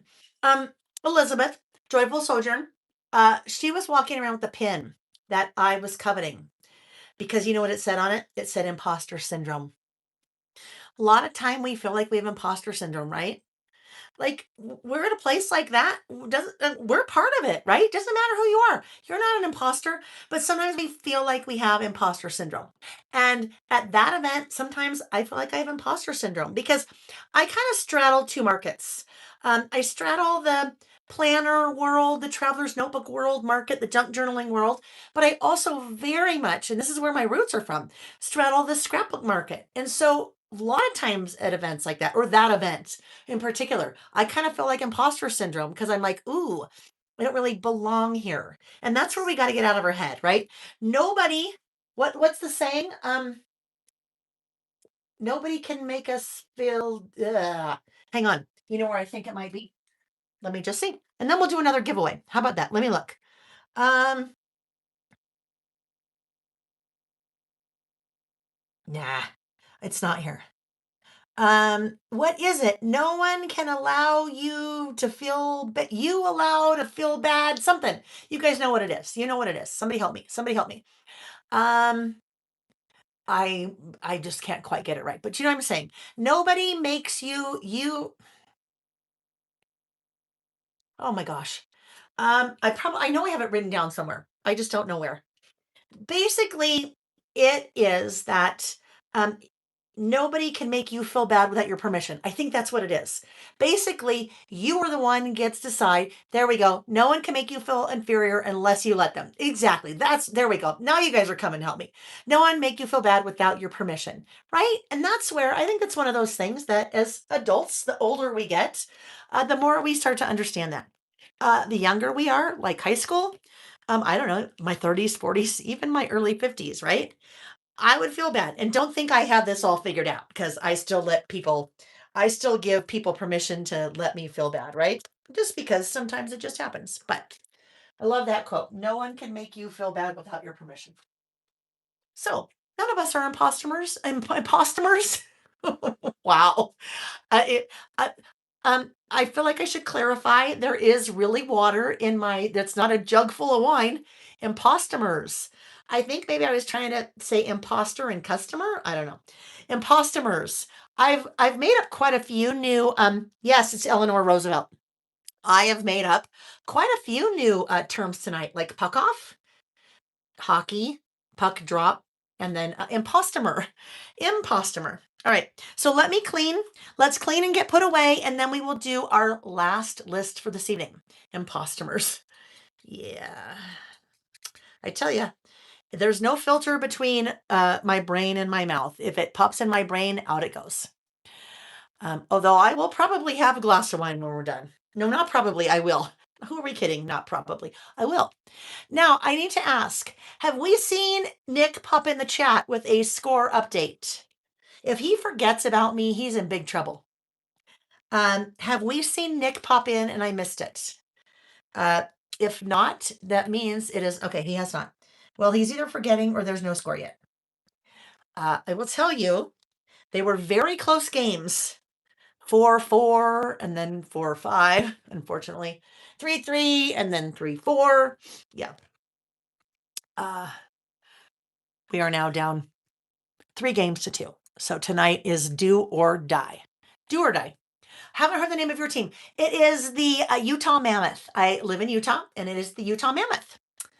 Okay, so I think that, well, let me put these away. Let's just clean off a little bit. Again, we're doing a live giveaway, so you might want to chat. Just if you're chatting, don't chat anything that you'd like me to see because I won't see it because it goes too fast. All right, so I think we should do. Okay. Did I really do it? How did I do that? It's funny. I think I gave something away and I didn't show it yet. So this, well, you'll start to see it now, but let's do, let's do this one. Spring, summer season pass paper pack. So I used rub-ons from the spring, summer season pass, but this will be the paper pack. That is the cover sheet to the paper pack. Well, that's actually the cover sheet to the entire kit, but the kit's sold out, but you still have the paper pack. The stamps are still available, the die cuts, and the word strip stickers. The whole kit is sold out, and then the rub-ons are also sold out. But isn't that beautiful? So Season Pass for spring, summer has product for kind of the months of April, May, and June.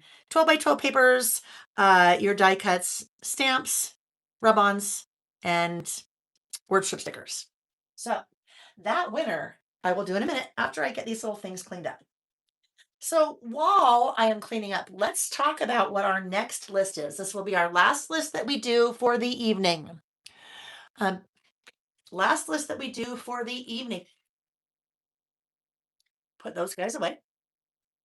This list is a list about, wait, what did I call this? Top 5 moments. This is a top 5 moments list. Now, top 5 moments list. This could be anything. Anything. Top 5 moments of what? Could be top 5 moments of yesterday. It could be top 5 moments of high school. And for some of us, it might be hard to come up with 5. Just kidding. But maybe not kidding. Top 5 moments of a meeting you had last week. Top 5 moments of your vacation. Top 5 moments of your childhood. Top 5 moments of being a parent. Lots of flexibility in that. Oh yeah, the little squirrel. He's just laying there. Top 5 moments. So you get to decide what it is going to be. Top 5 moments of fill in the blank. For me, it is top 5 moments of my trip to Japan. Top 5 moments of my trip to Japan. And I thought this would be a fun one to do because It's easy for pretty much anyone to do. You don't have to do top 5 moments of your trip to Japan unless you've been to Japan, then you could. So Vicky could do this list because she was in Japan with us. Carrie could do this list because she was in Japan with us. Carol said Japan's on her bucket list. Let me tell you, yes. Now, only 5, right? So this is a hard one. I know, Carrie, I had to think about it. But you could do this list 28 times. Your top 5 moments of today's memories. And then you're like, oh, yeah, wait, there were more top 5 moments. I'm using top 5 moments because I'm going to be using 2 different stamp sets.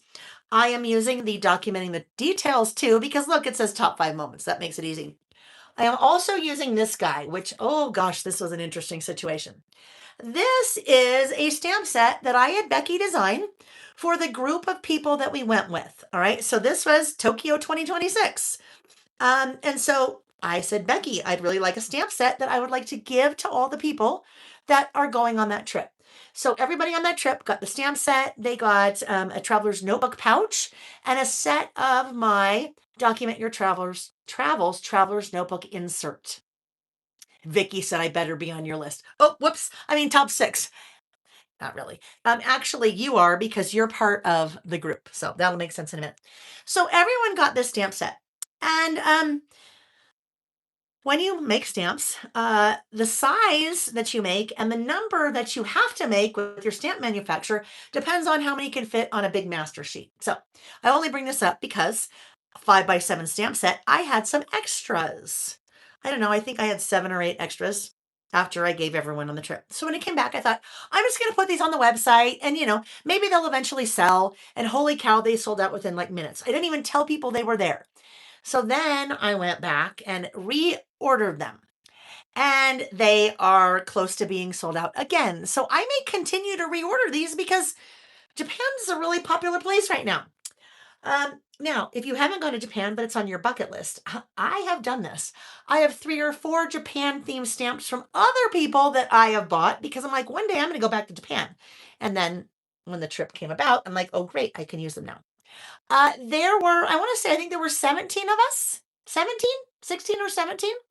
We went, just kind of a little behind the scenes, and then we'll do the giveaway, and then I'll start on my list. We went with, well, we back up. Vicky and I, about a year and a half ago, said, hey, we'd really like to go to Japan. And we know someone that does Japan tours, our friend Paula G from Crafty Destinations. So Vicky and I approached Paula and we said, guess what? We would really like to do Japan. But we would like to be able to have some input as to the people that go on the trip. And that may sound really odd, but I will tell you, when you are planning a trip and you would like a little bit of a break, and you don't want to necessarily have to be on all the time, if we opened it up to the world, then it'd be a little bit of a different trip for us. So this first time that we did it, and I say first time because Vicki and I are both planning with Paula trips again. I think we're not quite figured out. I think we might do separate trips. I don't know. We'll see.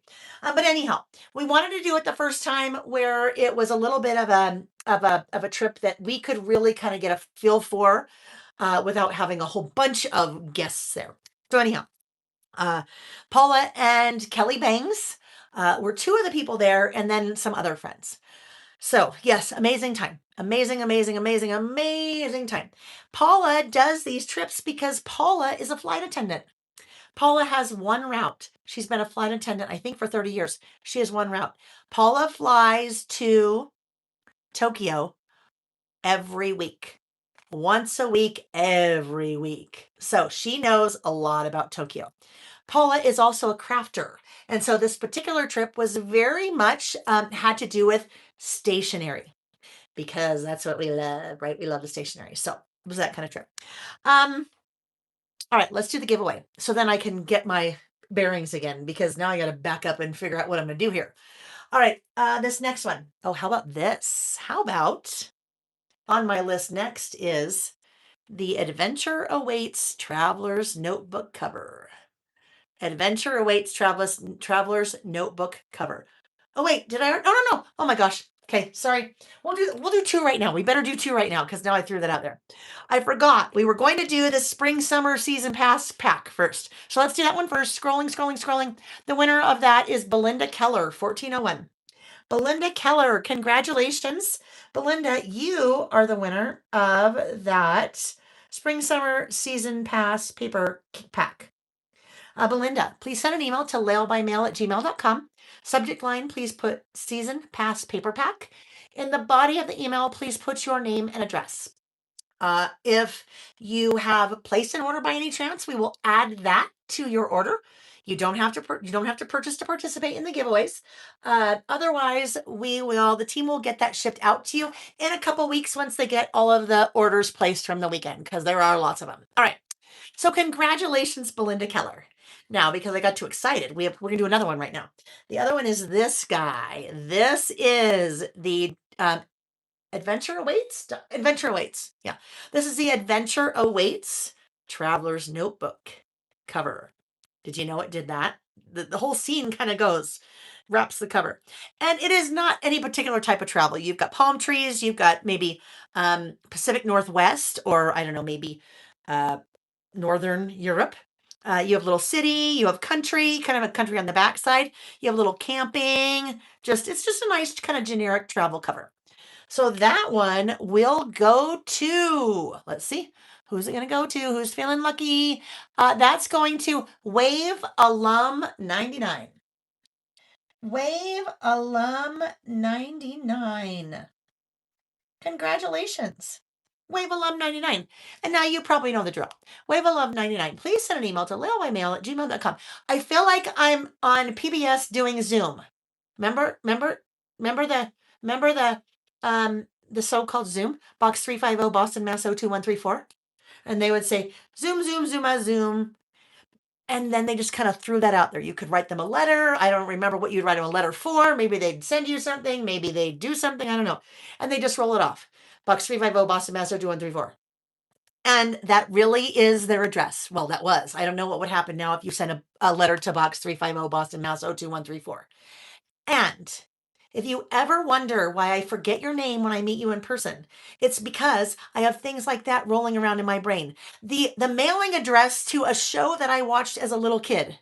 I can't remember what I had for breakfast, but I can remember Utah down 1-0. Oh, Joyce. It's okay. It's still early. It's still first period. Nick just gave an update. Okay. Thank you. Thank you, guys. Thank you for having my back. Utah down. All right. It's okay. We've got lots of time left. Lots of time. First period. We've got plenty of time. Okay. Thank you, Nick. He's probably not here anymore. Oh, what a good husband he is. Okay. Let me drink and then we'll keep going. Tracy's Treasures. Yes. Tracy said, I can't even get my own daughter's names correct. Now, I remember when my mother would do that. And I have a sister, Lainey and Layle. My mom would mix us up all the time names. She knows who we are. Sometimes we get called the dog name. And I always thought, what is wrong with you? Don't you know? Yes, Joyce, we gave 2 prizes. And she'd say, I'd be like, Mom, what is wrong with you? Don't you know my name? And wouldn't you know it? Tell me that you don't call your pet the wrong name, your person, your partner, your kids, your friends. You just do, right? So yes, sometimes I don't even know my kids' names, let alone what I ate for breakfast. But I do know the mailing house. Oh my gosh, sorry. The mailing address that just came out. So sorry. I do not swear here. I just meant donkey. I do know the mailing donkey. See, I was trying to say address and I just shortened it. Some of those little letters just fell out of my word. Golly. Yikes. I guess if I'm going to accidentally swear, I didn't mean to swear. If I'm going to accidentally swear, that's a better swear than one of the other words we were kind of, talking about earlier. Oh, goodness, Layle. All right. Our next list is, yeah. What is it? Yeah, my top 5 moments from Japan. So, this is what I'm going to do. This is going to be very interesting. You would love a stamp set with these little funnies. Wouldn't that be funny, right? Revealing a sale for tomorrow. Zen Girls, it's already live. It is already live. Sale's already live. It is linked in the description box of the video.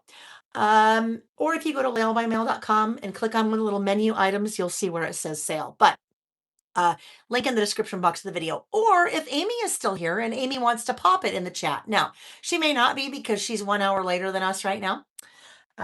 Normally she's 1 hour earlier than us. Except for part of the year we're the same time zone because she lives in Arizona, and Arizona is one of two places that does not change the time for daylight savings. So otherwise, go to click on click description box of the video. There are some things on sale. Okay, so this list, this is going to be interesting. Because I'm going to do this list twice. I'm not going to do it twice tonight. And you might think, Layle, why in the world would you do this list twice? Because I can. Because I want to. The reason I want to is I want this list to be here. I want it to be documented here in my listing book, but it's also going to be done in my Japan Traveler's Notebook. So my Japan Traveler's Notebook is here. Look at all the fun little dangly charms I have on my Japan Traveler's Notebook. It was fun. Look at this. My friend Lindsay that was on the trip, she made those for each of us. How cool is that? Thank you, Amy. Thank you, thank you. Amy just popped the link in the chat. So if you're watching live, you have the link to the sale. And if you are not watching live, then it's in the description box of the video. Look how cute that is. That little Tokyo 2026 with the little things. Of course, I've got my little Hello Kitty pen in there. This is how I have started documenting the trip. I've done it in a couple places. I'm going to make a list in my Traveler's Notebook one. I'll do it again, but with different product in this. And then I also have junk journal that I have done in this, my little kind of junk journal book. You can document things multiple times because you know what? You're the boss of you. You get to decide what you do, right? Okay. So, this guy, look, this is the start of my documenting of the trip. This is what I do when I am on a trip. I prep a traveler's notebook insert ahead of time. This is my document your travels traveler's notebook inserts set. I prep it ahead of time. So ahead of time, I do a little bit of stamping and stuff. And then every night while I am on the trip, I do this. And let me tell you, some nights you don't want to do this, right? Some nights it's all you can do to barely put your head on the pillow and brush your teeth, and then you're done, right? But this is a really important part of travel for me because I'm getting old. We're all getting old. I'm 50. Oh my gosh, I'm going to be 58 years old this year.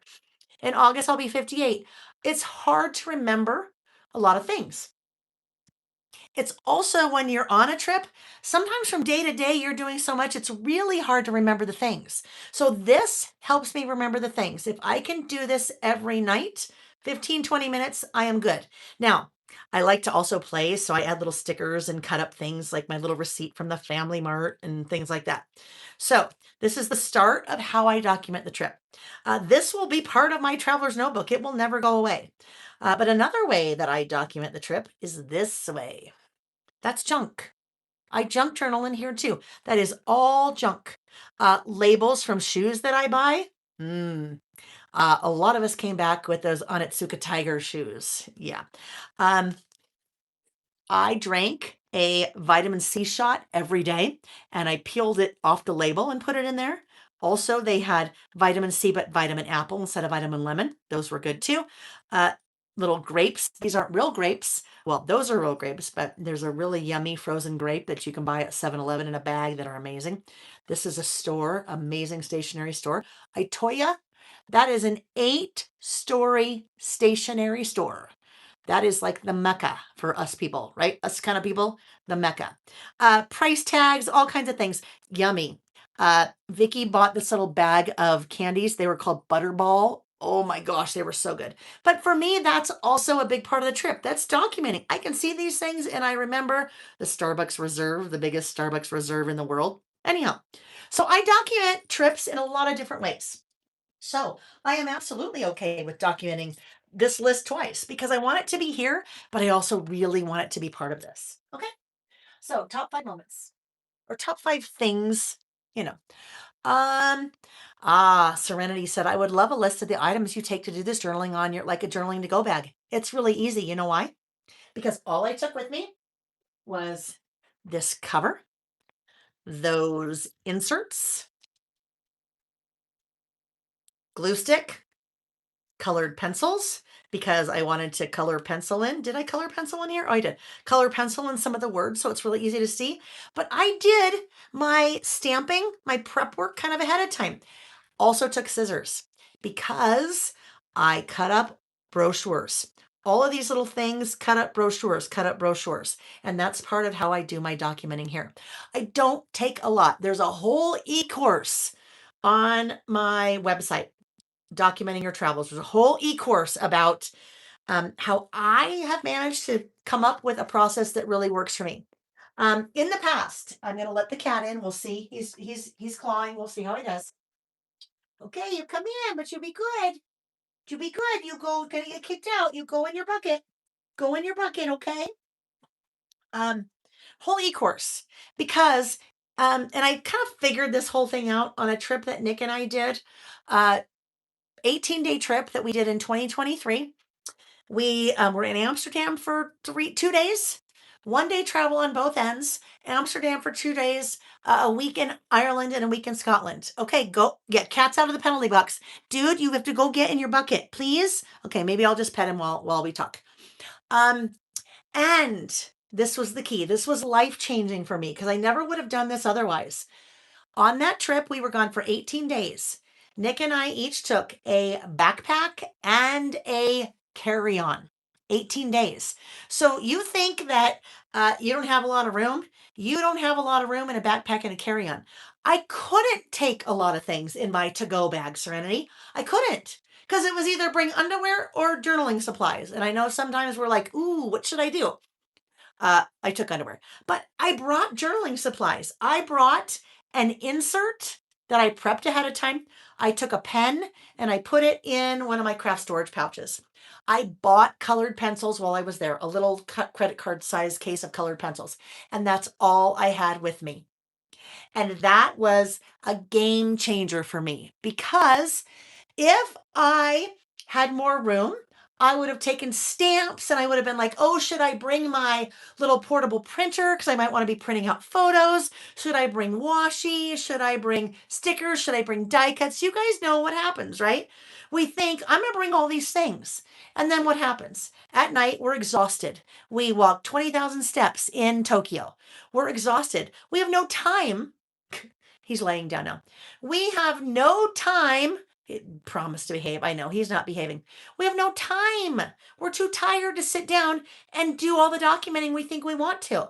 And so it all just stays in a bag. And we brought a lot with us. And then maybe we have a little bit of time, but then we're like, shoot, well, oh, how many pages should I leave for this day? And how many pages for this day? And oh, but where should I put all the photos? And you know what happens? We do not end up doing anything because we're paralyzed. And that was a huge aha moment to me because I have done it all. I've taken all the stuff with me, even the little printers, and it never worked out. I was never successful. This time I was successful because I didn't take anything. Didn't take anything. I had a traveler's notebook insert. At that time, I didn't even have a themed traveler's notebook insert. So I drew it all, stamped a whole bunch of stuff ahead of time, and that's all I did. And that made it manageable. That, oh, Reggie, come on. Hang on. I'm going to see if I can put him in his bucket. And if it doesn't work, he's going to go again. So hang tight. Okay, Reggie, this is your last shot, buddy. You go in the bucket and you stay. Sit down. Sit down. I talk to him like he understands English. Sit down. Can you sit down? Okay. You can stand right there. If you come interrupt me again, you're done. Okay? I know. He's just lonely. He's lonely. So that's what worked for me. Not to say that it doesn't work for anyone, but that's how I would answer that, Serenity. I didn't even have a bag. Well, I had my little craft storage pouch. Okay, Reg, come on. Get down. All right. Last time, friends. I'm going to lock him out. Sorry, Reg, but you're not listening to me. You're not listening to me. Sorry. Oh, yeah, don't look at me like that. Yeah. Now I have guilty. I feel guilty. All right. So let me have a sip of water and we better do another giveaway. We better do another giveaway. Carla, it is easy to overthink and then do nothing. Totally.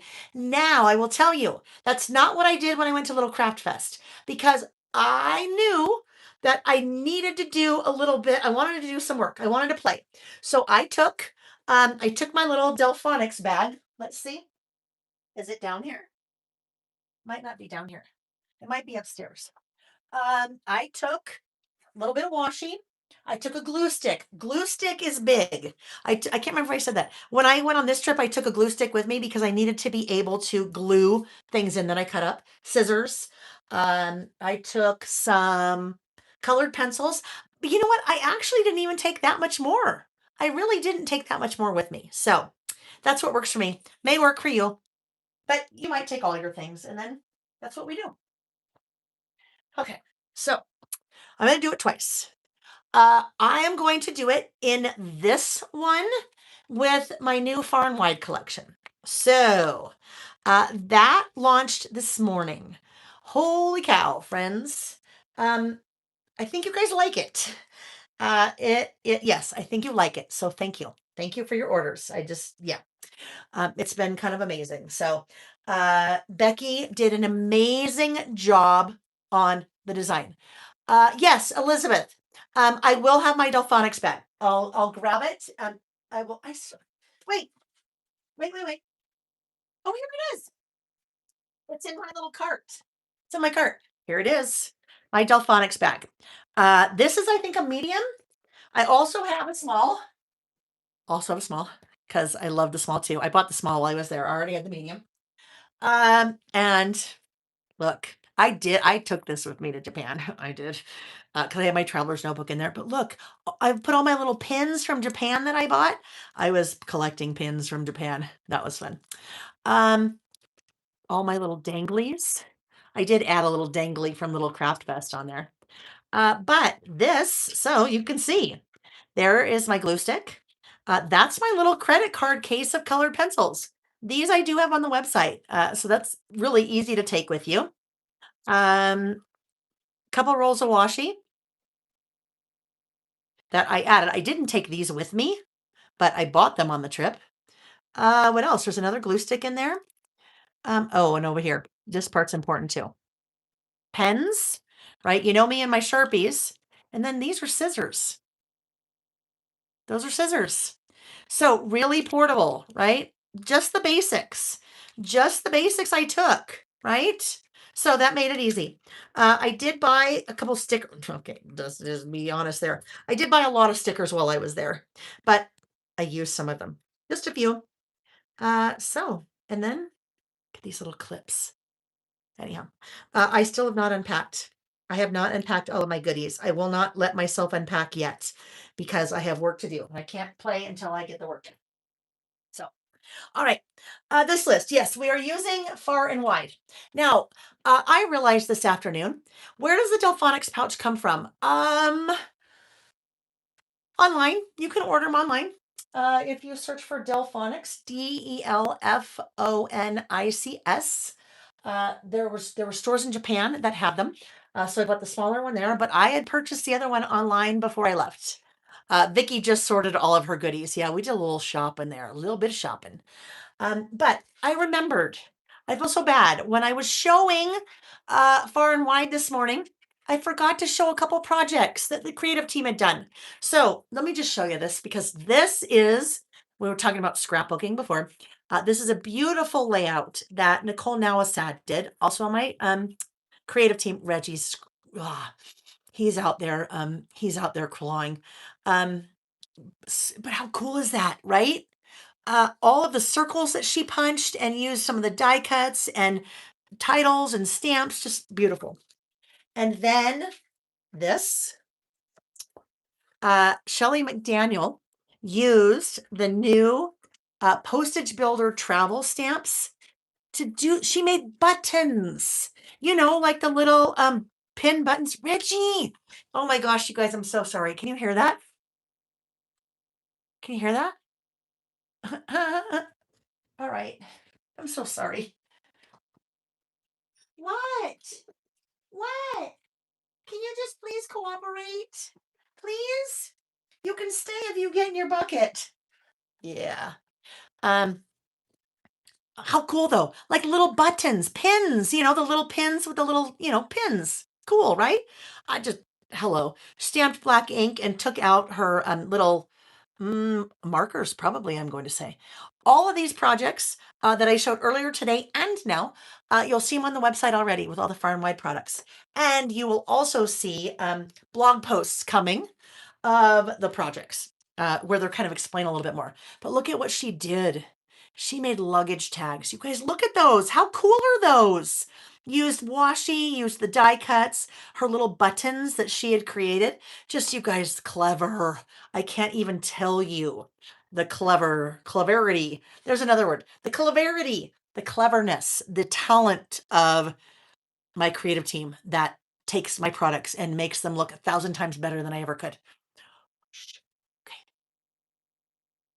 let's see. He just walked across the other way. Let's see. Let's see if he stays over there. Okay, send positive thoughts. Send all the juju to him that he does not that he does not come. Oh no. Maybe if I just put stuff in the way so he can't get in front. All right. We have another giveaway. No. I need like a big wall here so he can't get up. No. This prize is, we have another $25 store credit. Okay. $25 store credit. All right. You guys have been commenting for a while. So let me get in here. The winner is Maritza Garza. Maritza!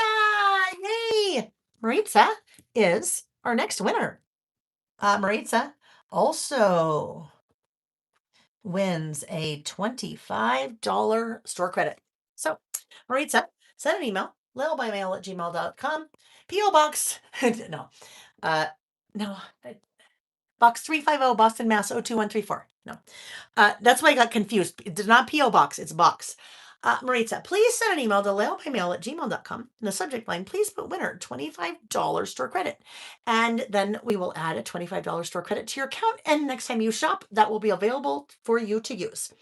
And just make sure, I think, Maritza, you do, just make sure that you have an account already set up on my website.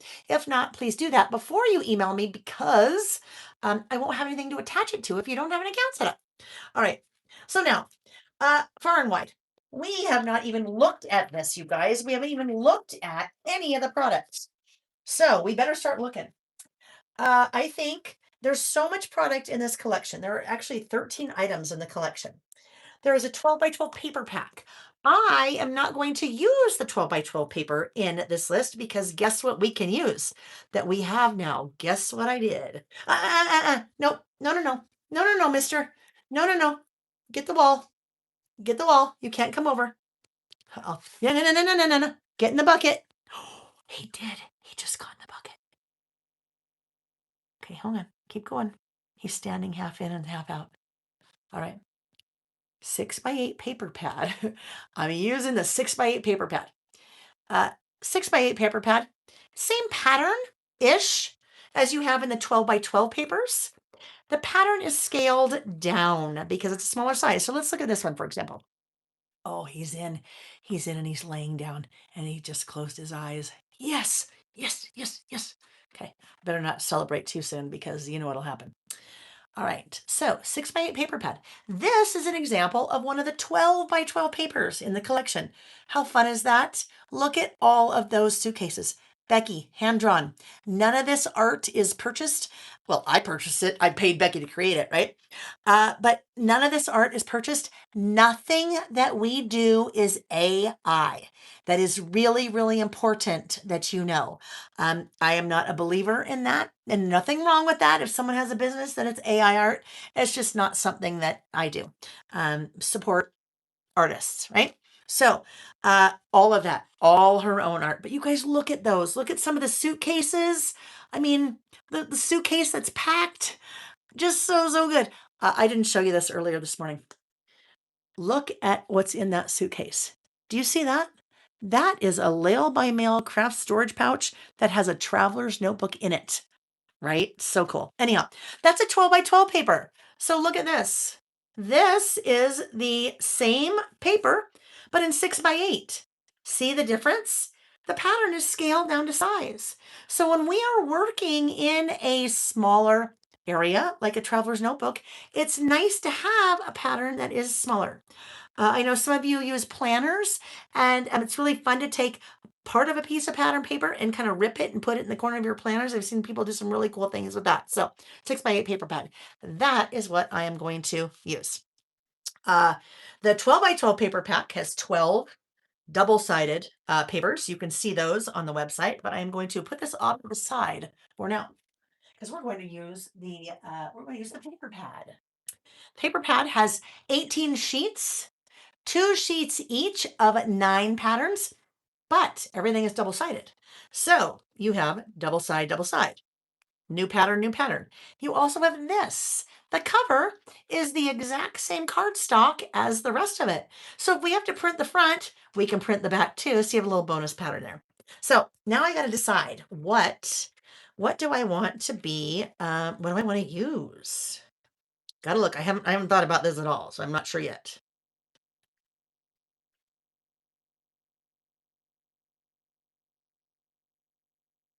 What I have to think about is what kind of die cuts I'm going to use. I think we're going to use that one. I think we're going to use that. That is camera. Our cameras there are cameras on that. And then I think we will do, I kind of want to do this one, the backside of this, kind of your departure board. So there's really nothing that is specific to Tokyo for this trip. Nothing specific to Japan, nothing specific to Tokyo. That's actually not true. There is something, and I will show you. When you look at, it'll be easier to see in a 12 by 12. So let me find it.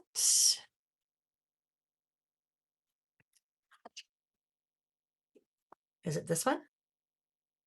No, it's the stamps.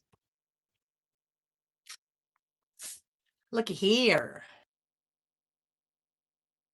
The gates in Kyoto. So you didn't even know. Little Japan right there. Anyhow, that's the only thing that's specific to Japan. And that's really the only thing specific to any city or country is what you might see in those little stamps. Okay. So now we are going to cut our papers.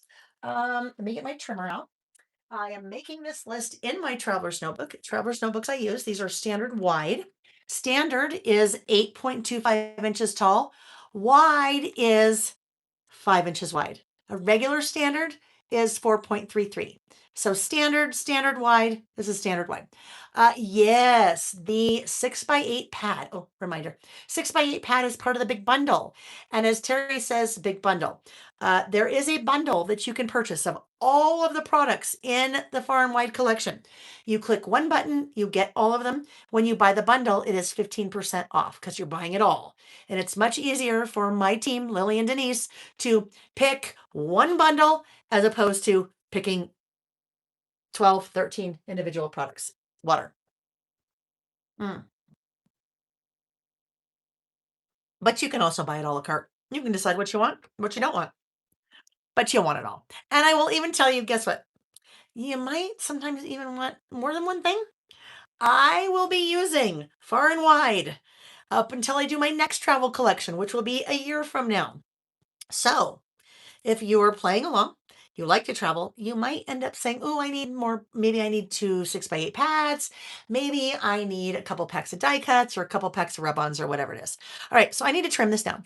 I'm going to trim this to 4 3/4 by 8. It's already 8, so I don't need to trim it. I don't need to trim the height. And I choose that. I choose that size because my Traveler's Notebook insert again is 5 by 8.25. So what happens when I put a base paper down, that gives me, oh, I just remembered something I'm going to do. I need to think about that now. That gives me a nice white border all the way around. Here and here. Now, I am going to work with these off the page. Okay. I have 2 bases, which means I can create this way, and then I can get them into the, my Traveler's Notebook insert when I am done. So I just remembered I wanted to do some kind of pocket over here. So this is what we're going to do. Pocket, pocket, pocket, pocket. I'm going to use something fairly plain. There's a lot going on here, right? And actually, what I think I'm going to do, I'm going to totally change my mind because now that I think about a pocket, this needs to go here. And now this could be the pocket. All right. I might have to use another sheet of this and I'll explain why. Let me cut this first.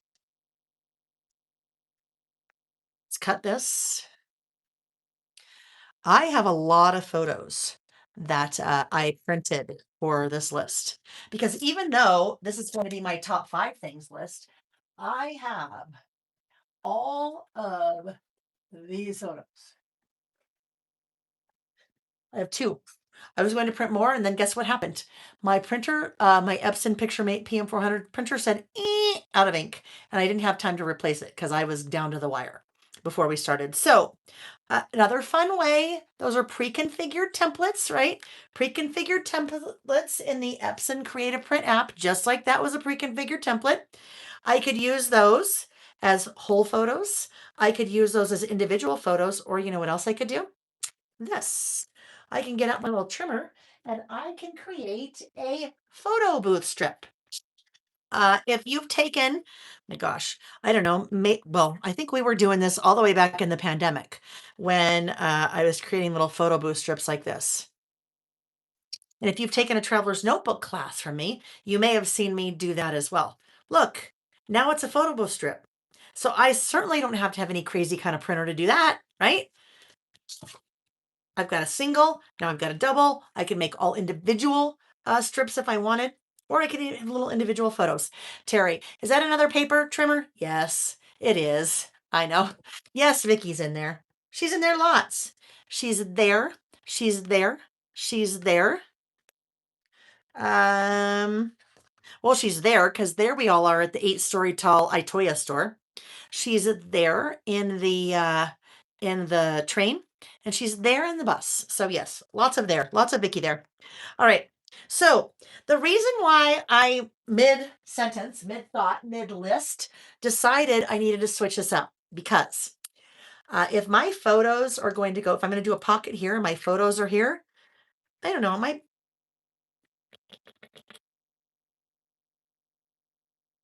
not be. What am I thinking? No, I want my pocket out of this because if my pocket goes here, then I can decorate. I don't even know. I don't know where I was headed with that. But anyhow, I know where I'm going now. So this is my left page. This is my right page. This will be my pocket. Now, I also might have to redo something here. I'm going to get out my die cutting machine. All right. This is my little Anna Griffin Empress mini machine. They do not sell these anymore. They don't sell these anymore. They came out with a brand new machine. I now carry the brand new machine on my website. It's wider, a little bit wider. So this is a little tight. It's a little bit wider. It is. I have mine in a box over there across the room, so I haven't unpacked it yet. But this is an electronic die cutting machine. Can't remember if I said it. I used to carry these. I carry the new one now. Right. I carry the new one on the website. Plug that in. It's electronic, which means I can turn on the power button and I can press run and it will do the work for me. Now, die cutting machine, they basically all quiet. I think it's waiting for me because normally you put something in there, which I will do now. All die cutting machines are the same. Whether they have different colors, they're different sizes, different widths, whether they have a manual crank and you have to actually do the work to get the plates through to die cut, or whether they're electronic, they all do the same thing. They all are taking, or you're taking a metal die and some kind of something like paper or photo, I guess you could do, and you are running it through the machine. You are cutting out whatever that metal die is. All right. So, with that said, let's see. Oh, I know what we want to do. Yes. Okay. I need to walk across the room for a minute. Oh, guess what? I need to walk behind the cat. Yeah. Let's just hope that he's not going to move. I'll just slyly sneak by. Okay. You can still hear me. I'm still here. Reggie can certainly hear me too. I am looking for one of, oh yeah, there we go. This is what I want to do. This is the one. This is the one. We have a couple of different pocket dies. All right, we have a library pocket die. We have an envelope pocket die. We have a camera pocket die. This is the camera stamp and the coordinating camera pocket die. So I'm going to use this. This will be fun to hold on my photos. And so let's get the stamp out. Guess what? We're going to be going past our time. I'm okay with that. Oh, one of Vicky's top 5, the loft. I know. The loft has a lot of stationery, but a lot of other like home goods and things in it too. Just, oh my gosh, the shopping. I can't even tell you. Shopping. Bought another suitcase, but that's not the first time I've done that. Won't be the last. And I will tell you, so on Paula's advice, I put a medium suitcase inside of a large suitcase so that when you come home, you've got a large suitcase to use. I filled that up, still had to buy another suitcase. But you know what? You're only there once. Or I say maybe I'm only there once, but I'm going to go back. I was already there when I was a little kid. Okay. So I am going to stamp the camera stamp and then I will die cut it out. Okay. So I am going to stamp my camera stamp on, where'd my paper go? That. All right. So that is one of my white grid pieces. That was 6x8. I have 12x12 also. Let's get this out of the way for a minute. Let's get our camera stamp. And our camera stamp, we need a large stamping block, right? We talk about right sizing our stamping block to our stamp. And I need a pretty big stamping block here, don't I? Let's see. Sorry for that noise. Here we go. That. Now, when we talk about right sizing our stamping block to our stamp, if this is the only size stamping block we have, it needs to work for everything because it needs to work for our largest stamp.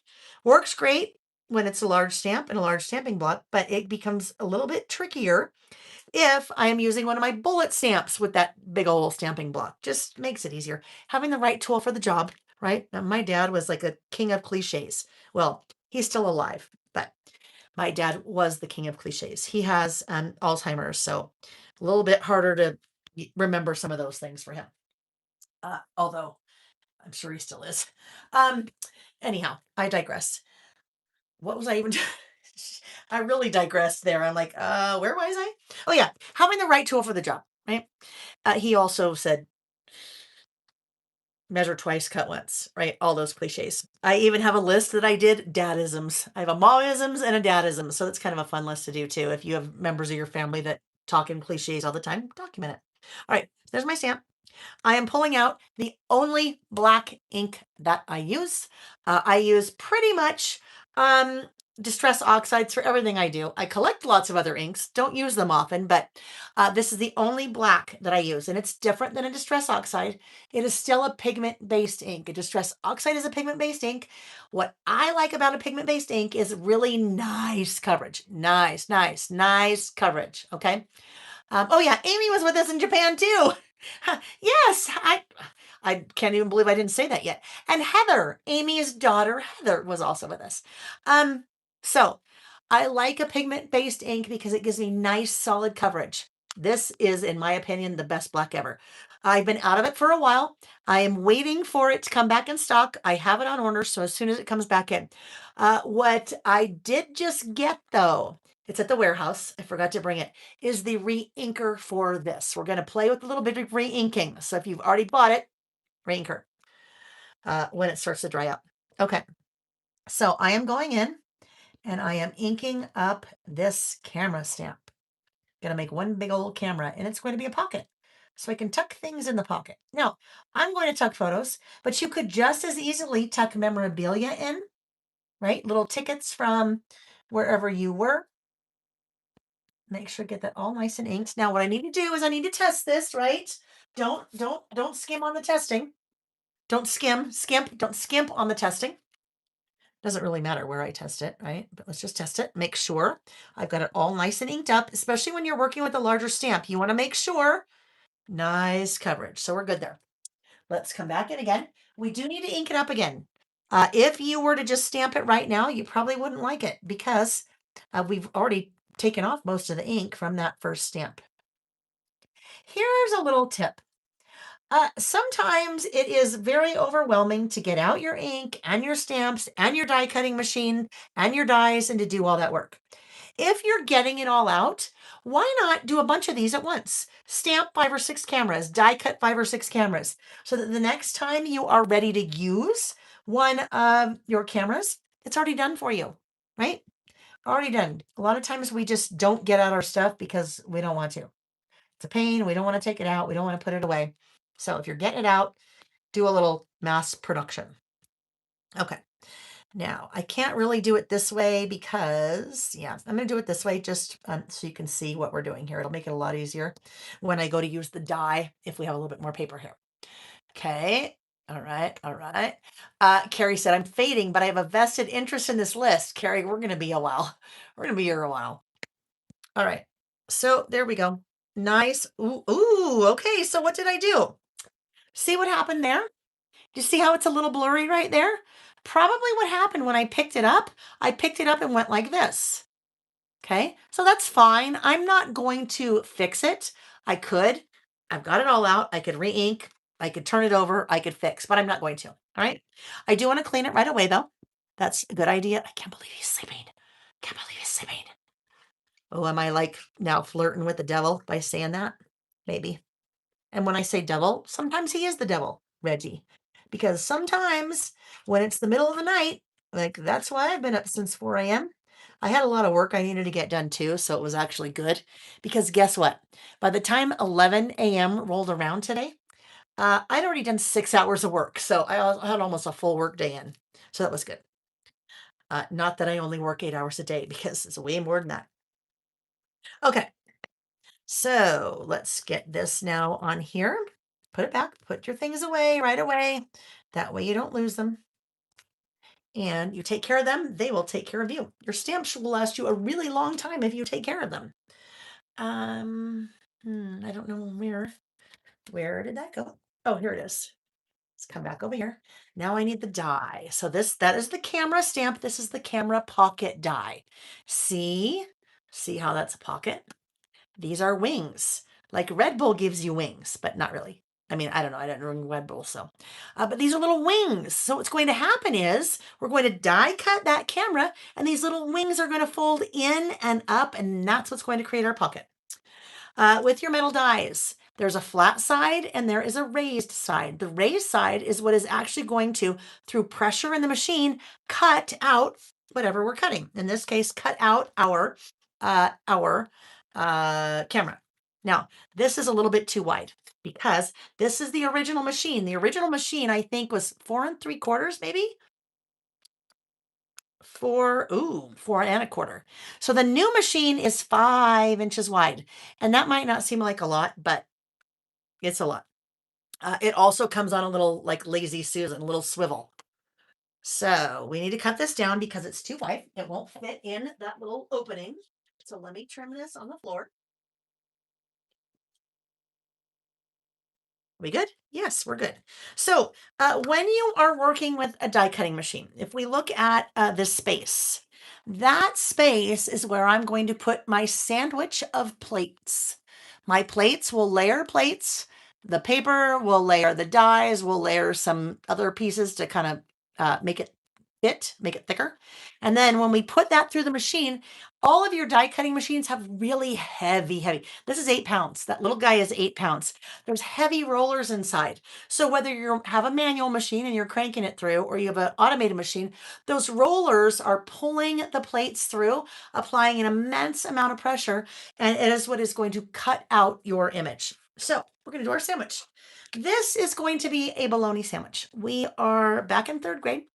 We are making our bologna sandwich. It is summertime. And we've been out playing all day because that's what we did in the summer. Our parents would lock us out of the house and we basically play outside until it was dark, right? Back then. I mean, they wouldn't lock us out of the house, but you know what I mean. My parents didn't lock me out of the house. They might suggest I play outside all day, but never locked me out. Anyhow, so we're making our bologna sandwich. Back then, my bologna sandwich had 2 pieces of Wonder Bread. That is my piece of bottom Wonder Bread. That plate, hard plastic plate. That's my bottom of my sandwich, the Wonder Bread. Then we get our bologna. That is my magnetic mat. So this machine comes with your plates and your mats. That's my magnetic mat. Not all machines have magnetic mats. Magnetic mat makes it very easy because when I put that down, my bologna on my Wonder Bread, I then take my Kraft single slice because back then we put the Miracle Whip on the bread, the Wonder Bread, put the bologna down and put the Kraft single slice, unpack it, peel it from the wrapper, and then put it on the bologna, right? So now this comes the problem in my bologna sandwich analogy here. I did not put lettuce on my sandwich, but we need another layer. So this is going to be lettuce, right? I'm taking the die and I am going to just turn it this way because it's a little easier for me to do this way. I am setting it on top of that stamped image. And I am just kind of moving it around a little bit until it looks good, right? Because it's magnetic, that die is not going anywhere. If you're working with a machine that's not magnetic, typically what people do is they'll maybe put a little bit of washi tape just over the die so it holds it in place while it goes to the machine. And then my bologna sandwich. My bologna has a first name. My bologna sandwich has the second piece of Wonder Bread. Okay, so that's my sandwich. And I'm going to turn my machine on. I'm going to put my sandwich in through that little place, that little area, right? I will hit run. Uh-oh, man.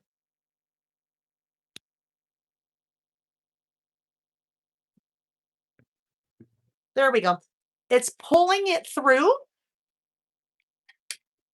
Could you hear it go kind of make a clinking sound? That is when it made its way through the rollers. So immense pressure, 8 pounds. So now I'm going to move this out of the way and we are going to deconstruct our bologna sandwich. And now we have die cut our Kraft singles. Basically what we did, right? And then these are your wings. Your wings are scored. My wings are what I am going to fold in and up under. And that is what is going to create the pocket for me. All right. There is my pocket, my camera pocket. So let's get all these things out of the way. Let me just put this guy back in here, back in here, back in here. Now, if you don't have a die cut machine, you don't have to have a die cut machine to do this. You could stamp and then take your scissors and just make your own little wings, right? You got to do some fussy cutting, make your own little wings. But if you want to do a pocket, you could do that. Or you could just turn it over, put adhesive, adhesive, adhesive. When it's something small like this, generally, I would, because I have all the things, I would rather make a pocket because if I'm putting adhesive here, now I am really starting to narrow my pocket and kind of limit what can go in the pocket. Okay, so let's put these things back in our little stamp storage sleeve here, and we are ready to go. Mustard. Oh, I know. Well, mustard. Okay. I did not eat mustard when I was in third grade, Miss Vicky Booten. I had Miracle Whip. I didn't have refined taste for mustard. Certainly not Grey Poupon. Pardon me, do you have any Grey Poupon? Remember that commercial when we were little? And the guy like pulls up in his Rolls Royce fancy car and somebody asks if they've got Grey Poupon and I think he hands it to him, right? Because we would all drive around in our Rolls Royce with our Grey Poupon and then pass it through the window to some guy, some stranger that wanted to know if we had any mustard. All right. So here we go. Here is my little guide now. See, that's why I kind of was going back and forth because that's so busy, that background. Now we have a nice clean camera that we'll be able to decorate a little bit, but we need to turn it into a pocket. So I am going to grab some double-sided tape. Double-sided tape. Suquang. The brand is Suquang double-sided tape. That's kind of a mouthful, tongue twister. I am going to take my double-sided tape and I am going to put it there on my wings. And we're going to put it here. And we are going to put it here. And we're going to put it here. Double-sided tape. I am using double-sided tape as opposed to my tape runner because anytime you're doing something interactive, that's interactive. Sorry, when I jiggle the table, everything jiggles. All the things are jiggling. Oh, anytime it's interactive, there's going to be strain or stress on those wings. If I'm pulling things in and out of the pocket, I want it to be really strong. I don't want it to pop. If I'm using my regular adhesive, it's probably going to pop. So I need to pull this off. If you've ever worked with double-sided tape, it is a double-edged sword. It is really sticky, which is really nice. But guess what? It's really sticky, which sometimes isn't really nice, because if you get it on there crooked, don't even try to get it off, because you will make a hot mess. You're going to be ripping things because it's super sticky. So there's a little trick. There's a little trick here. You peel back just some of the release paper. Peel back just a little bit of the release paper. All right, like that. Okay. Pull back a little, and I'm making a little tab. Pull it back and stick it out the edge like that. Okay. I'll do the same thing on this side. Pull it back and stick it out the edge. And then, ooh, stick it this way. It's got to come out this edge because I need to be able to get at it. And then we will do the same thing. Well, we can't really do the same thing underneath. So we're going to just do it because there's no way for me to kind of get in there and pull it out later because it's going to all be in there. So I'm going to do this and do that. And I'm going to do this and do that. Okay, so it's a pocket now, but now I have to be able to adhere it. These little tabs make it easy for me to have a little bit of wiggle room. If you have pulled all the release paper off, as soon as you go to put it down, it's down. But because the release paper is only partially removed, look at what I can do. Have you ever tried to do that with double-sided tape when it's not like that? It's not sticking because all the release paper hasn't been pulled off. So I can take my chances here, take the opportunity. I shouldn't say chances. I'm not taking my chances. I can get that exactly where I want it. Look at that. I can get it exactly where I want it. That looks pretty good. And then I press down. I press down on the parts where it has been revealed. And then there's my little pull tab. There's my little pull tab. I pull out my little pull tabs, and I now have a nice pocket that is very nice and secure. Yes, it had to be the tanging zip of Miracle Whip. Back then, if you had told me that I'd be eating, as an adult, I would be eating sandwiches with mayonnaise, I would have said, no, gross, I want Miracle Whip. Yeah, I have lost the taste for Miracle Whip. Way too sweet, way too much sugar. If you like it, good for you. But back then, I give me all the sweet. I mean, come on. You've got White Wonder Bread, you've got bologna, you've got a Kraft Singles, um and Miracle Whip. That was like the thing summers were made of when we were a little kid. And some of you were like, "What are you even talking about?" I loved it. That and a Fluffer Nutter. Fluffer Nutter. Again, same Wonder Bread. Fluffer was oh, the marshmallow cream. That's the fluffer part, and the nutter part was peanut butter. Oh my gosh, you've died and gone to heaven. You haven't lived until you've had a fluffer nutter. I haven't had one of those in years. Okay, so here we go. This is the start of our list. Photos will go in here. And look. My little 2 guy goes in there. A little 2 guy goes in there. A little 1 guy goes in there. So if you have a big photo, well, if I have a big photo and I couldn't cut it up like this, it really wouldn't work. But I can make my little photo booth strips and they all go in there and then they're all playing happily together. So in this one little page, this page is 5 by 8.25. How many photos do I have? 24. I have 24 photos in this little tiny area. Okay, so let's goes back in there, tuck it in, tuck it in. If I had tickets, if I had memorabilia, any of those things I could also tuck in. All right, so let's do this one. I think this one, let's make it 1, 2, and 3. Why don't we do a whole bunch of singles? Well, not a whole bunch of singles. We'll do, here we're going to do, make sure that's straight, 3 photo booth strips. Okay. Now, what I forgot to do, this would have been fun, but I forgot to do it ahead of time.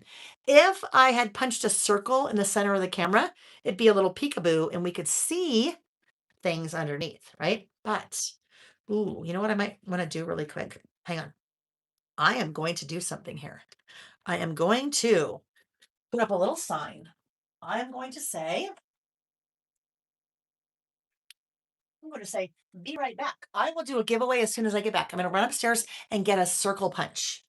Oh, I'm going to run upstairs and get a circle punch. We're still going to make this work. We'll see. I'll be right back. Oops, covered up the be right back sign. I'll be right back. Oh, you know who's going to want to follow me? Oh, no. Okay, guess what? I'm not going to do that.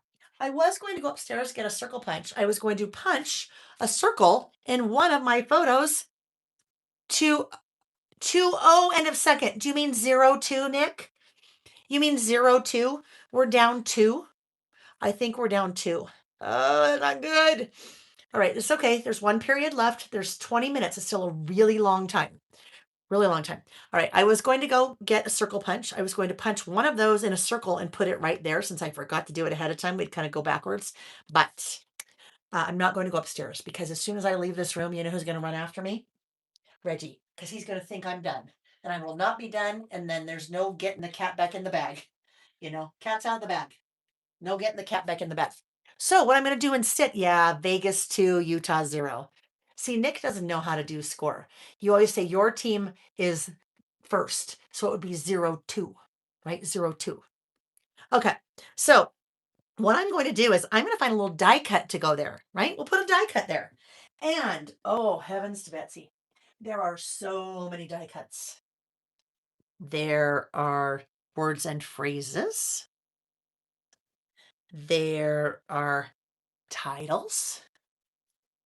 There are icons. And there are large die cuts. Look at these guys. Large die cuts. These are so cool. I think I can say that. Large die cuts. I designed these. We designed these. I wanted to do large die cuts for a very specific reason. These guys, some are wide, some are tall and narrow. Your globe, your half globe, tall and narrow. So if you are a mini book person, there are no holes. You punch the holes and you can make them pages in your mini book. Or you could turn this over and make it a pocket. Look, it's like the pocket we just made. You just turn it over, make it a pocket in your mini book, tuck things in. But if you don't work in a mini book, some people might do something like this and have the holes already punched for you. Well, why would I do that? Because guess what? Some of us work in a traveler's notebook. And if there are holes punched, then I'm like, well, you have holes in my thing I want to put in a traveler's notebook. There's no rings in my traveler's notebook. In that case, we create a tip in with our tip in tape. Okay, so I could, in my little list here, when I put it in my traveler's notebook, I could do a tip in the center like that. Wouldn't that be fun? Oh, wouldn't that be fun? Or I could tip in something like, I don't know, maybe this travel log. That would be fun in the center, right? That's just a little teeny one. Tip in the center so it makes a little page. I could do travel, have that one go in the center. So your little large die cuts work really well, whether you are working in a mini book and you punch the holes, whether you are working in a traveler's notebook and you create a little tip in, or whether you are a 12 by 12 scrapbooker. That is an awesome title, nice and wide on a scrapbook page. That is another awesome title on a scrapbook page. This is another great little frame for photos on a scrapbook page or in a mini book or in a traveler's notebook. So those large die cuts, oh, so fun, right? Explore the world. So I think what we may end up doing, I think we might do this. Carrie's out. She said, gonna hit the hay. Yep, you'll see it tomorrow. You will see it tomorrow. So I think this is what I'm going to do. I think after I get it done, we'll add it to the traveler's notebook insert. We'll create a little tip in, and it's even printed on the back side, printed with our fun white grid, which happens to match the white grid I just did in my camera. All right. So, you guys, this is so funny. The creative team, everybody got their product 5 to 6 weeks in advance of launch, in advance of today, and all maybe 4, maybe 3 or 4 all used this guy. This was definitely popular. I will also show you something. I have also used it. because I have used it on the cover of my Let's Go mini book project kit. That is also now available on the website. But isn't that fun? Lots of different ways to use the same product, uh, regardless of what medium you work in, whether traveler's notebook, 12 by 12 scrapbook page, uh, mini book. Okay, right. So this is going to go here. And you know what I think I might do? There are some die cuts in the words and phrases pack. These guys. Let me just get them. These little flags. So we could put little let's go here, right? Little let's go could be there. And then I could write, put something else here. Maybe a word or phrase, right? A word or phrase. Let's see what we want to do. Well, we could do this. We could do, ooh, okay. Hold on. We've got lots of options here. We have, ooh, can I get it off my little tray? Eeks, come on. We have vacay. That could go there. We also have something to play with over here. That could be fun, vacay. We also have one that says travel. That's similar to that. And then we have these really fun words. So these are all coming from these guys that I've just pulled. Vacay. We have let's go. We have travel. We have roam. So that might be fun to do on here. Oh, here's another one. Vacay vibes. Maybe vacay vibes goes here. And we'll see. I kind of like that. And then if we put something else there. So I need a little, I need now a, oh, okay, hold on. Here is, oh, I don't want to use your here. There are some little circles. So these are the icons. And I was trying to pick that up with my, maybe this goes here. Oh my gosh, come on. Oh, there we go. That could go there, right? Kind of like that. Now it's all kind of got the same look and feel to it. I think that's what we're gonna do. So oh gosh, hold on. Hang on. I just forgotten. So there's die cuts, right? There's 4 packs of die cuts if you consider the large die cuts, which they are. Also there are, oh my gosh, if you guys could see it in here, holy moly's. Where are the stickers? There's 6 by 12 stickers. Another new product for us. So width, far, and wide, 6 by 12 stickers. And we also did a 6 by 12 stickers. We also did a, 6 by 8 pad that we are using. Now, where is, oh, here we go. Over here. Oh, yes. We also have travel rub-ons. Travel rub-ons. Let's look at our stickers here. 6 by 12 stickers. Is there anything here that we think we might want to do? Oh, okay. So maybe our stickers we will work into our list. All right. So we're going to just do this here. We'll put this guy in the center. We're now going to focus on this guy. And I think what I will do, I think I am going to use a couple options. With the 6 by 8 paper pad, if I wanted, I could do, let's see.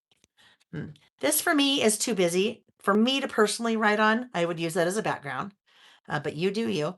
I could use I could use the green.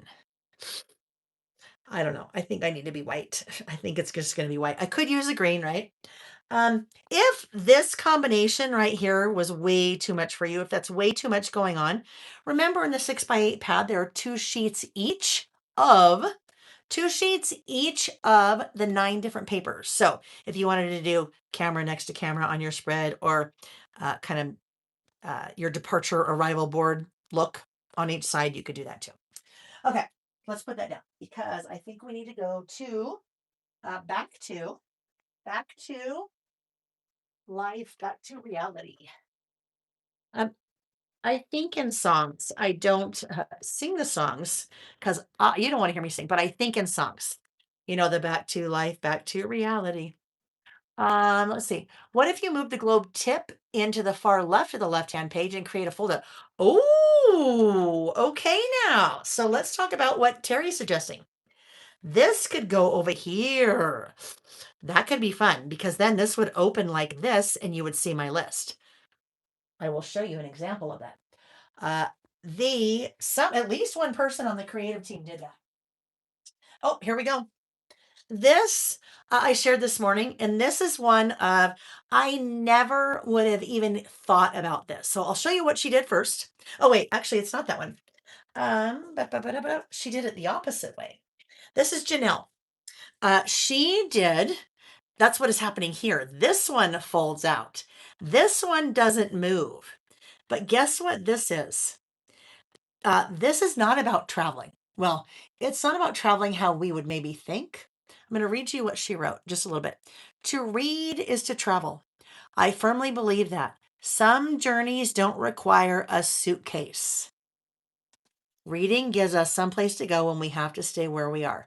So for her, this spread was all about reading and traveling through reading. I saw this, she sent this in, and I'm like, no way. I'm like, this is so cool, like so clever. I never would have thought to do that. So, Janelle made this page flip, but used that flaps. And then these were all printouts of different projects that are all on the website. Laura Lee did that. So this in her mini book that she created, that page opens. So this is that little page. Close up. Oh, no, it's not. Oh my gosh, there's another one. Okay. Sorry. Laura Lee's page opens. It's kind of a tip in the center. This is Jessica's page. See, I told you, we were all clearly really drawn towards that globe, to that globe. So on Jessica's spread here, she put the globe. This is the back side of the globe. So she typed on it. So this closes, as Terry was suggesting, this one could work. So maybe it closes like that, right? Totally make it do that, right? We could totally make it do that. I almost feel like, though, if I did that, I almost feel like I would want it to do. Oh, but then it's a tip in again. Yeah. All right. It could do this. We could have it do that. Let's do it. No, you know what? I don't know. I'm going to think about it. I'm going to think. Anyhow, one more thing I want to show you about this example or sample using far and wide. This that Jessica did, she, in her blog post, and you will see the write up when her blog post comes up with this project, she has a goal this year to visit 21, I think it's 21, parks with her kids. And you know what? She's not traveling to state parks. She's not traveling to national parks. She's not going out of her state. She's doing all this in her own city. So travel doesn't always have to be around the world. Travel doesn't have to be out of your state. It can be your own city. So I thought this was such a clever thing that she is going to do. And she's using the Far and Wide collection to document that. Isn't that cool? Exploring new places in her town with her kids. Loved that. Okay. So many great examples, you guys. I just go. If you haven't looked at Far and Wide yet, and you're like, ooh, I want to get some ideas for how to use it. Already, I think there are 6 or 7 projects out there on the website of different people using it. Ms. L said, I just said back to reality. I know you think in song too. That's so fun. Or the list on the back of the globe. I could totally do that, right? There could be a list on the back of the globe. I think Nancy, I agree with Nancy. I think right now the globe is kind of lending for me itself to a tip in. So I'm going to end up over here, right? I'm going to end up in the center when we kind of put it all together. So I need to work on my list over here. And I'm using another piece of my 6x8, another piece of my 6x8 here. But I will probably make this a little bit smaller because I would like to see more of the border or the pattern. Now, you might have been thinking, holy cow, Layle, that's too much busy to busy to busy to busy. But as soon as I put that down, then it really kind of calms it down and brings it all together. Right? Right. Okay, I need a pencil. I need a pencil that has lead in it. Yes, that's it. Before I trim this, though, I need to double check and make sure. Oh my gosh, I'm doing word strip stickers, rub-on stamps, so many different kinds of things. I need to check the width of my title, top 5 moments. Okay, so I'm fine there. So let's see if I do here. I gotta go kind of the middle here, right? There to there. And so if I've kind of got 2 up here, 2.5-ish here, and then 2 from the bottom, like this. So I'm really just eyeballing based on where it will land when it sits on top of that. So let's see. And then I'll tell you what mine is, what it ends up being. So we have the width is, ooh, right about 3.5. And the height is going to be, mm-mm-mm. Oh, well, I don't know. Because it's cut off, right? Let's see. Of course, that's cut off too. If I had a regular size trimmer, I'd be able to tell you. Or if I have a ruler, I can tell. This is going to be 3 3/4 wide by 7 tall. And interesting. When we talk about that measurement, that it's usually 4 by 7 1/4 when I cut it, or when I eyeball it, or that one's 3 3/4 by 7, right? So that just gives me a nice border all the way around. Isn't that interesting? How it really kind of it was looking busy before, and some of you were like, Layle, that girl doesn't know what she's doing. And you know what? You can still say, I don't know what I'm doing, but that's okay. It looks less busy now. I'm just checking to see. Oh yeah, we're still in period break, so we shouldn't have any more scores for a bit. And yeah, we shouldn't have any more scores. Okay. Put that back. I need to erase this. I know we're starting to lose you guys. It's okay. I'm still working. Water. Oh, well, look at me. I'm an influencer. So you just need to know late night Layle gets punchy and some things come into my head and they just come right back out. Okay. Mm-mm. Mm. I did miss a giveaway. Oh my gosh, I'm so sorry. I'm so sorry. Okay. Thank you, Terry. So let's do this giveaway. Well, I don't know. Some of you are tired. You just stopped commenting. All right. So, yeah, I get a little goofy at night. Um, yeah, you guys were commenting. And then you guys stopped. I totally forgot. That just is what happens. So, let me do my little outline, and then, oh yeah, Quilting Queen is good. It's lunch for her. She's in the other side of the world. She's in Australia, right? That's what you told us, right? Australia. We need one to keep us up. I know we need a giveaway to keep us up. We do. Not me. I'm up, but I will crash. Well, not true. I'll be wired for a while. It's kind of like, I think, if you work in a restaurant, this is what Jack tells me. You work in a restaurant, and when you get off, you've got a lot of energy, right? And so it's hard to wind down sometimes right away. All right, so there we go. Now I have my stamp. So let's stamp, and then I'll do the giveaway. Okay? Yeah, you guys, there's lots of you still here. I love it. I love it because um I've shared this before. If you guys weren't here, I would never get any of my personal crafting done. This is my personal crafting, my personal memory keeping, my personal listing, my personal whatever you want to call it. If not, I would only work. And I would only work, like if you guys weren't here tonight, I would be working on this. It would still be fun, but this is work. This is a project kit. This is not work. This is play. This is play, but this is work. This is play. So if you guys weren't here, I would never play. So thank you for giving me a place to play. And that's why sometimes I'll be like 5 or 6 hours and people are like, how could you do that? That's a lot of time. Why do you give all that time? And I'm like, I'm not giving that time. I'm being selfish. I'm crafting for me. And people just happen to hang out with me. Right? I need to get more work done. More work. More work.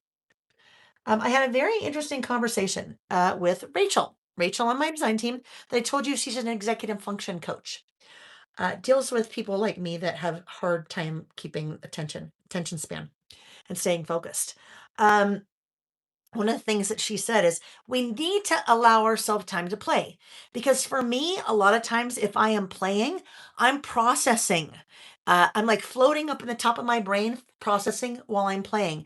And sometimes while I'm playing, that's where I get my best ideas because my brain is processing, but I'm playing. And so she's like, you need to give yourself time to play because that's still work. If your brain's processing and coming up with lots of ideas, then that is work disguised as play. And I'm like, oh yes, I love that. I need to schedule in play in my day because it's really work, right? Yeah. I'm going to work on that.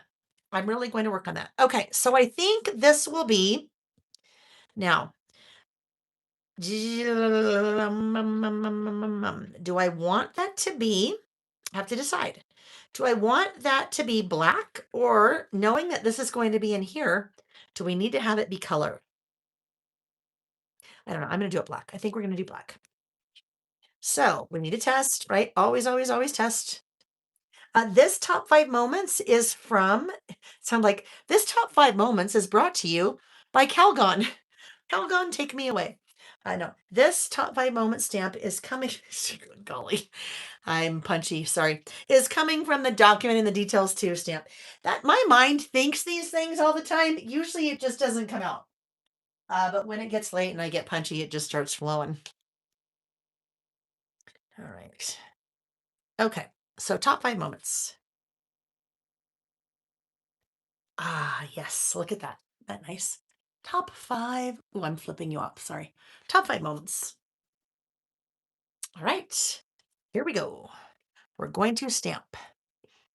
And I'm using that Sukaniko Nocturne, which is a pigment-based ink, which is my favorite because it's nice and juicy. All right, nice even pressure. I'm standing. So Teresa V is here. Hello, Teresa V. Teresa V said, I love your polish. This is kind of my signature. I have worn this polish for at least 10 years. And I wear it year round, except for 3 weeks in December, and then it's red. But other than that, it is what I wear. It is a DND gel product, DND 601. I think it's called Ballet Slipper. Yes, but it is, I have to always have them painted. Otherwise, well, I don't know. I don't have to, but I like to have them painted. And then that you guys just see a lot of this and age spots, but maybe if you like my polish, you don't pay attention to the age spots. Anyhow, yeah, that's my thing. Oh, guess what? Yeah, prize time, prize. Yeah, you guys have to keep me honest because I forget. I forget.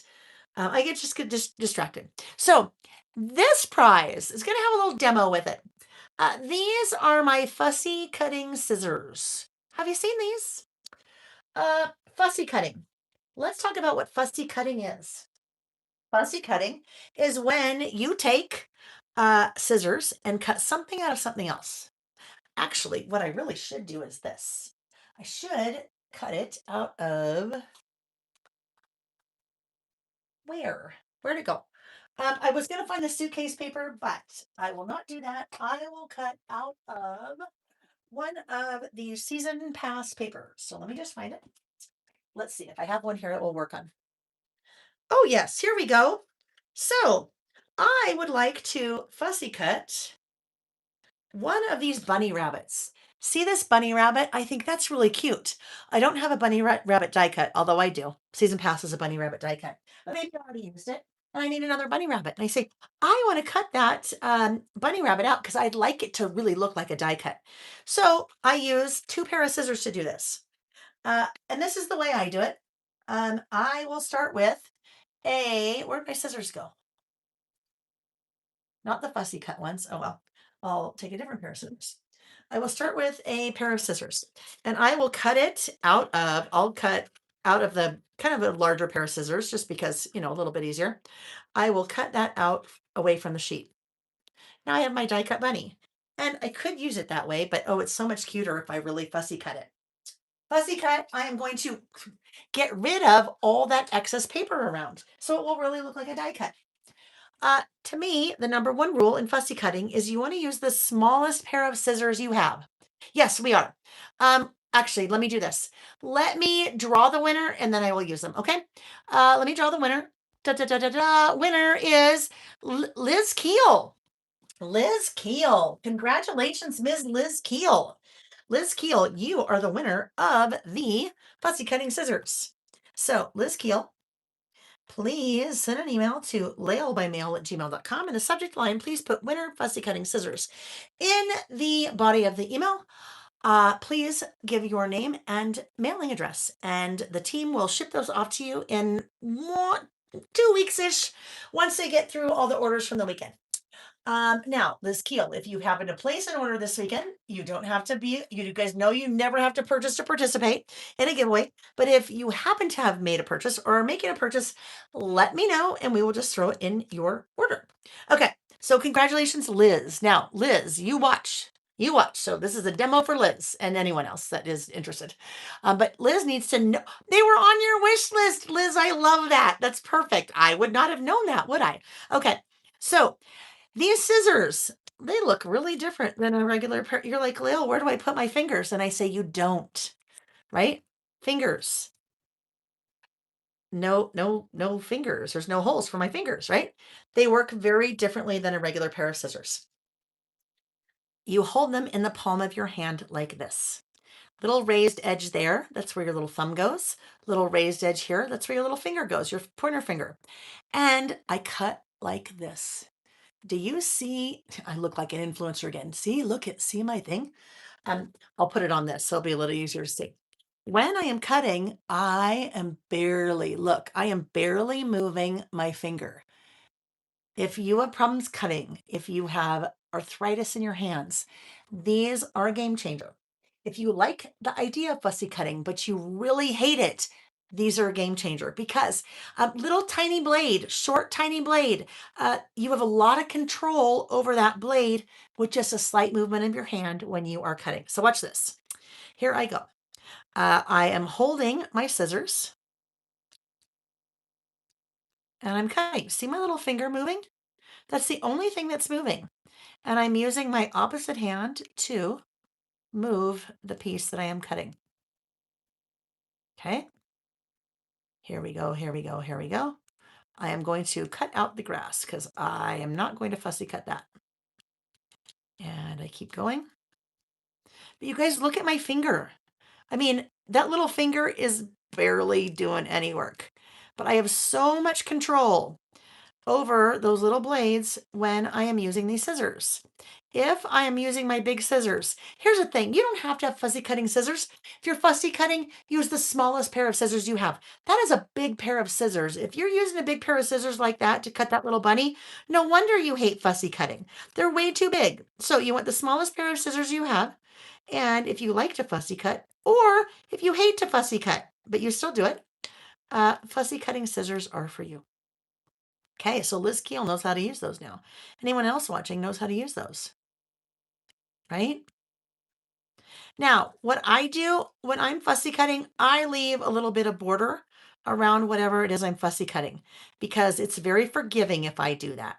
If I do not, then I'm cutting the bunny's ears and then it's not even. And then I cut the bunny's ears and I cut the bunny's ears. And next thing you know, the bunny has rabbit ears, but not bunny ears. You know, rabbit ears, the little antenna, because they get so small because I'm trying to make it even. So there is my cute little bunny. Now it looks like a die cut because I used my fussy cutting scissors. So Liz Keel, you are the winner of the fussy cutting scissors and they're on the website. They are on the website. Carolyn said you are too clever. One of my favorite tools. That drink of water. That is that's actually a medical device. Those are medical scissors. So they're very easy to cut sutures and I don't know whatever else you're cutting if you're a medical person. Okay. Um mm, you guys, I'm almost done. That's good. I've now almost had two of those. But it's also been 5.5 hours. So, all right. People freak out about fussy cutting being perfect. It's all okay. It's just paper. Exactly. It doesn't have to work, doesn't have to look perfect. The bunny, by the way, is not going on this. I mean, it could, but it's not. All right. So next up, I had pulled out the Tokyo stamps, right? Tokyo stamps. This is perfect for this. So what do I want to use? Now, because in this, there's nothing about Japan. Well, the photos are Japan, but there's nothing about this yet at all that has to do with Tokyo. So this could be any trip, right? This could be a trip around the block. This could be anywhere you're going. But what do we want to use? You know what I might want to use? Let's see. Oh, Mount Fuji we have. We have a crane. We have your little Kokeshi dolls. We have some words in Japanese character That is the word for friendship. Not the word. That is the, writing. Konnichiwa is hello. Arigato is thank you. You have gochi gates. You have the gates. The little waving cat. What do I want to use here? I don't know. I think, you know what? I'm going to use Mount Fuji. I think Mount Fuji will be nice there and it will kind of help to keep things uh, even. Oh, Mount Fuji. What a sight. What a sight. What a sight. I can't even tell you. Amazing. Like, amazing. It's like it just popped out. Well, it did. It's a mountain, right? It popped out of the ground. Um, Beautiful. I tell you, Japan. I am in love. In love, in love, in love. And you know what's funny? If it had not been for a stationary themed trip, that is why we went. That was the whole trip was about stationary. I mean, obviously you're seeing the sights and stuff too, right? But the whole trip was about stationary. If it had not been for a stationary trip, I would not have come back to Japan. I had always thought, you know what? I lived there as a little girl. I have no desire to go back. And I am so glad I did. Just such an amazing country. The people, the cleanliness, the ingenuity, the egg sandwiches. Oh my gosh, don't even get me started on that egg salad sandwich. Okay, now, oh, you know what I could do? So remember, I was like, should I make that blue? And I didn't. What if I made this? Mm, mm. So it could be gray, could be kind of a grayish blue. Let's look. Or I could find a blue like that. I don't know. I mean, really, it's not blue because really the sky's blue and that's kind of a brownish color. And then there's snow on top, right? But let's see what we want to do. Oh, you ate your last bag of soya rice crackers today. Oh my gosh, I was done with those in like 5 minutes. I loved those. I wish I had bought like 80 bags, Vicky. I got to go back to get the rice crackers. All right, so let's see what we want to do. No. Okay, let's see. We want to try to match the blue. We could. Stormy sky could be a nice, I don't know. Let's see. Blueprint sketch, too dark.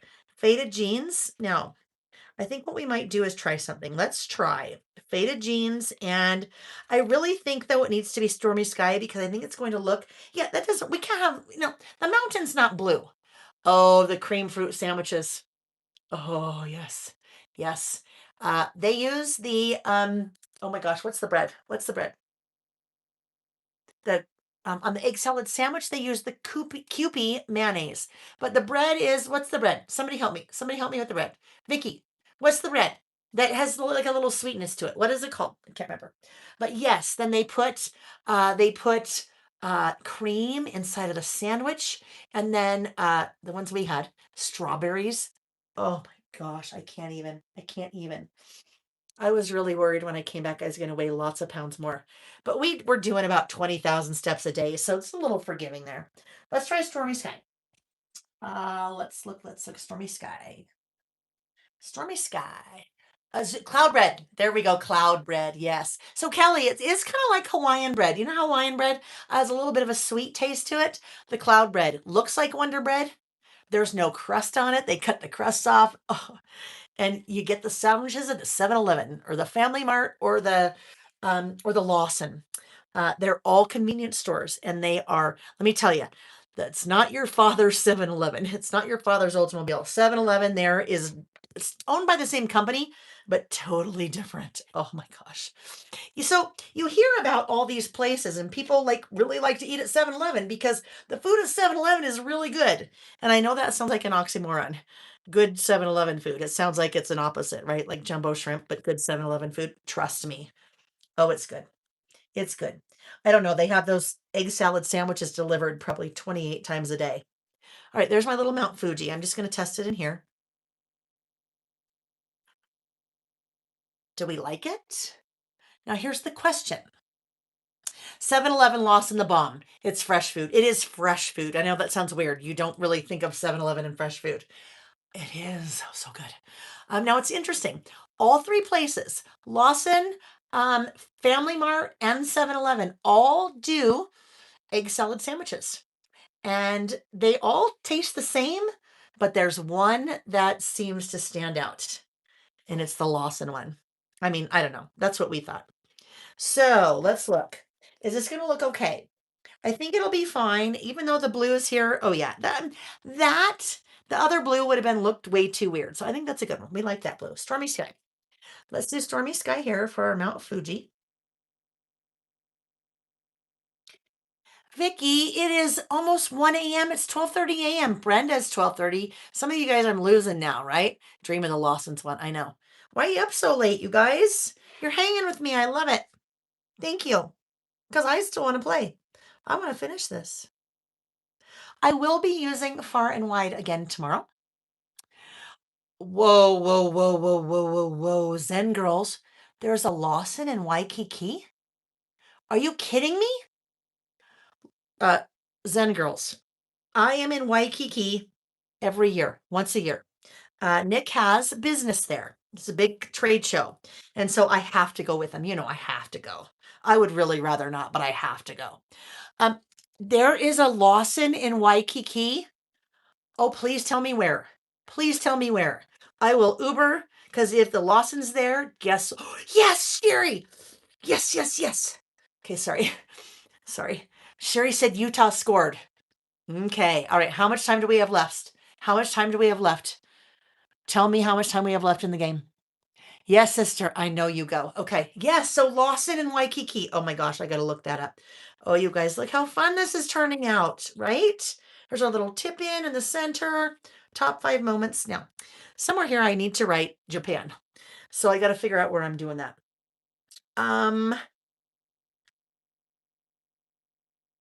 Well, I could just write Japan under there if I wanted. And then I need to figure out how I'm going to write these 5 in there. Let's think a bit, Layle. Oh, okay. Hold on. Let's think. Let's think. Let's think. Let's come back to here.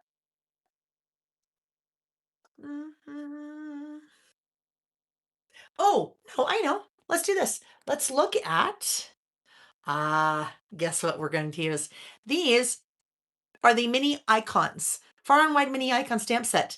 Look at that geotag with the heart in it. That is what I'm going to use for each of the 5 things on my list. But I will also tell you, because I just got distracted by something I saw. I have to show you. There's so many parts of this collection that I love. Look at these. These are the words and phrases, but we're going to look at these right now. Look at those. What do those remind you of? I know you know. I know I don't need to tell you. I know you know. Those are so freaking fun. I can hardly stand it. Freaking. I said freaking. Oh my gosh, please don't get me wrong. At the Sheraton Hotel. Zen girls, so we stay at the Surfrider, the Moana Surfrider. So Sheraton is really close to that. I cannot believe I didn't even know. I didn't even know what I knew. Monopoly, I know, right? Aren't those so fun? The little Monopoly properties. But their definitions, tourist. And this is Becky, a curious human armed with a camera, curiosity, and just confidence to mispronounce everything. Love that humor. Wanderlust, the persistent itch to leave your comfort zone, explore new places, and somehow justify another suitcase. Yes. Itinerary, a document that balances ambition with whimsy, must see sights, optional naps, and unexpected detours.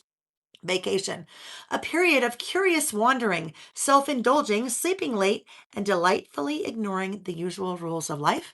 Adventure, the thing that makes you forget time, ignore schedules, and remember why life is meant to be lived boldly. So true. Travel, a journey that begins with a suitcase and ends with stories to retell, cool souvenirs, and memories that will last a lifetime. So good. Thank you, honey. But he really means it's 1, 2. 1, 2, 10 minutes left. Thank you. Some lovely person, Sherry Susan, is keeping me posted. I knew we scored a goal before you told me, but keep telling me. Keep telling me, Nick. Thank you. Thank you. You better cheer really loud. You guys better cheer really loud. The Japanese markets on the Big Island are the best. Fresh breakfast, fried ace and rye. I know. Fried rice and egg. Fried ace and rye. Did you hear what I just said? Fried egg, fried rag and oh my gosh. Well, fried rice and egg. I know what I'm trying to say. You guys know what I'm trying to say. Just was a little different. Just the words came out wrong. Okay. So now this guy needs to go back on the Tokyo stamp set, which was never really supposed to be a stamp set for public consumption, but it was. It turned into it.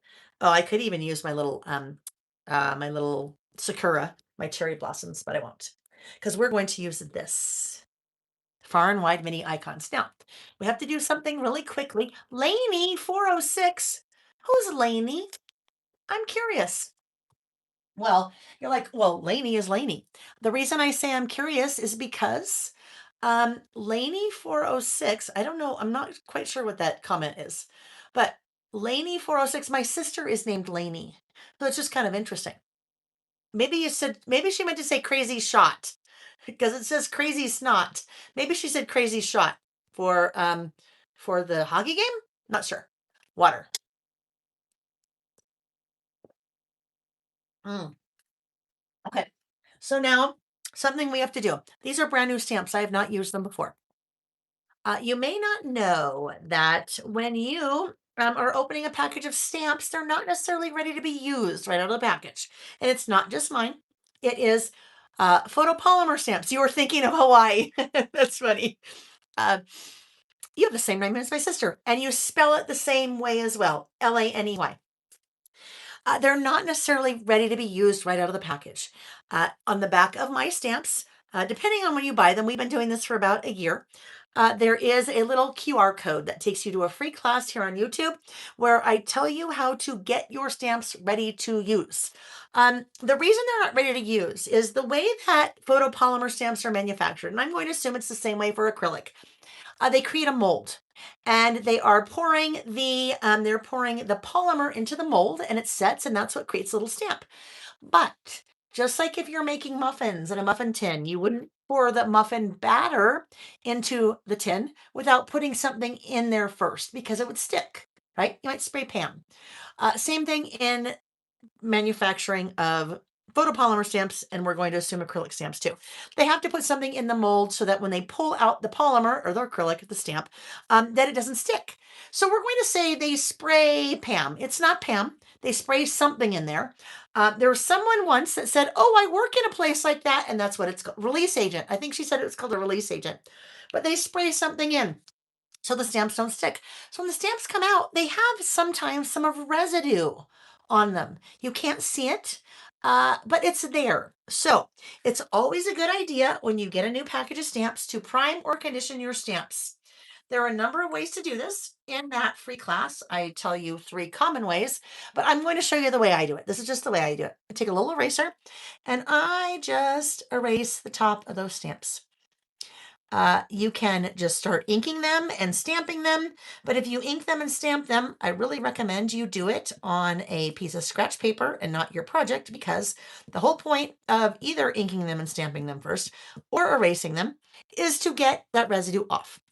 If you use an eraser like I do, then you really want to come in and then clean it, because you want to clean off the little eraser, you want to clean off any residue so they will then be ready to use. There is another way that some people like to do it, and they will do this. They take the stamp and they do this on their skin. Now, I live in Utah. Utah is a high mountain desert. It is very dry here. And so if I do that, I'm getting one of two things on my stamp. I'm either getting lotion because I have lotion on my arm, or I'm picking up dead skin because it's really dry here. So if I do that, then I have to clean it and go back because I've got lotion or dead skin on my stamp. So I use, like I said, just use my little eraser. I come in with my little chamois, and then because I want to use that right away, I really should come in 3-1. Oh no, it really means it's 1-3. 1-3. There's 8 minutes left. 8 minutes left. Almost 9 minutes. That's a long time in a hockey game. So friends, don't be sad yet. There's still hope. There's still hope. Eh. Anyhow, we are a very young team, and so yeah. All right, so ready to use. I dried them off because I want to stamp with them now. You need to dry if you're getting ready to stamp right away, because um, your ink, depending on what ink you use, if you're using a distress oxide, a pigment-based ink, it can interact with water. It is water reactive. So on a dry first, I am taking that little cute geotag with the heart in it. Now, there's 2 ways to get your stamp on your stamping block. You can either pick up the stamp with your fingers and put it on. This is what I like to do. I put it on my work surface,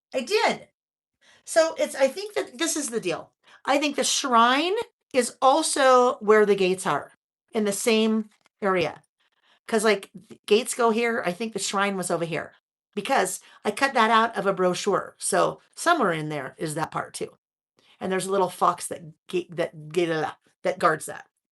So yes, I could say the Tory gates at the Fushimishi and Ari Teshai Shrine. Right? Okay. All right. Think yes, I did go to the Fushimi Inari Shrine, which is also at the Torii Gates. Yes. Okay. So writing here.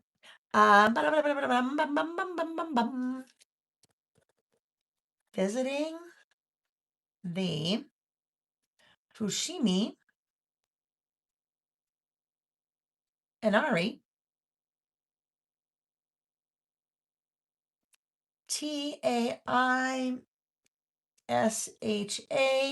Shrine and walking the Torii Gates. Beautiful area. Another thing that's really cool is as you are walking from the train station up into this area, there's a whole giant food street with all kinds of vendors and booths and lots of food. Really yummy, yummy, yummy, yummy, yummy, yummy food. Yummy food. So that was one of the top 5 moments. We had a wonderful day. And Kelly and Paula were amazing because Kelly and Paula have probably been there 52 times. I mean, a lot of times. So they didn't walk up with us. They'd been there, done that. So they just kind of sat at the base and wait for us. And they waited and they waited and they waited and waited because we were exploring and really loved it. So that was one of my top 5 favorites. Another top 5 favorite, the loft. Well, I don't even know. Maybe this is 2. I'm going to say the loft. Yeah, meat on a stick and gyoza and oh, such good things. All right. Dumplings. Probably some things that I wouldn't have eaten because I'm a little weird that way, but I didn't eat them, so it was okay. This is going to be a tie. Stationery shopping.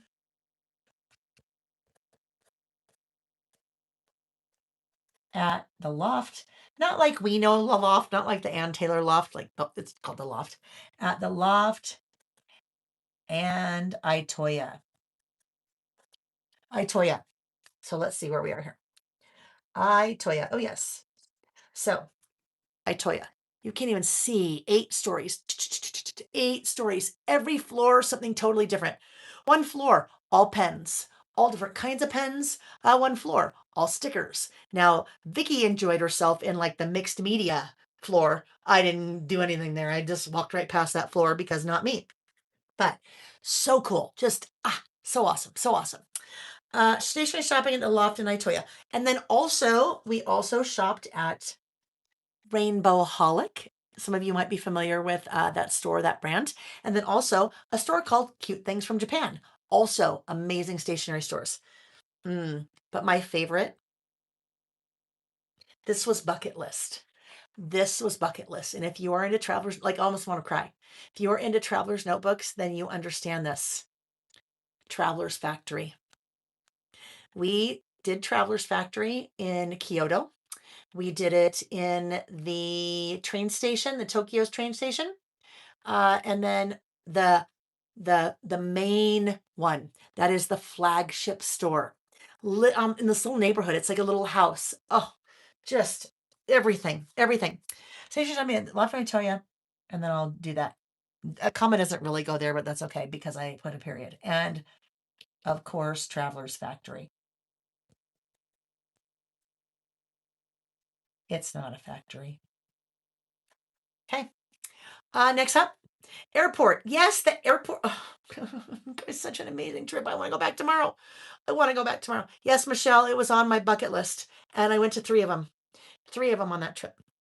And you guys, I don't mean to be bragging. I hope it doesn't come across as bragging. This was just an incredible trip, and I just will relive it and relive it and relive it. Okay, next up, the Cat Temple. Okay, so it's not called the Cat Temple. I will look in here and I'll tell you what it's called. But if you recognize If you recognize this, the little cat with the waving hand, right? You see those in a lot of Asian stores and things like that, restaurants, the cat with the waving hand. Okay. That is a temple. That temple is called, oh, there he is. Look, there's a little cat with the waving hand. That temple is called the. That was early in the trip. That was, let's look here because it will tell me right here.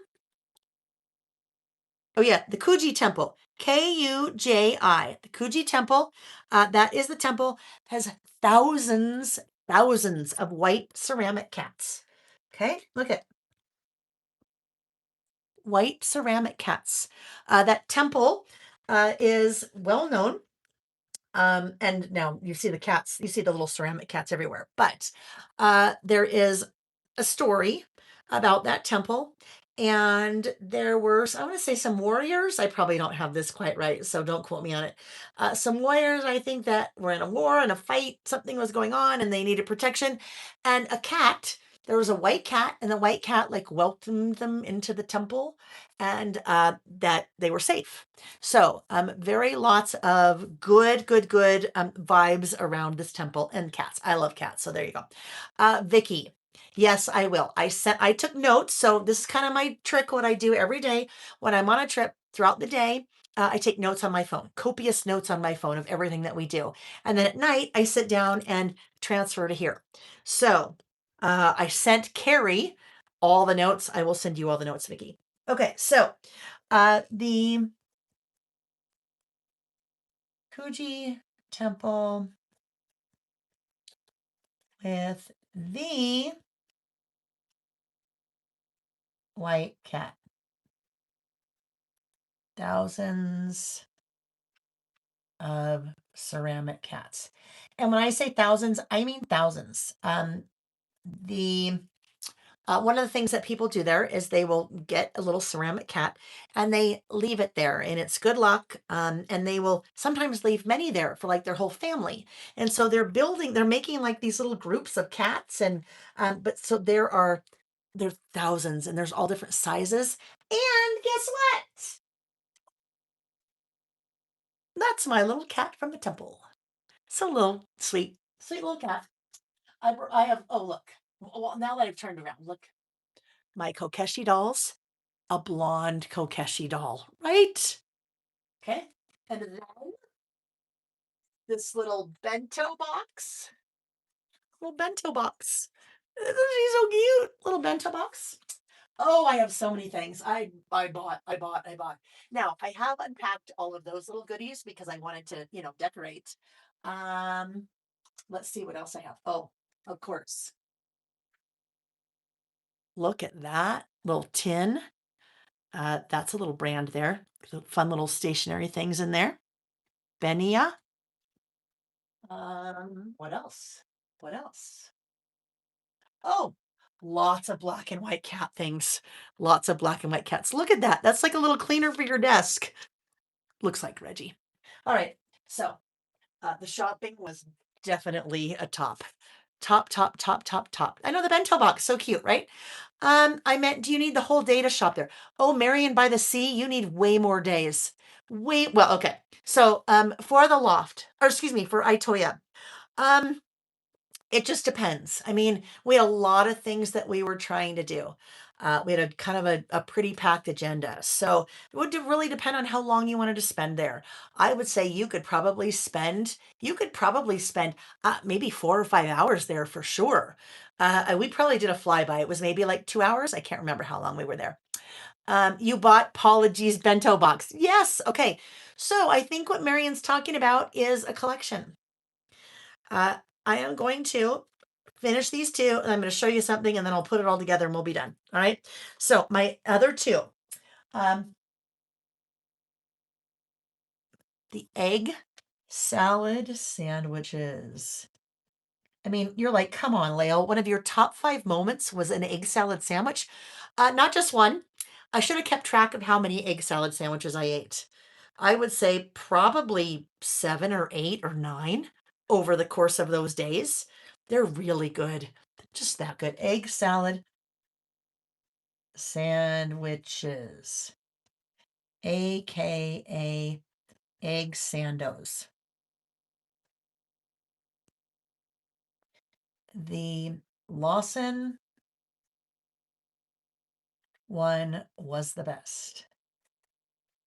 Oh my gosh. So now what I need to figure out, because I think that this is gonna sound bad. I think we need to go back to Hawaii. I think Nick has to go back this summer. And if he goes back, of course I'm going with him, right? So I need to see. Guess what? Zen girls, maybe there's a Lawson in Maui. Would that be, I would be so excited. I could have another egg salad sandwich soon. Okay. Um, my last one. And this, see, look. Being together. It just was a special trip. It was a special trip. Um, being together with the group of ladies. And then I think I should make another little heart there. We'll just draw a little heart. Okay. So those were my top 5 moments. Now, I could keep going with the top 5 moments, right? Because there were a lot of top 5 moments. So one of the things I mentioned was that I was going to do this list twice. Doing this list in this traveler's notebook, my kind of listing traveler's notebook. And then I said I will also be doing it here. And you think, Layle, why would you do it twice? Well, because I want it to be a part of both places. This is my everyday that I document, but I want it to also be part of this. But I'm using something different for this. My friends, Paula and Kelly, designed they don't know I'm doing this. What if I had more than one, I would give one away, but I'm not giving you this. I'm not giving this up. They designed a collection called Bento Box. They love, I almost said Hawaii. They love, love, love Japan. Obviously, because no Lawson on Maui. Oh, okay. Next time for Waikiki, yes. So they designed a collection called Bento Box, and they gifted Vicky and I Vicky and me this entire collection. But look it. So in here, there are stamps, there's washi, there's PET tape, there's die cuts, there's paper, kind of traveler's notebook size paper, and there are, what is that? But I need this. I don't want to ruin this because this is junk that I want to keep. I mean, junk, like when we do our junk journaling. Oh, whoopsie, whoopsie. I got a little too excited there. That's okay. I'll make it work. Or I'll say, Paula, I need another sticker. I'll say, Kelly, I need another sticker.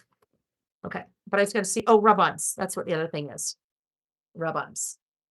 Oh, you guys, look how fun though. So I will also be using this collection, Bento Box, to do. Can you see that? That is an egg sando, egg salad sandwich. Oh my gosh, these two. These are pancakes. And you buy them in a little package and they have the syrup and the butter on the inside already. So you just make a little sandwich.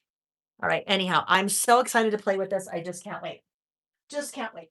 It's like I'm so excited and I just can't hide it and I'm about to lose control and I think I like it. Yeah. All right. So now we are ready to take our list here and we are going to put it. Oh, better have a drink of water. Do you know, I haven't had dinner. Probably not good. Oh no, we lost 5-1. Oh, that hurts. Oh, 1-5. That hurts. So, you guys, the whole series was like 3-3, 4-4, and we'd lose by 1. I mean, it was that close. And apparently they just gave us a licking and we didn't keep on ticking. Yeah, that's too bad. Oh well, it was good. Mm-mm-mm. Thank you, Vicky. Night night. Okay, Vicky. Reggie, go away, please. We're almost done. Oh, we're almost done. Okay. I would like to put this back in. So let's put this in the center. Oh, go away, Reggie. Mm-mm-mm. Okay. Reggie? No. No. No, no, no. Could you just sit right there? Could you just sit right there? All right. So what we're doing now, we are getting this in. This is going to go here. He's stretching on me. Reggie. He's actually been really good. I mean, I've been doing this since 6 hours. I've been doing this 6 hours, so he's been good. But look at, he's like, yeah, I'm done. And now guess what's going to happen? I'm going to want to go to bed soon. And guess who is not going to want to go to bed? The cat. And that's a problem because he will wake me up in the middle of the night. Okay, if you sit there, I could deal with that, Reggie. If you would just sit there, I could deal with that. So that's going to go on that page, and this is going to go on this page. Now, I need to round these corners because that's what I do. Ooh, it's a little, okay. I'm gonna get another corner rounder out because it's running into that really, it's just a little bit thicker. So let me get this guy out. And let's round this corner. This is like a chomper. This is the big daddy. It will go through that. That one was just kind of having a little bit of a hard time. So let's do this one first. Let's put this side in first. I'm going to have to redo this in a minute. We'll get it ready when we're ready. This side, sometimes it's hard to decide what side of the paper you want to use, isn't it? That's a good one too. All right, so this is going to go here. And we'll put it in just like that. There we go. Ooh, wait a minute. Okay, there we go. There's one side. Now we're going to do this side. So this guy, his little toe tufts, I know. And look, look, there's just a tail there. That's just how it rolls here, friends. You just got a tail in the frame. All right, so now what we're going to do, this I need to adhere here, right?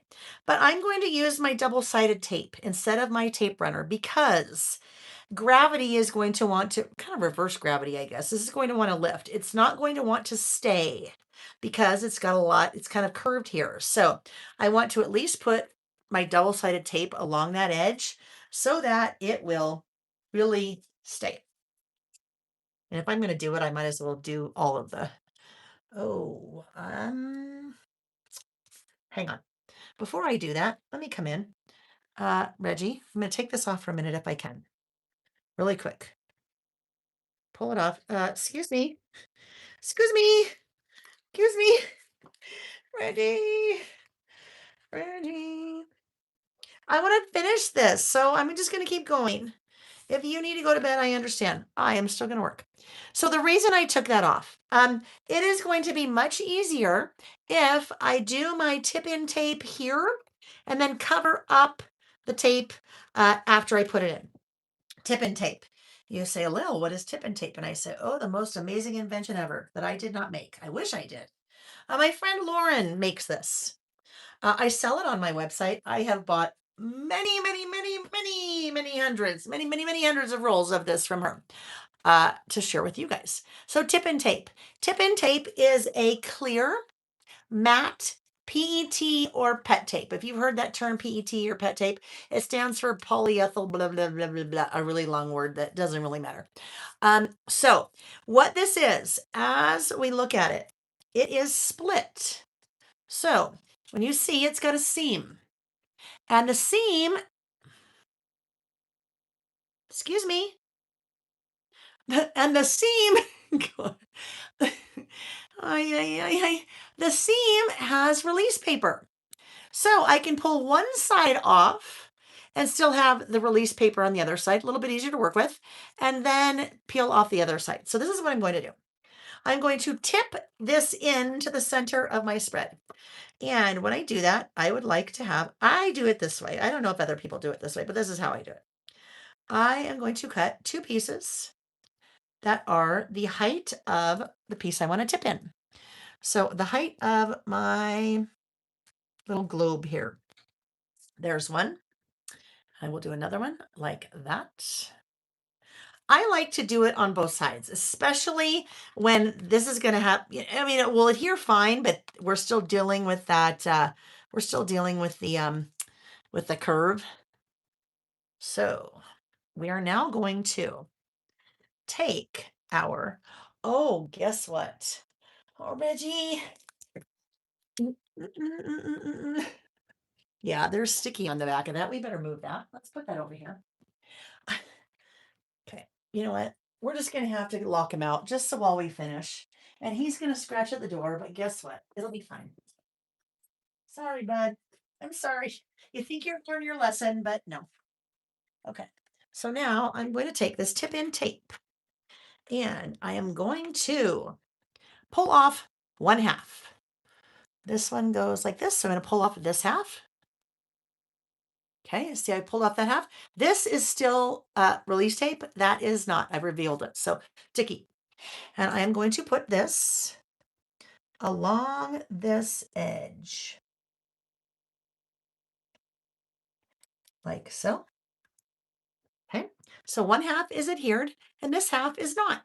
Okay, I'm going to peel back. Let me just trim this little extra little piece here.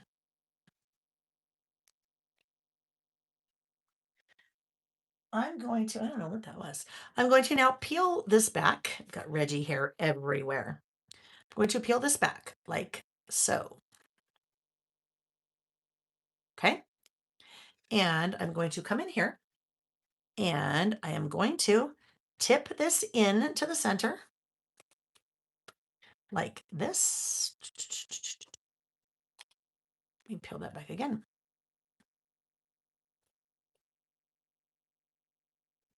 I'm going to tip this into the center and hang on. Tip it into the center like this.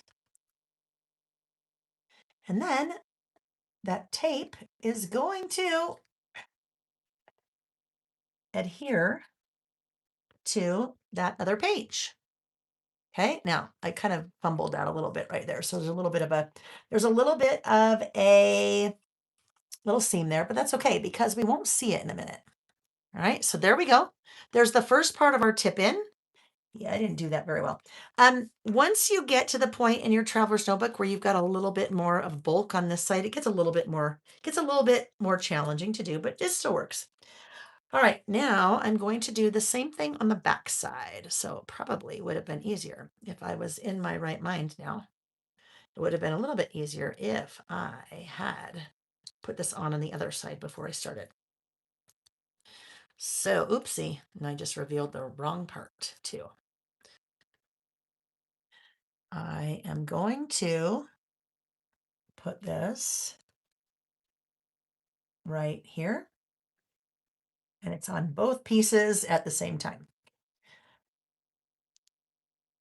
All right, so basically what we just did, we just made this little tip in. Now, I am tired and I did not do that very well. So I've got a little bit of excess here that I'm going to trim off and a little bit of excess here that I'm going to trim off. The nice thing about tip and tape is it is clear. It is a matte clear PET tape. And so I'm not going to see it, right? It's giving me functionality of having a page that turns in something that I can't necessarily easily add a page to, right? That is tip and tape. So the reason I pulled that off was because now I can come back in. You can see it a little bit now that I can come back in and put this right here, and it's totally going to hide it. Except it's not going to hide the Reggie hair that's in the way.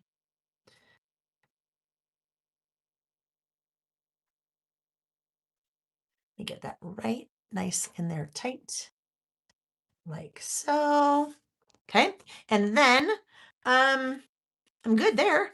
Now I'm going to take my other half of my list, which is where, oh, here it is. And this is going to go right here. So some people say, oh, I don't need that tape. I can use washi tape for that. And I say, well, good luck, especially when you get something like this, where you've got to deal with all this other bulk. Washi tape is not necessarily meant to be functional. You know what I mean by that? It's not meant to really hold anything in place. It can be decorative, but it doesn't work so well if you're trying to, have it do something like that. There's also a lot of kind of pressure on that point as your page is turning back and forth. So you need something really strong. Your washi tape is not going to hold up well over time. Now you could say, oh, well, I could use Scotch tape. You could. I would say be careful with Scotch tape because most Scotch tape is not acid or acid free, lignin acid free. In fact, it's definitely not unless it says it is, and then it's archival quality, and now you're working with a whole different, a whole different tape.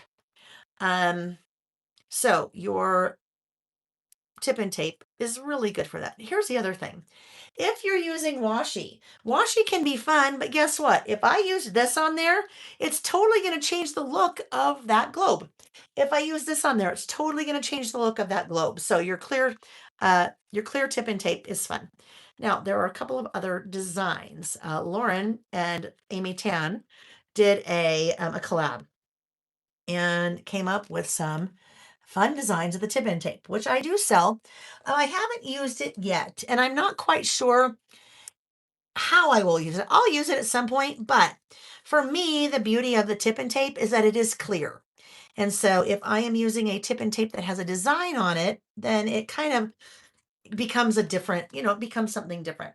So I have two of the three here. This one is a rainbow, kind of a rainbow watercolor. That's same tip and tape. And this one kind of has little plus signs. So just kind of a different, same concept, but patterned instead of your clear.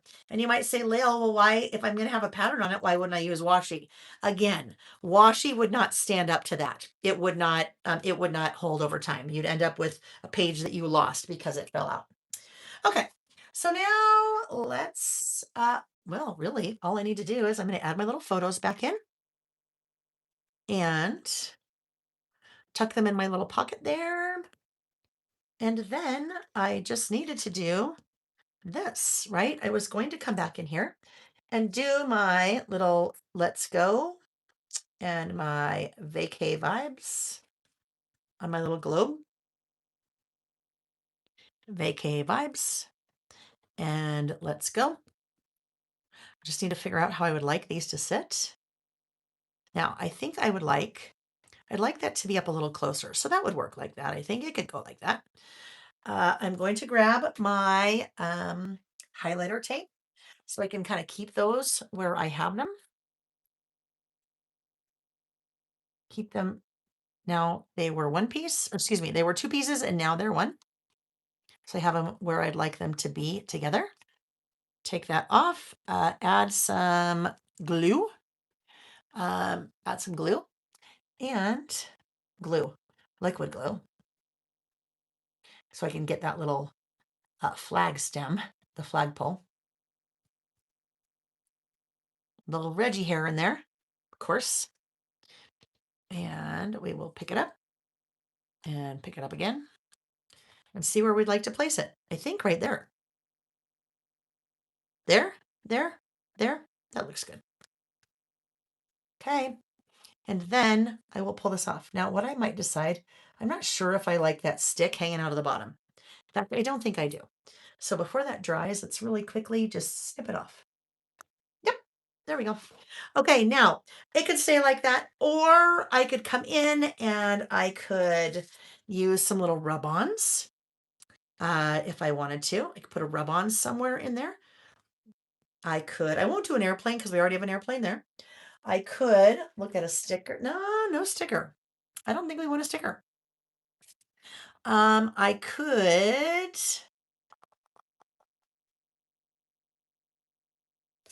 maybe a word strip sticker. Let's look. Let's look to see where the word strip stickers are. Oh, I'm gonna have to set my alarm early, because I'm gonna have to clean all this up before we start again tomorrow. We want a word strip sticker? Are we good? You know, I actually don't think we need it. I think it looks good. So I'm going to call it. We're going to say, here is my spread, my top 5 moments from Japan. And guess what? Nowhere on there did I say Japan. So guess what? Maybe I better do. Japan. Now we know it's Japan. In case I forget, now we know it's Japan. I won't forget. Now, I also have this whole backside. So I can do a little bit, if I wanted to write a little bit of journaling here or tell a story, I wanted more photos, I could do whatever I wanted there. I'm not going to do that now because guess what? I think we are done. I think I need to be done. I have not dated it either, so I will probably come here and do this. Wasn't there a die cut of a geotag? Was there? Did I kind of a geotag somewhere in my stack?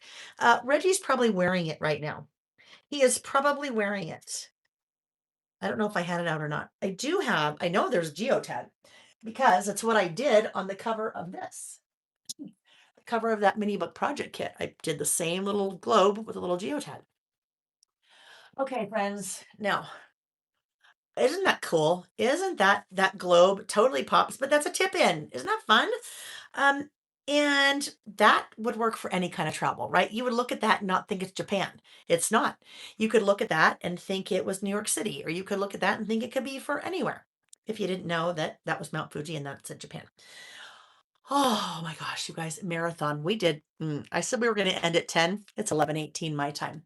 So let's do this. I am going to rotate the camera now. Oh, I just unplugged. Oh my gosh, I'm such a dingling. I'm like, oh my gosh, I didn't have any power in the phone. I did. I just unplugged it. All right, here we go. Here we go. All right. So, you guys, how fun was that? I had so much fun. Now, we did 3 lists in about 6 hours. There was a lot of talking.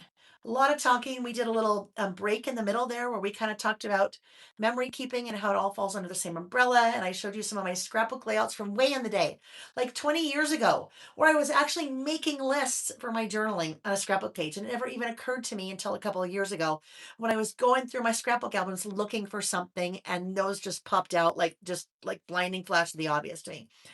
But I had a lot of fun tonight, you guys. Thank you. Thank you for joining me. We have a whole more hours tomorrow, hours and hours and hours tomorrow. So we will be reconvening, or I will be reconvening. Maybe Reggie will be here. He will. We'll be reconvening tomorrow morning, which is the 2nd of May, which is the actual International Scrapbook Day. It is the day. And we will be doing that at 8 a.m. Pacific time. So that is an hour earlier than we normally do our Saturdays. 8 a.m. Pacific time. I will be there then.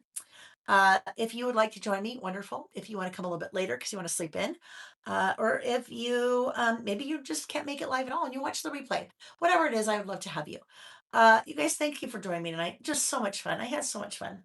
It just, I love these that we do because it just gives me a chance to play and it gives us a chance to chat and be social. And yeah, if you shop today, thank you.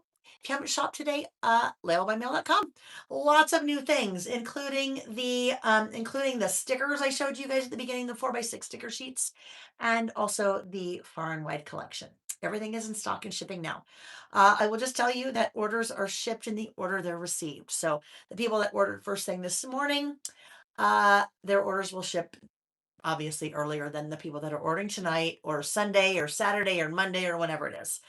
If you already placed an order and you saw something that I used or decided you need something again, something else, best thing for you to do right now is to place a second order.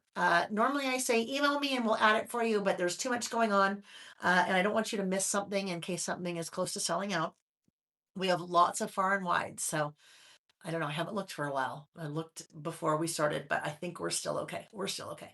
But place a second order. When the team goes to ship your order, this is standard practice. You never even need to ask us to do this. They always check to see if people have multiple orders. If they do, they package them all together and then they refund all but one of the shipping options. And I say all but one because some of you like to shop 1, 2, 3, 4, 5 many times, which is good. Totally good. I get it. I get it. And I'm going to let you do it because sometimes if I don't let you do it, then that's a hindrance. You won't order again. So just want to make it easy for you. Go ahead and place multiple orders, second order, whatever you need to do, and then they will refund all but one of your shipping charges when your order is ready to ship. Okay? If you guys have any questions, I know there was a chat went really fast a lot of times, and sometimes when I get so involved in what I'm doing, I forget to look at the chat. So if you had a question and I missed it, either leave a comment on the video when it's done, or go to laylebymail.com and click contact us, or send an email to laylebymail@gmail.com. Now we got to talk prizes because guess what? The prizes that we did live, I have those exact same prizes for the after party. And you say, Layle, what's the after party? It's like the Oscars when they have the big Oscars and there's after parties. Except these after parties, you don't have to be present to win. The live ones, you have to be present to win. You can't win if you're not here, if it's a live giveaway. After party prizes, they take place once we are done. As soon as I hit end, then you can leave comment on the video when it's over. And that's where those after party prize giveaways take place. So you can leave comment on the video. It's for people that couldn't participate live, but it's also for you guys too, right? So when the video is over, leave a comment and just, I don't know, just say hi, whatever you want to leave a comment about. Before we are listing together again, which will be the second, 2 weeks from now, because I'll be out of town next weekend. 2 weeks from now, before we get together, I will draw all the after party winners and I will do a blog post and then I will send an email out to everybody saying, hey, here's where you see the winners. Did you win? Look, and you want to make sure to look because that's the only way I'll be notifying you is on that blog post. Okay, so I don't know, lots of details, lots of things. I need to get some sleep, but guess what I'm going to do? I'm probably not going to go eat, but I'm probably going to have a glass of wine just to kind of relax and take the edge off. Because Nick will be home soon. I don't know. It depends on how long. Game's over. He'll be sad, but I'll at least be awake and talk to him and he can say, oh, horrible game and we played horrible and what have you. Anyhow, thanks for joining me. I have a hard time talking. I have a hard time stopping talking. So we should just put a muzzle and be done. Thank you. I'm going to walk around the other side of the camera. I'm going to turn us off until tomorrow, and then I hope to see you tomorrow. And if not, I hope to see you on the interwebs. Oh, I should also mention, if you did the Magic Disney Memories mini book project kit, class for that is Monday night. If you make it live, great. Otherwise, you've got the replay. And Layle, just stop. Just cut me off. Somebody, if I had a cameraman, they would have cut me off a long time ago. So I'll be my own cameraman and walk around and turn us off. Have a good evening, guys. And for some of you, it's already tomorrow. So have a good Saturday. Thanks for watching, guys. Bye bye.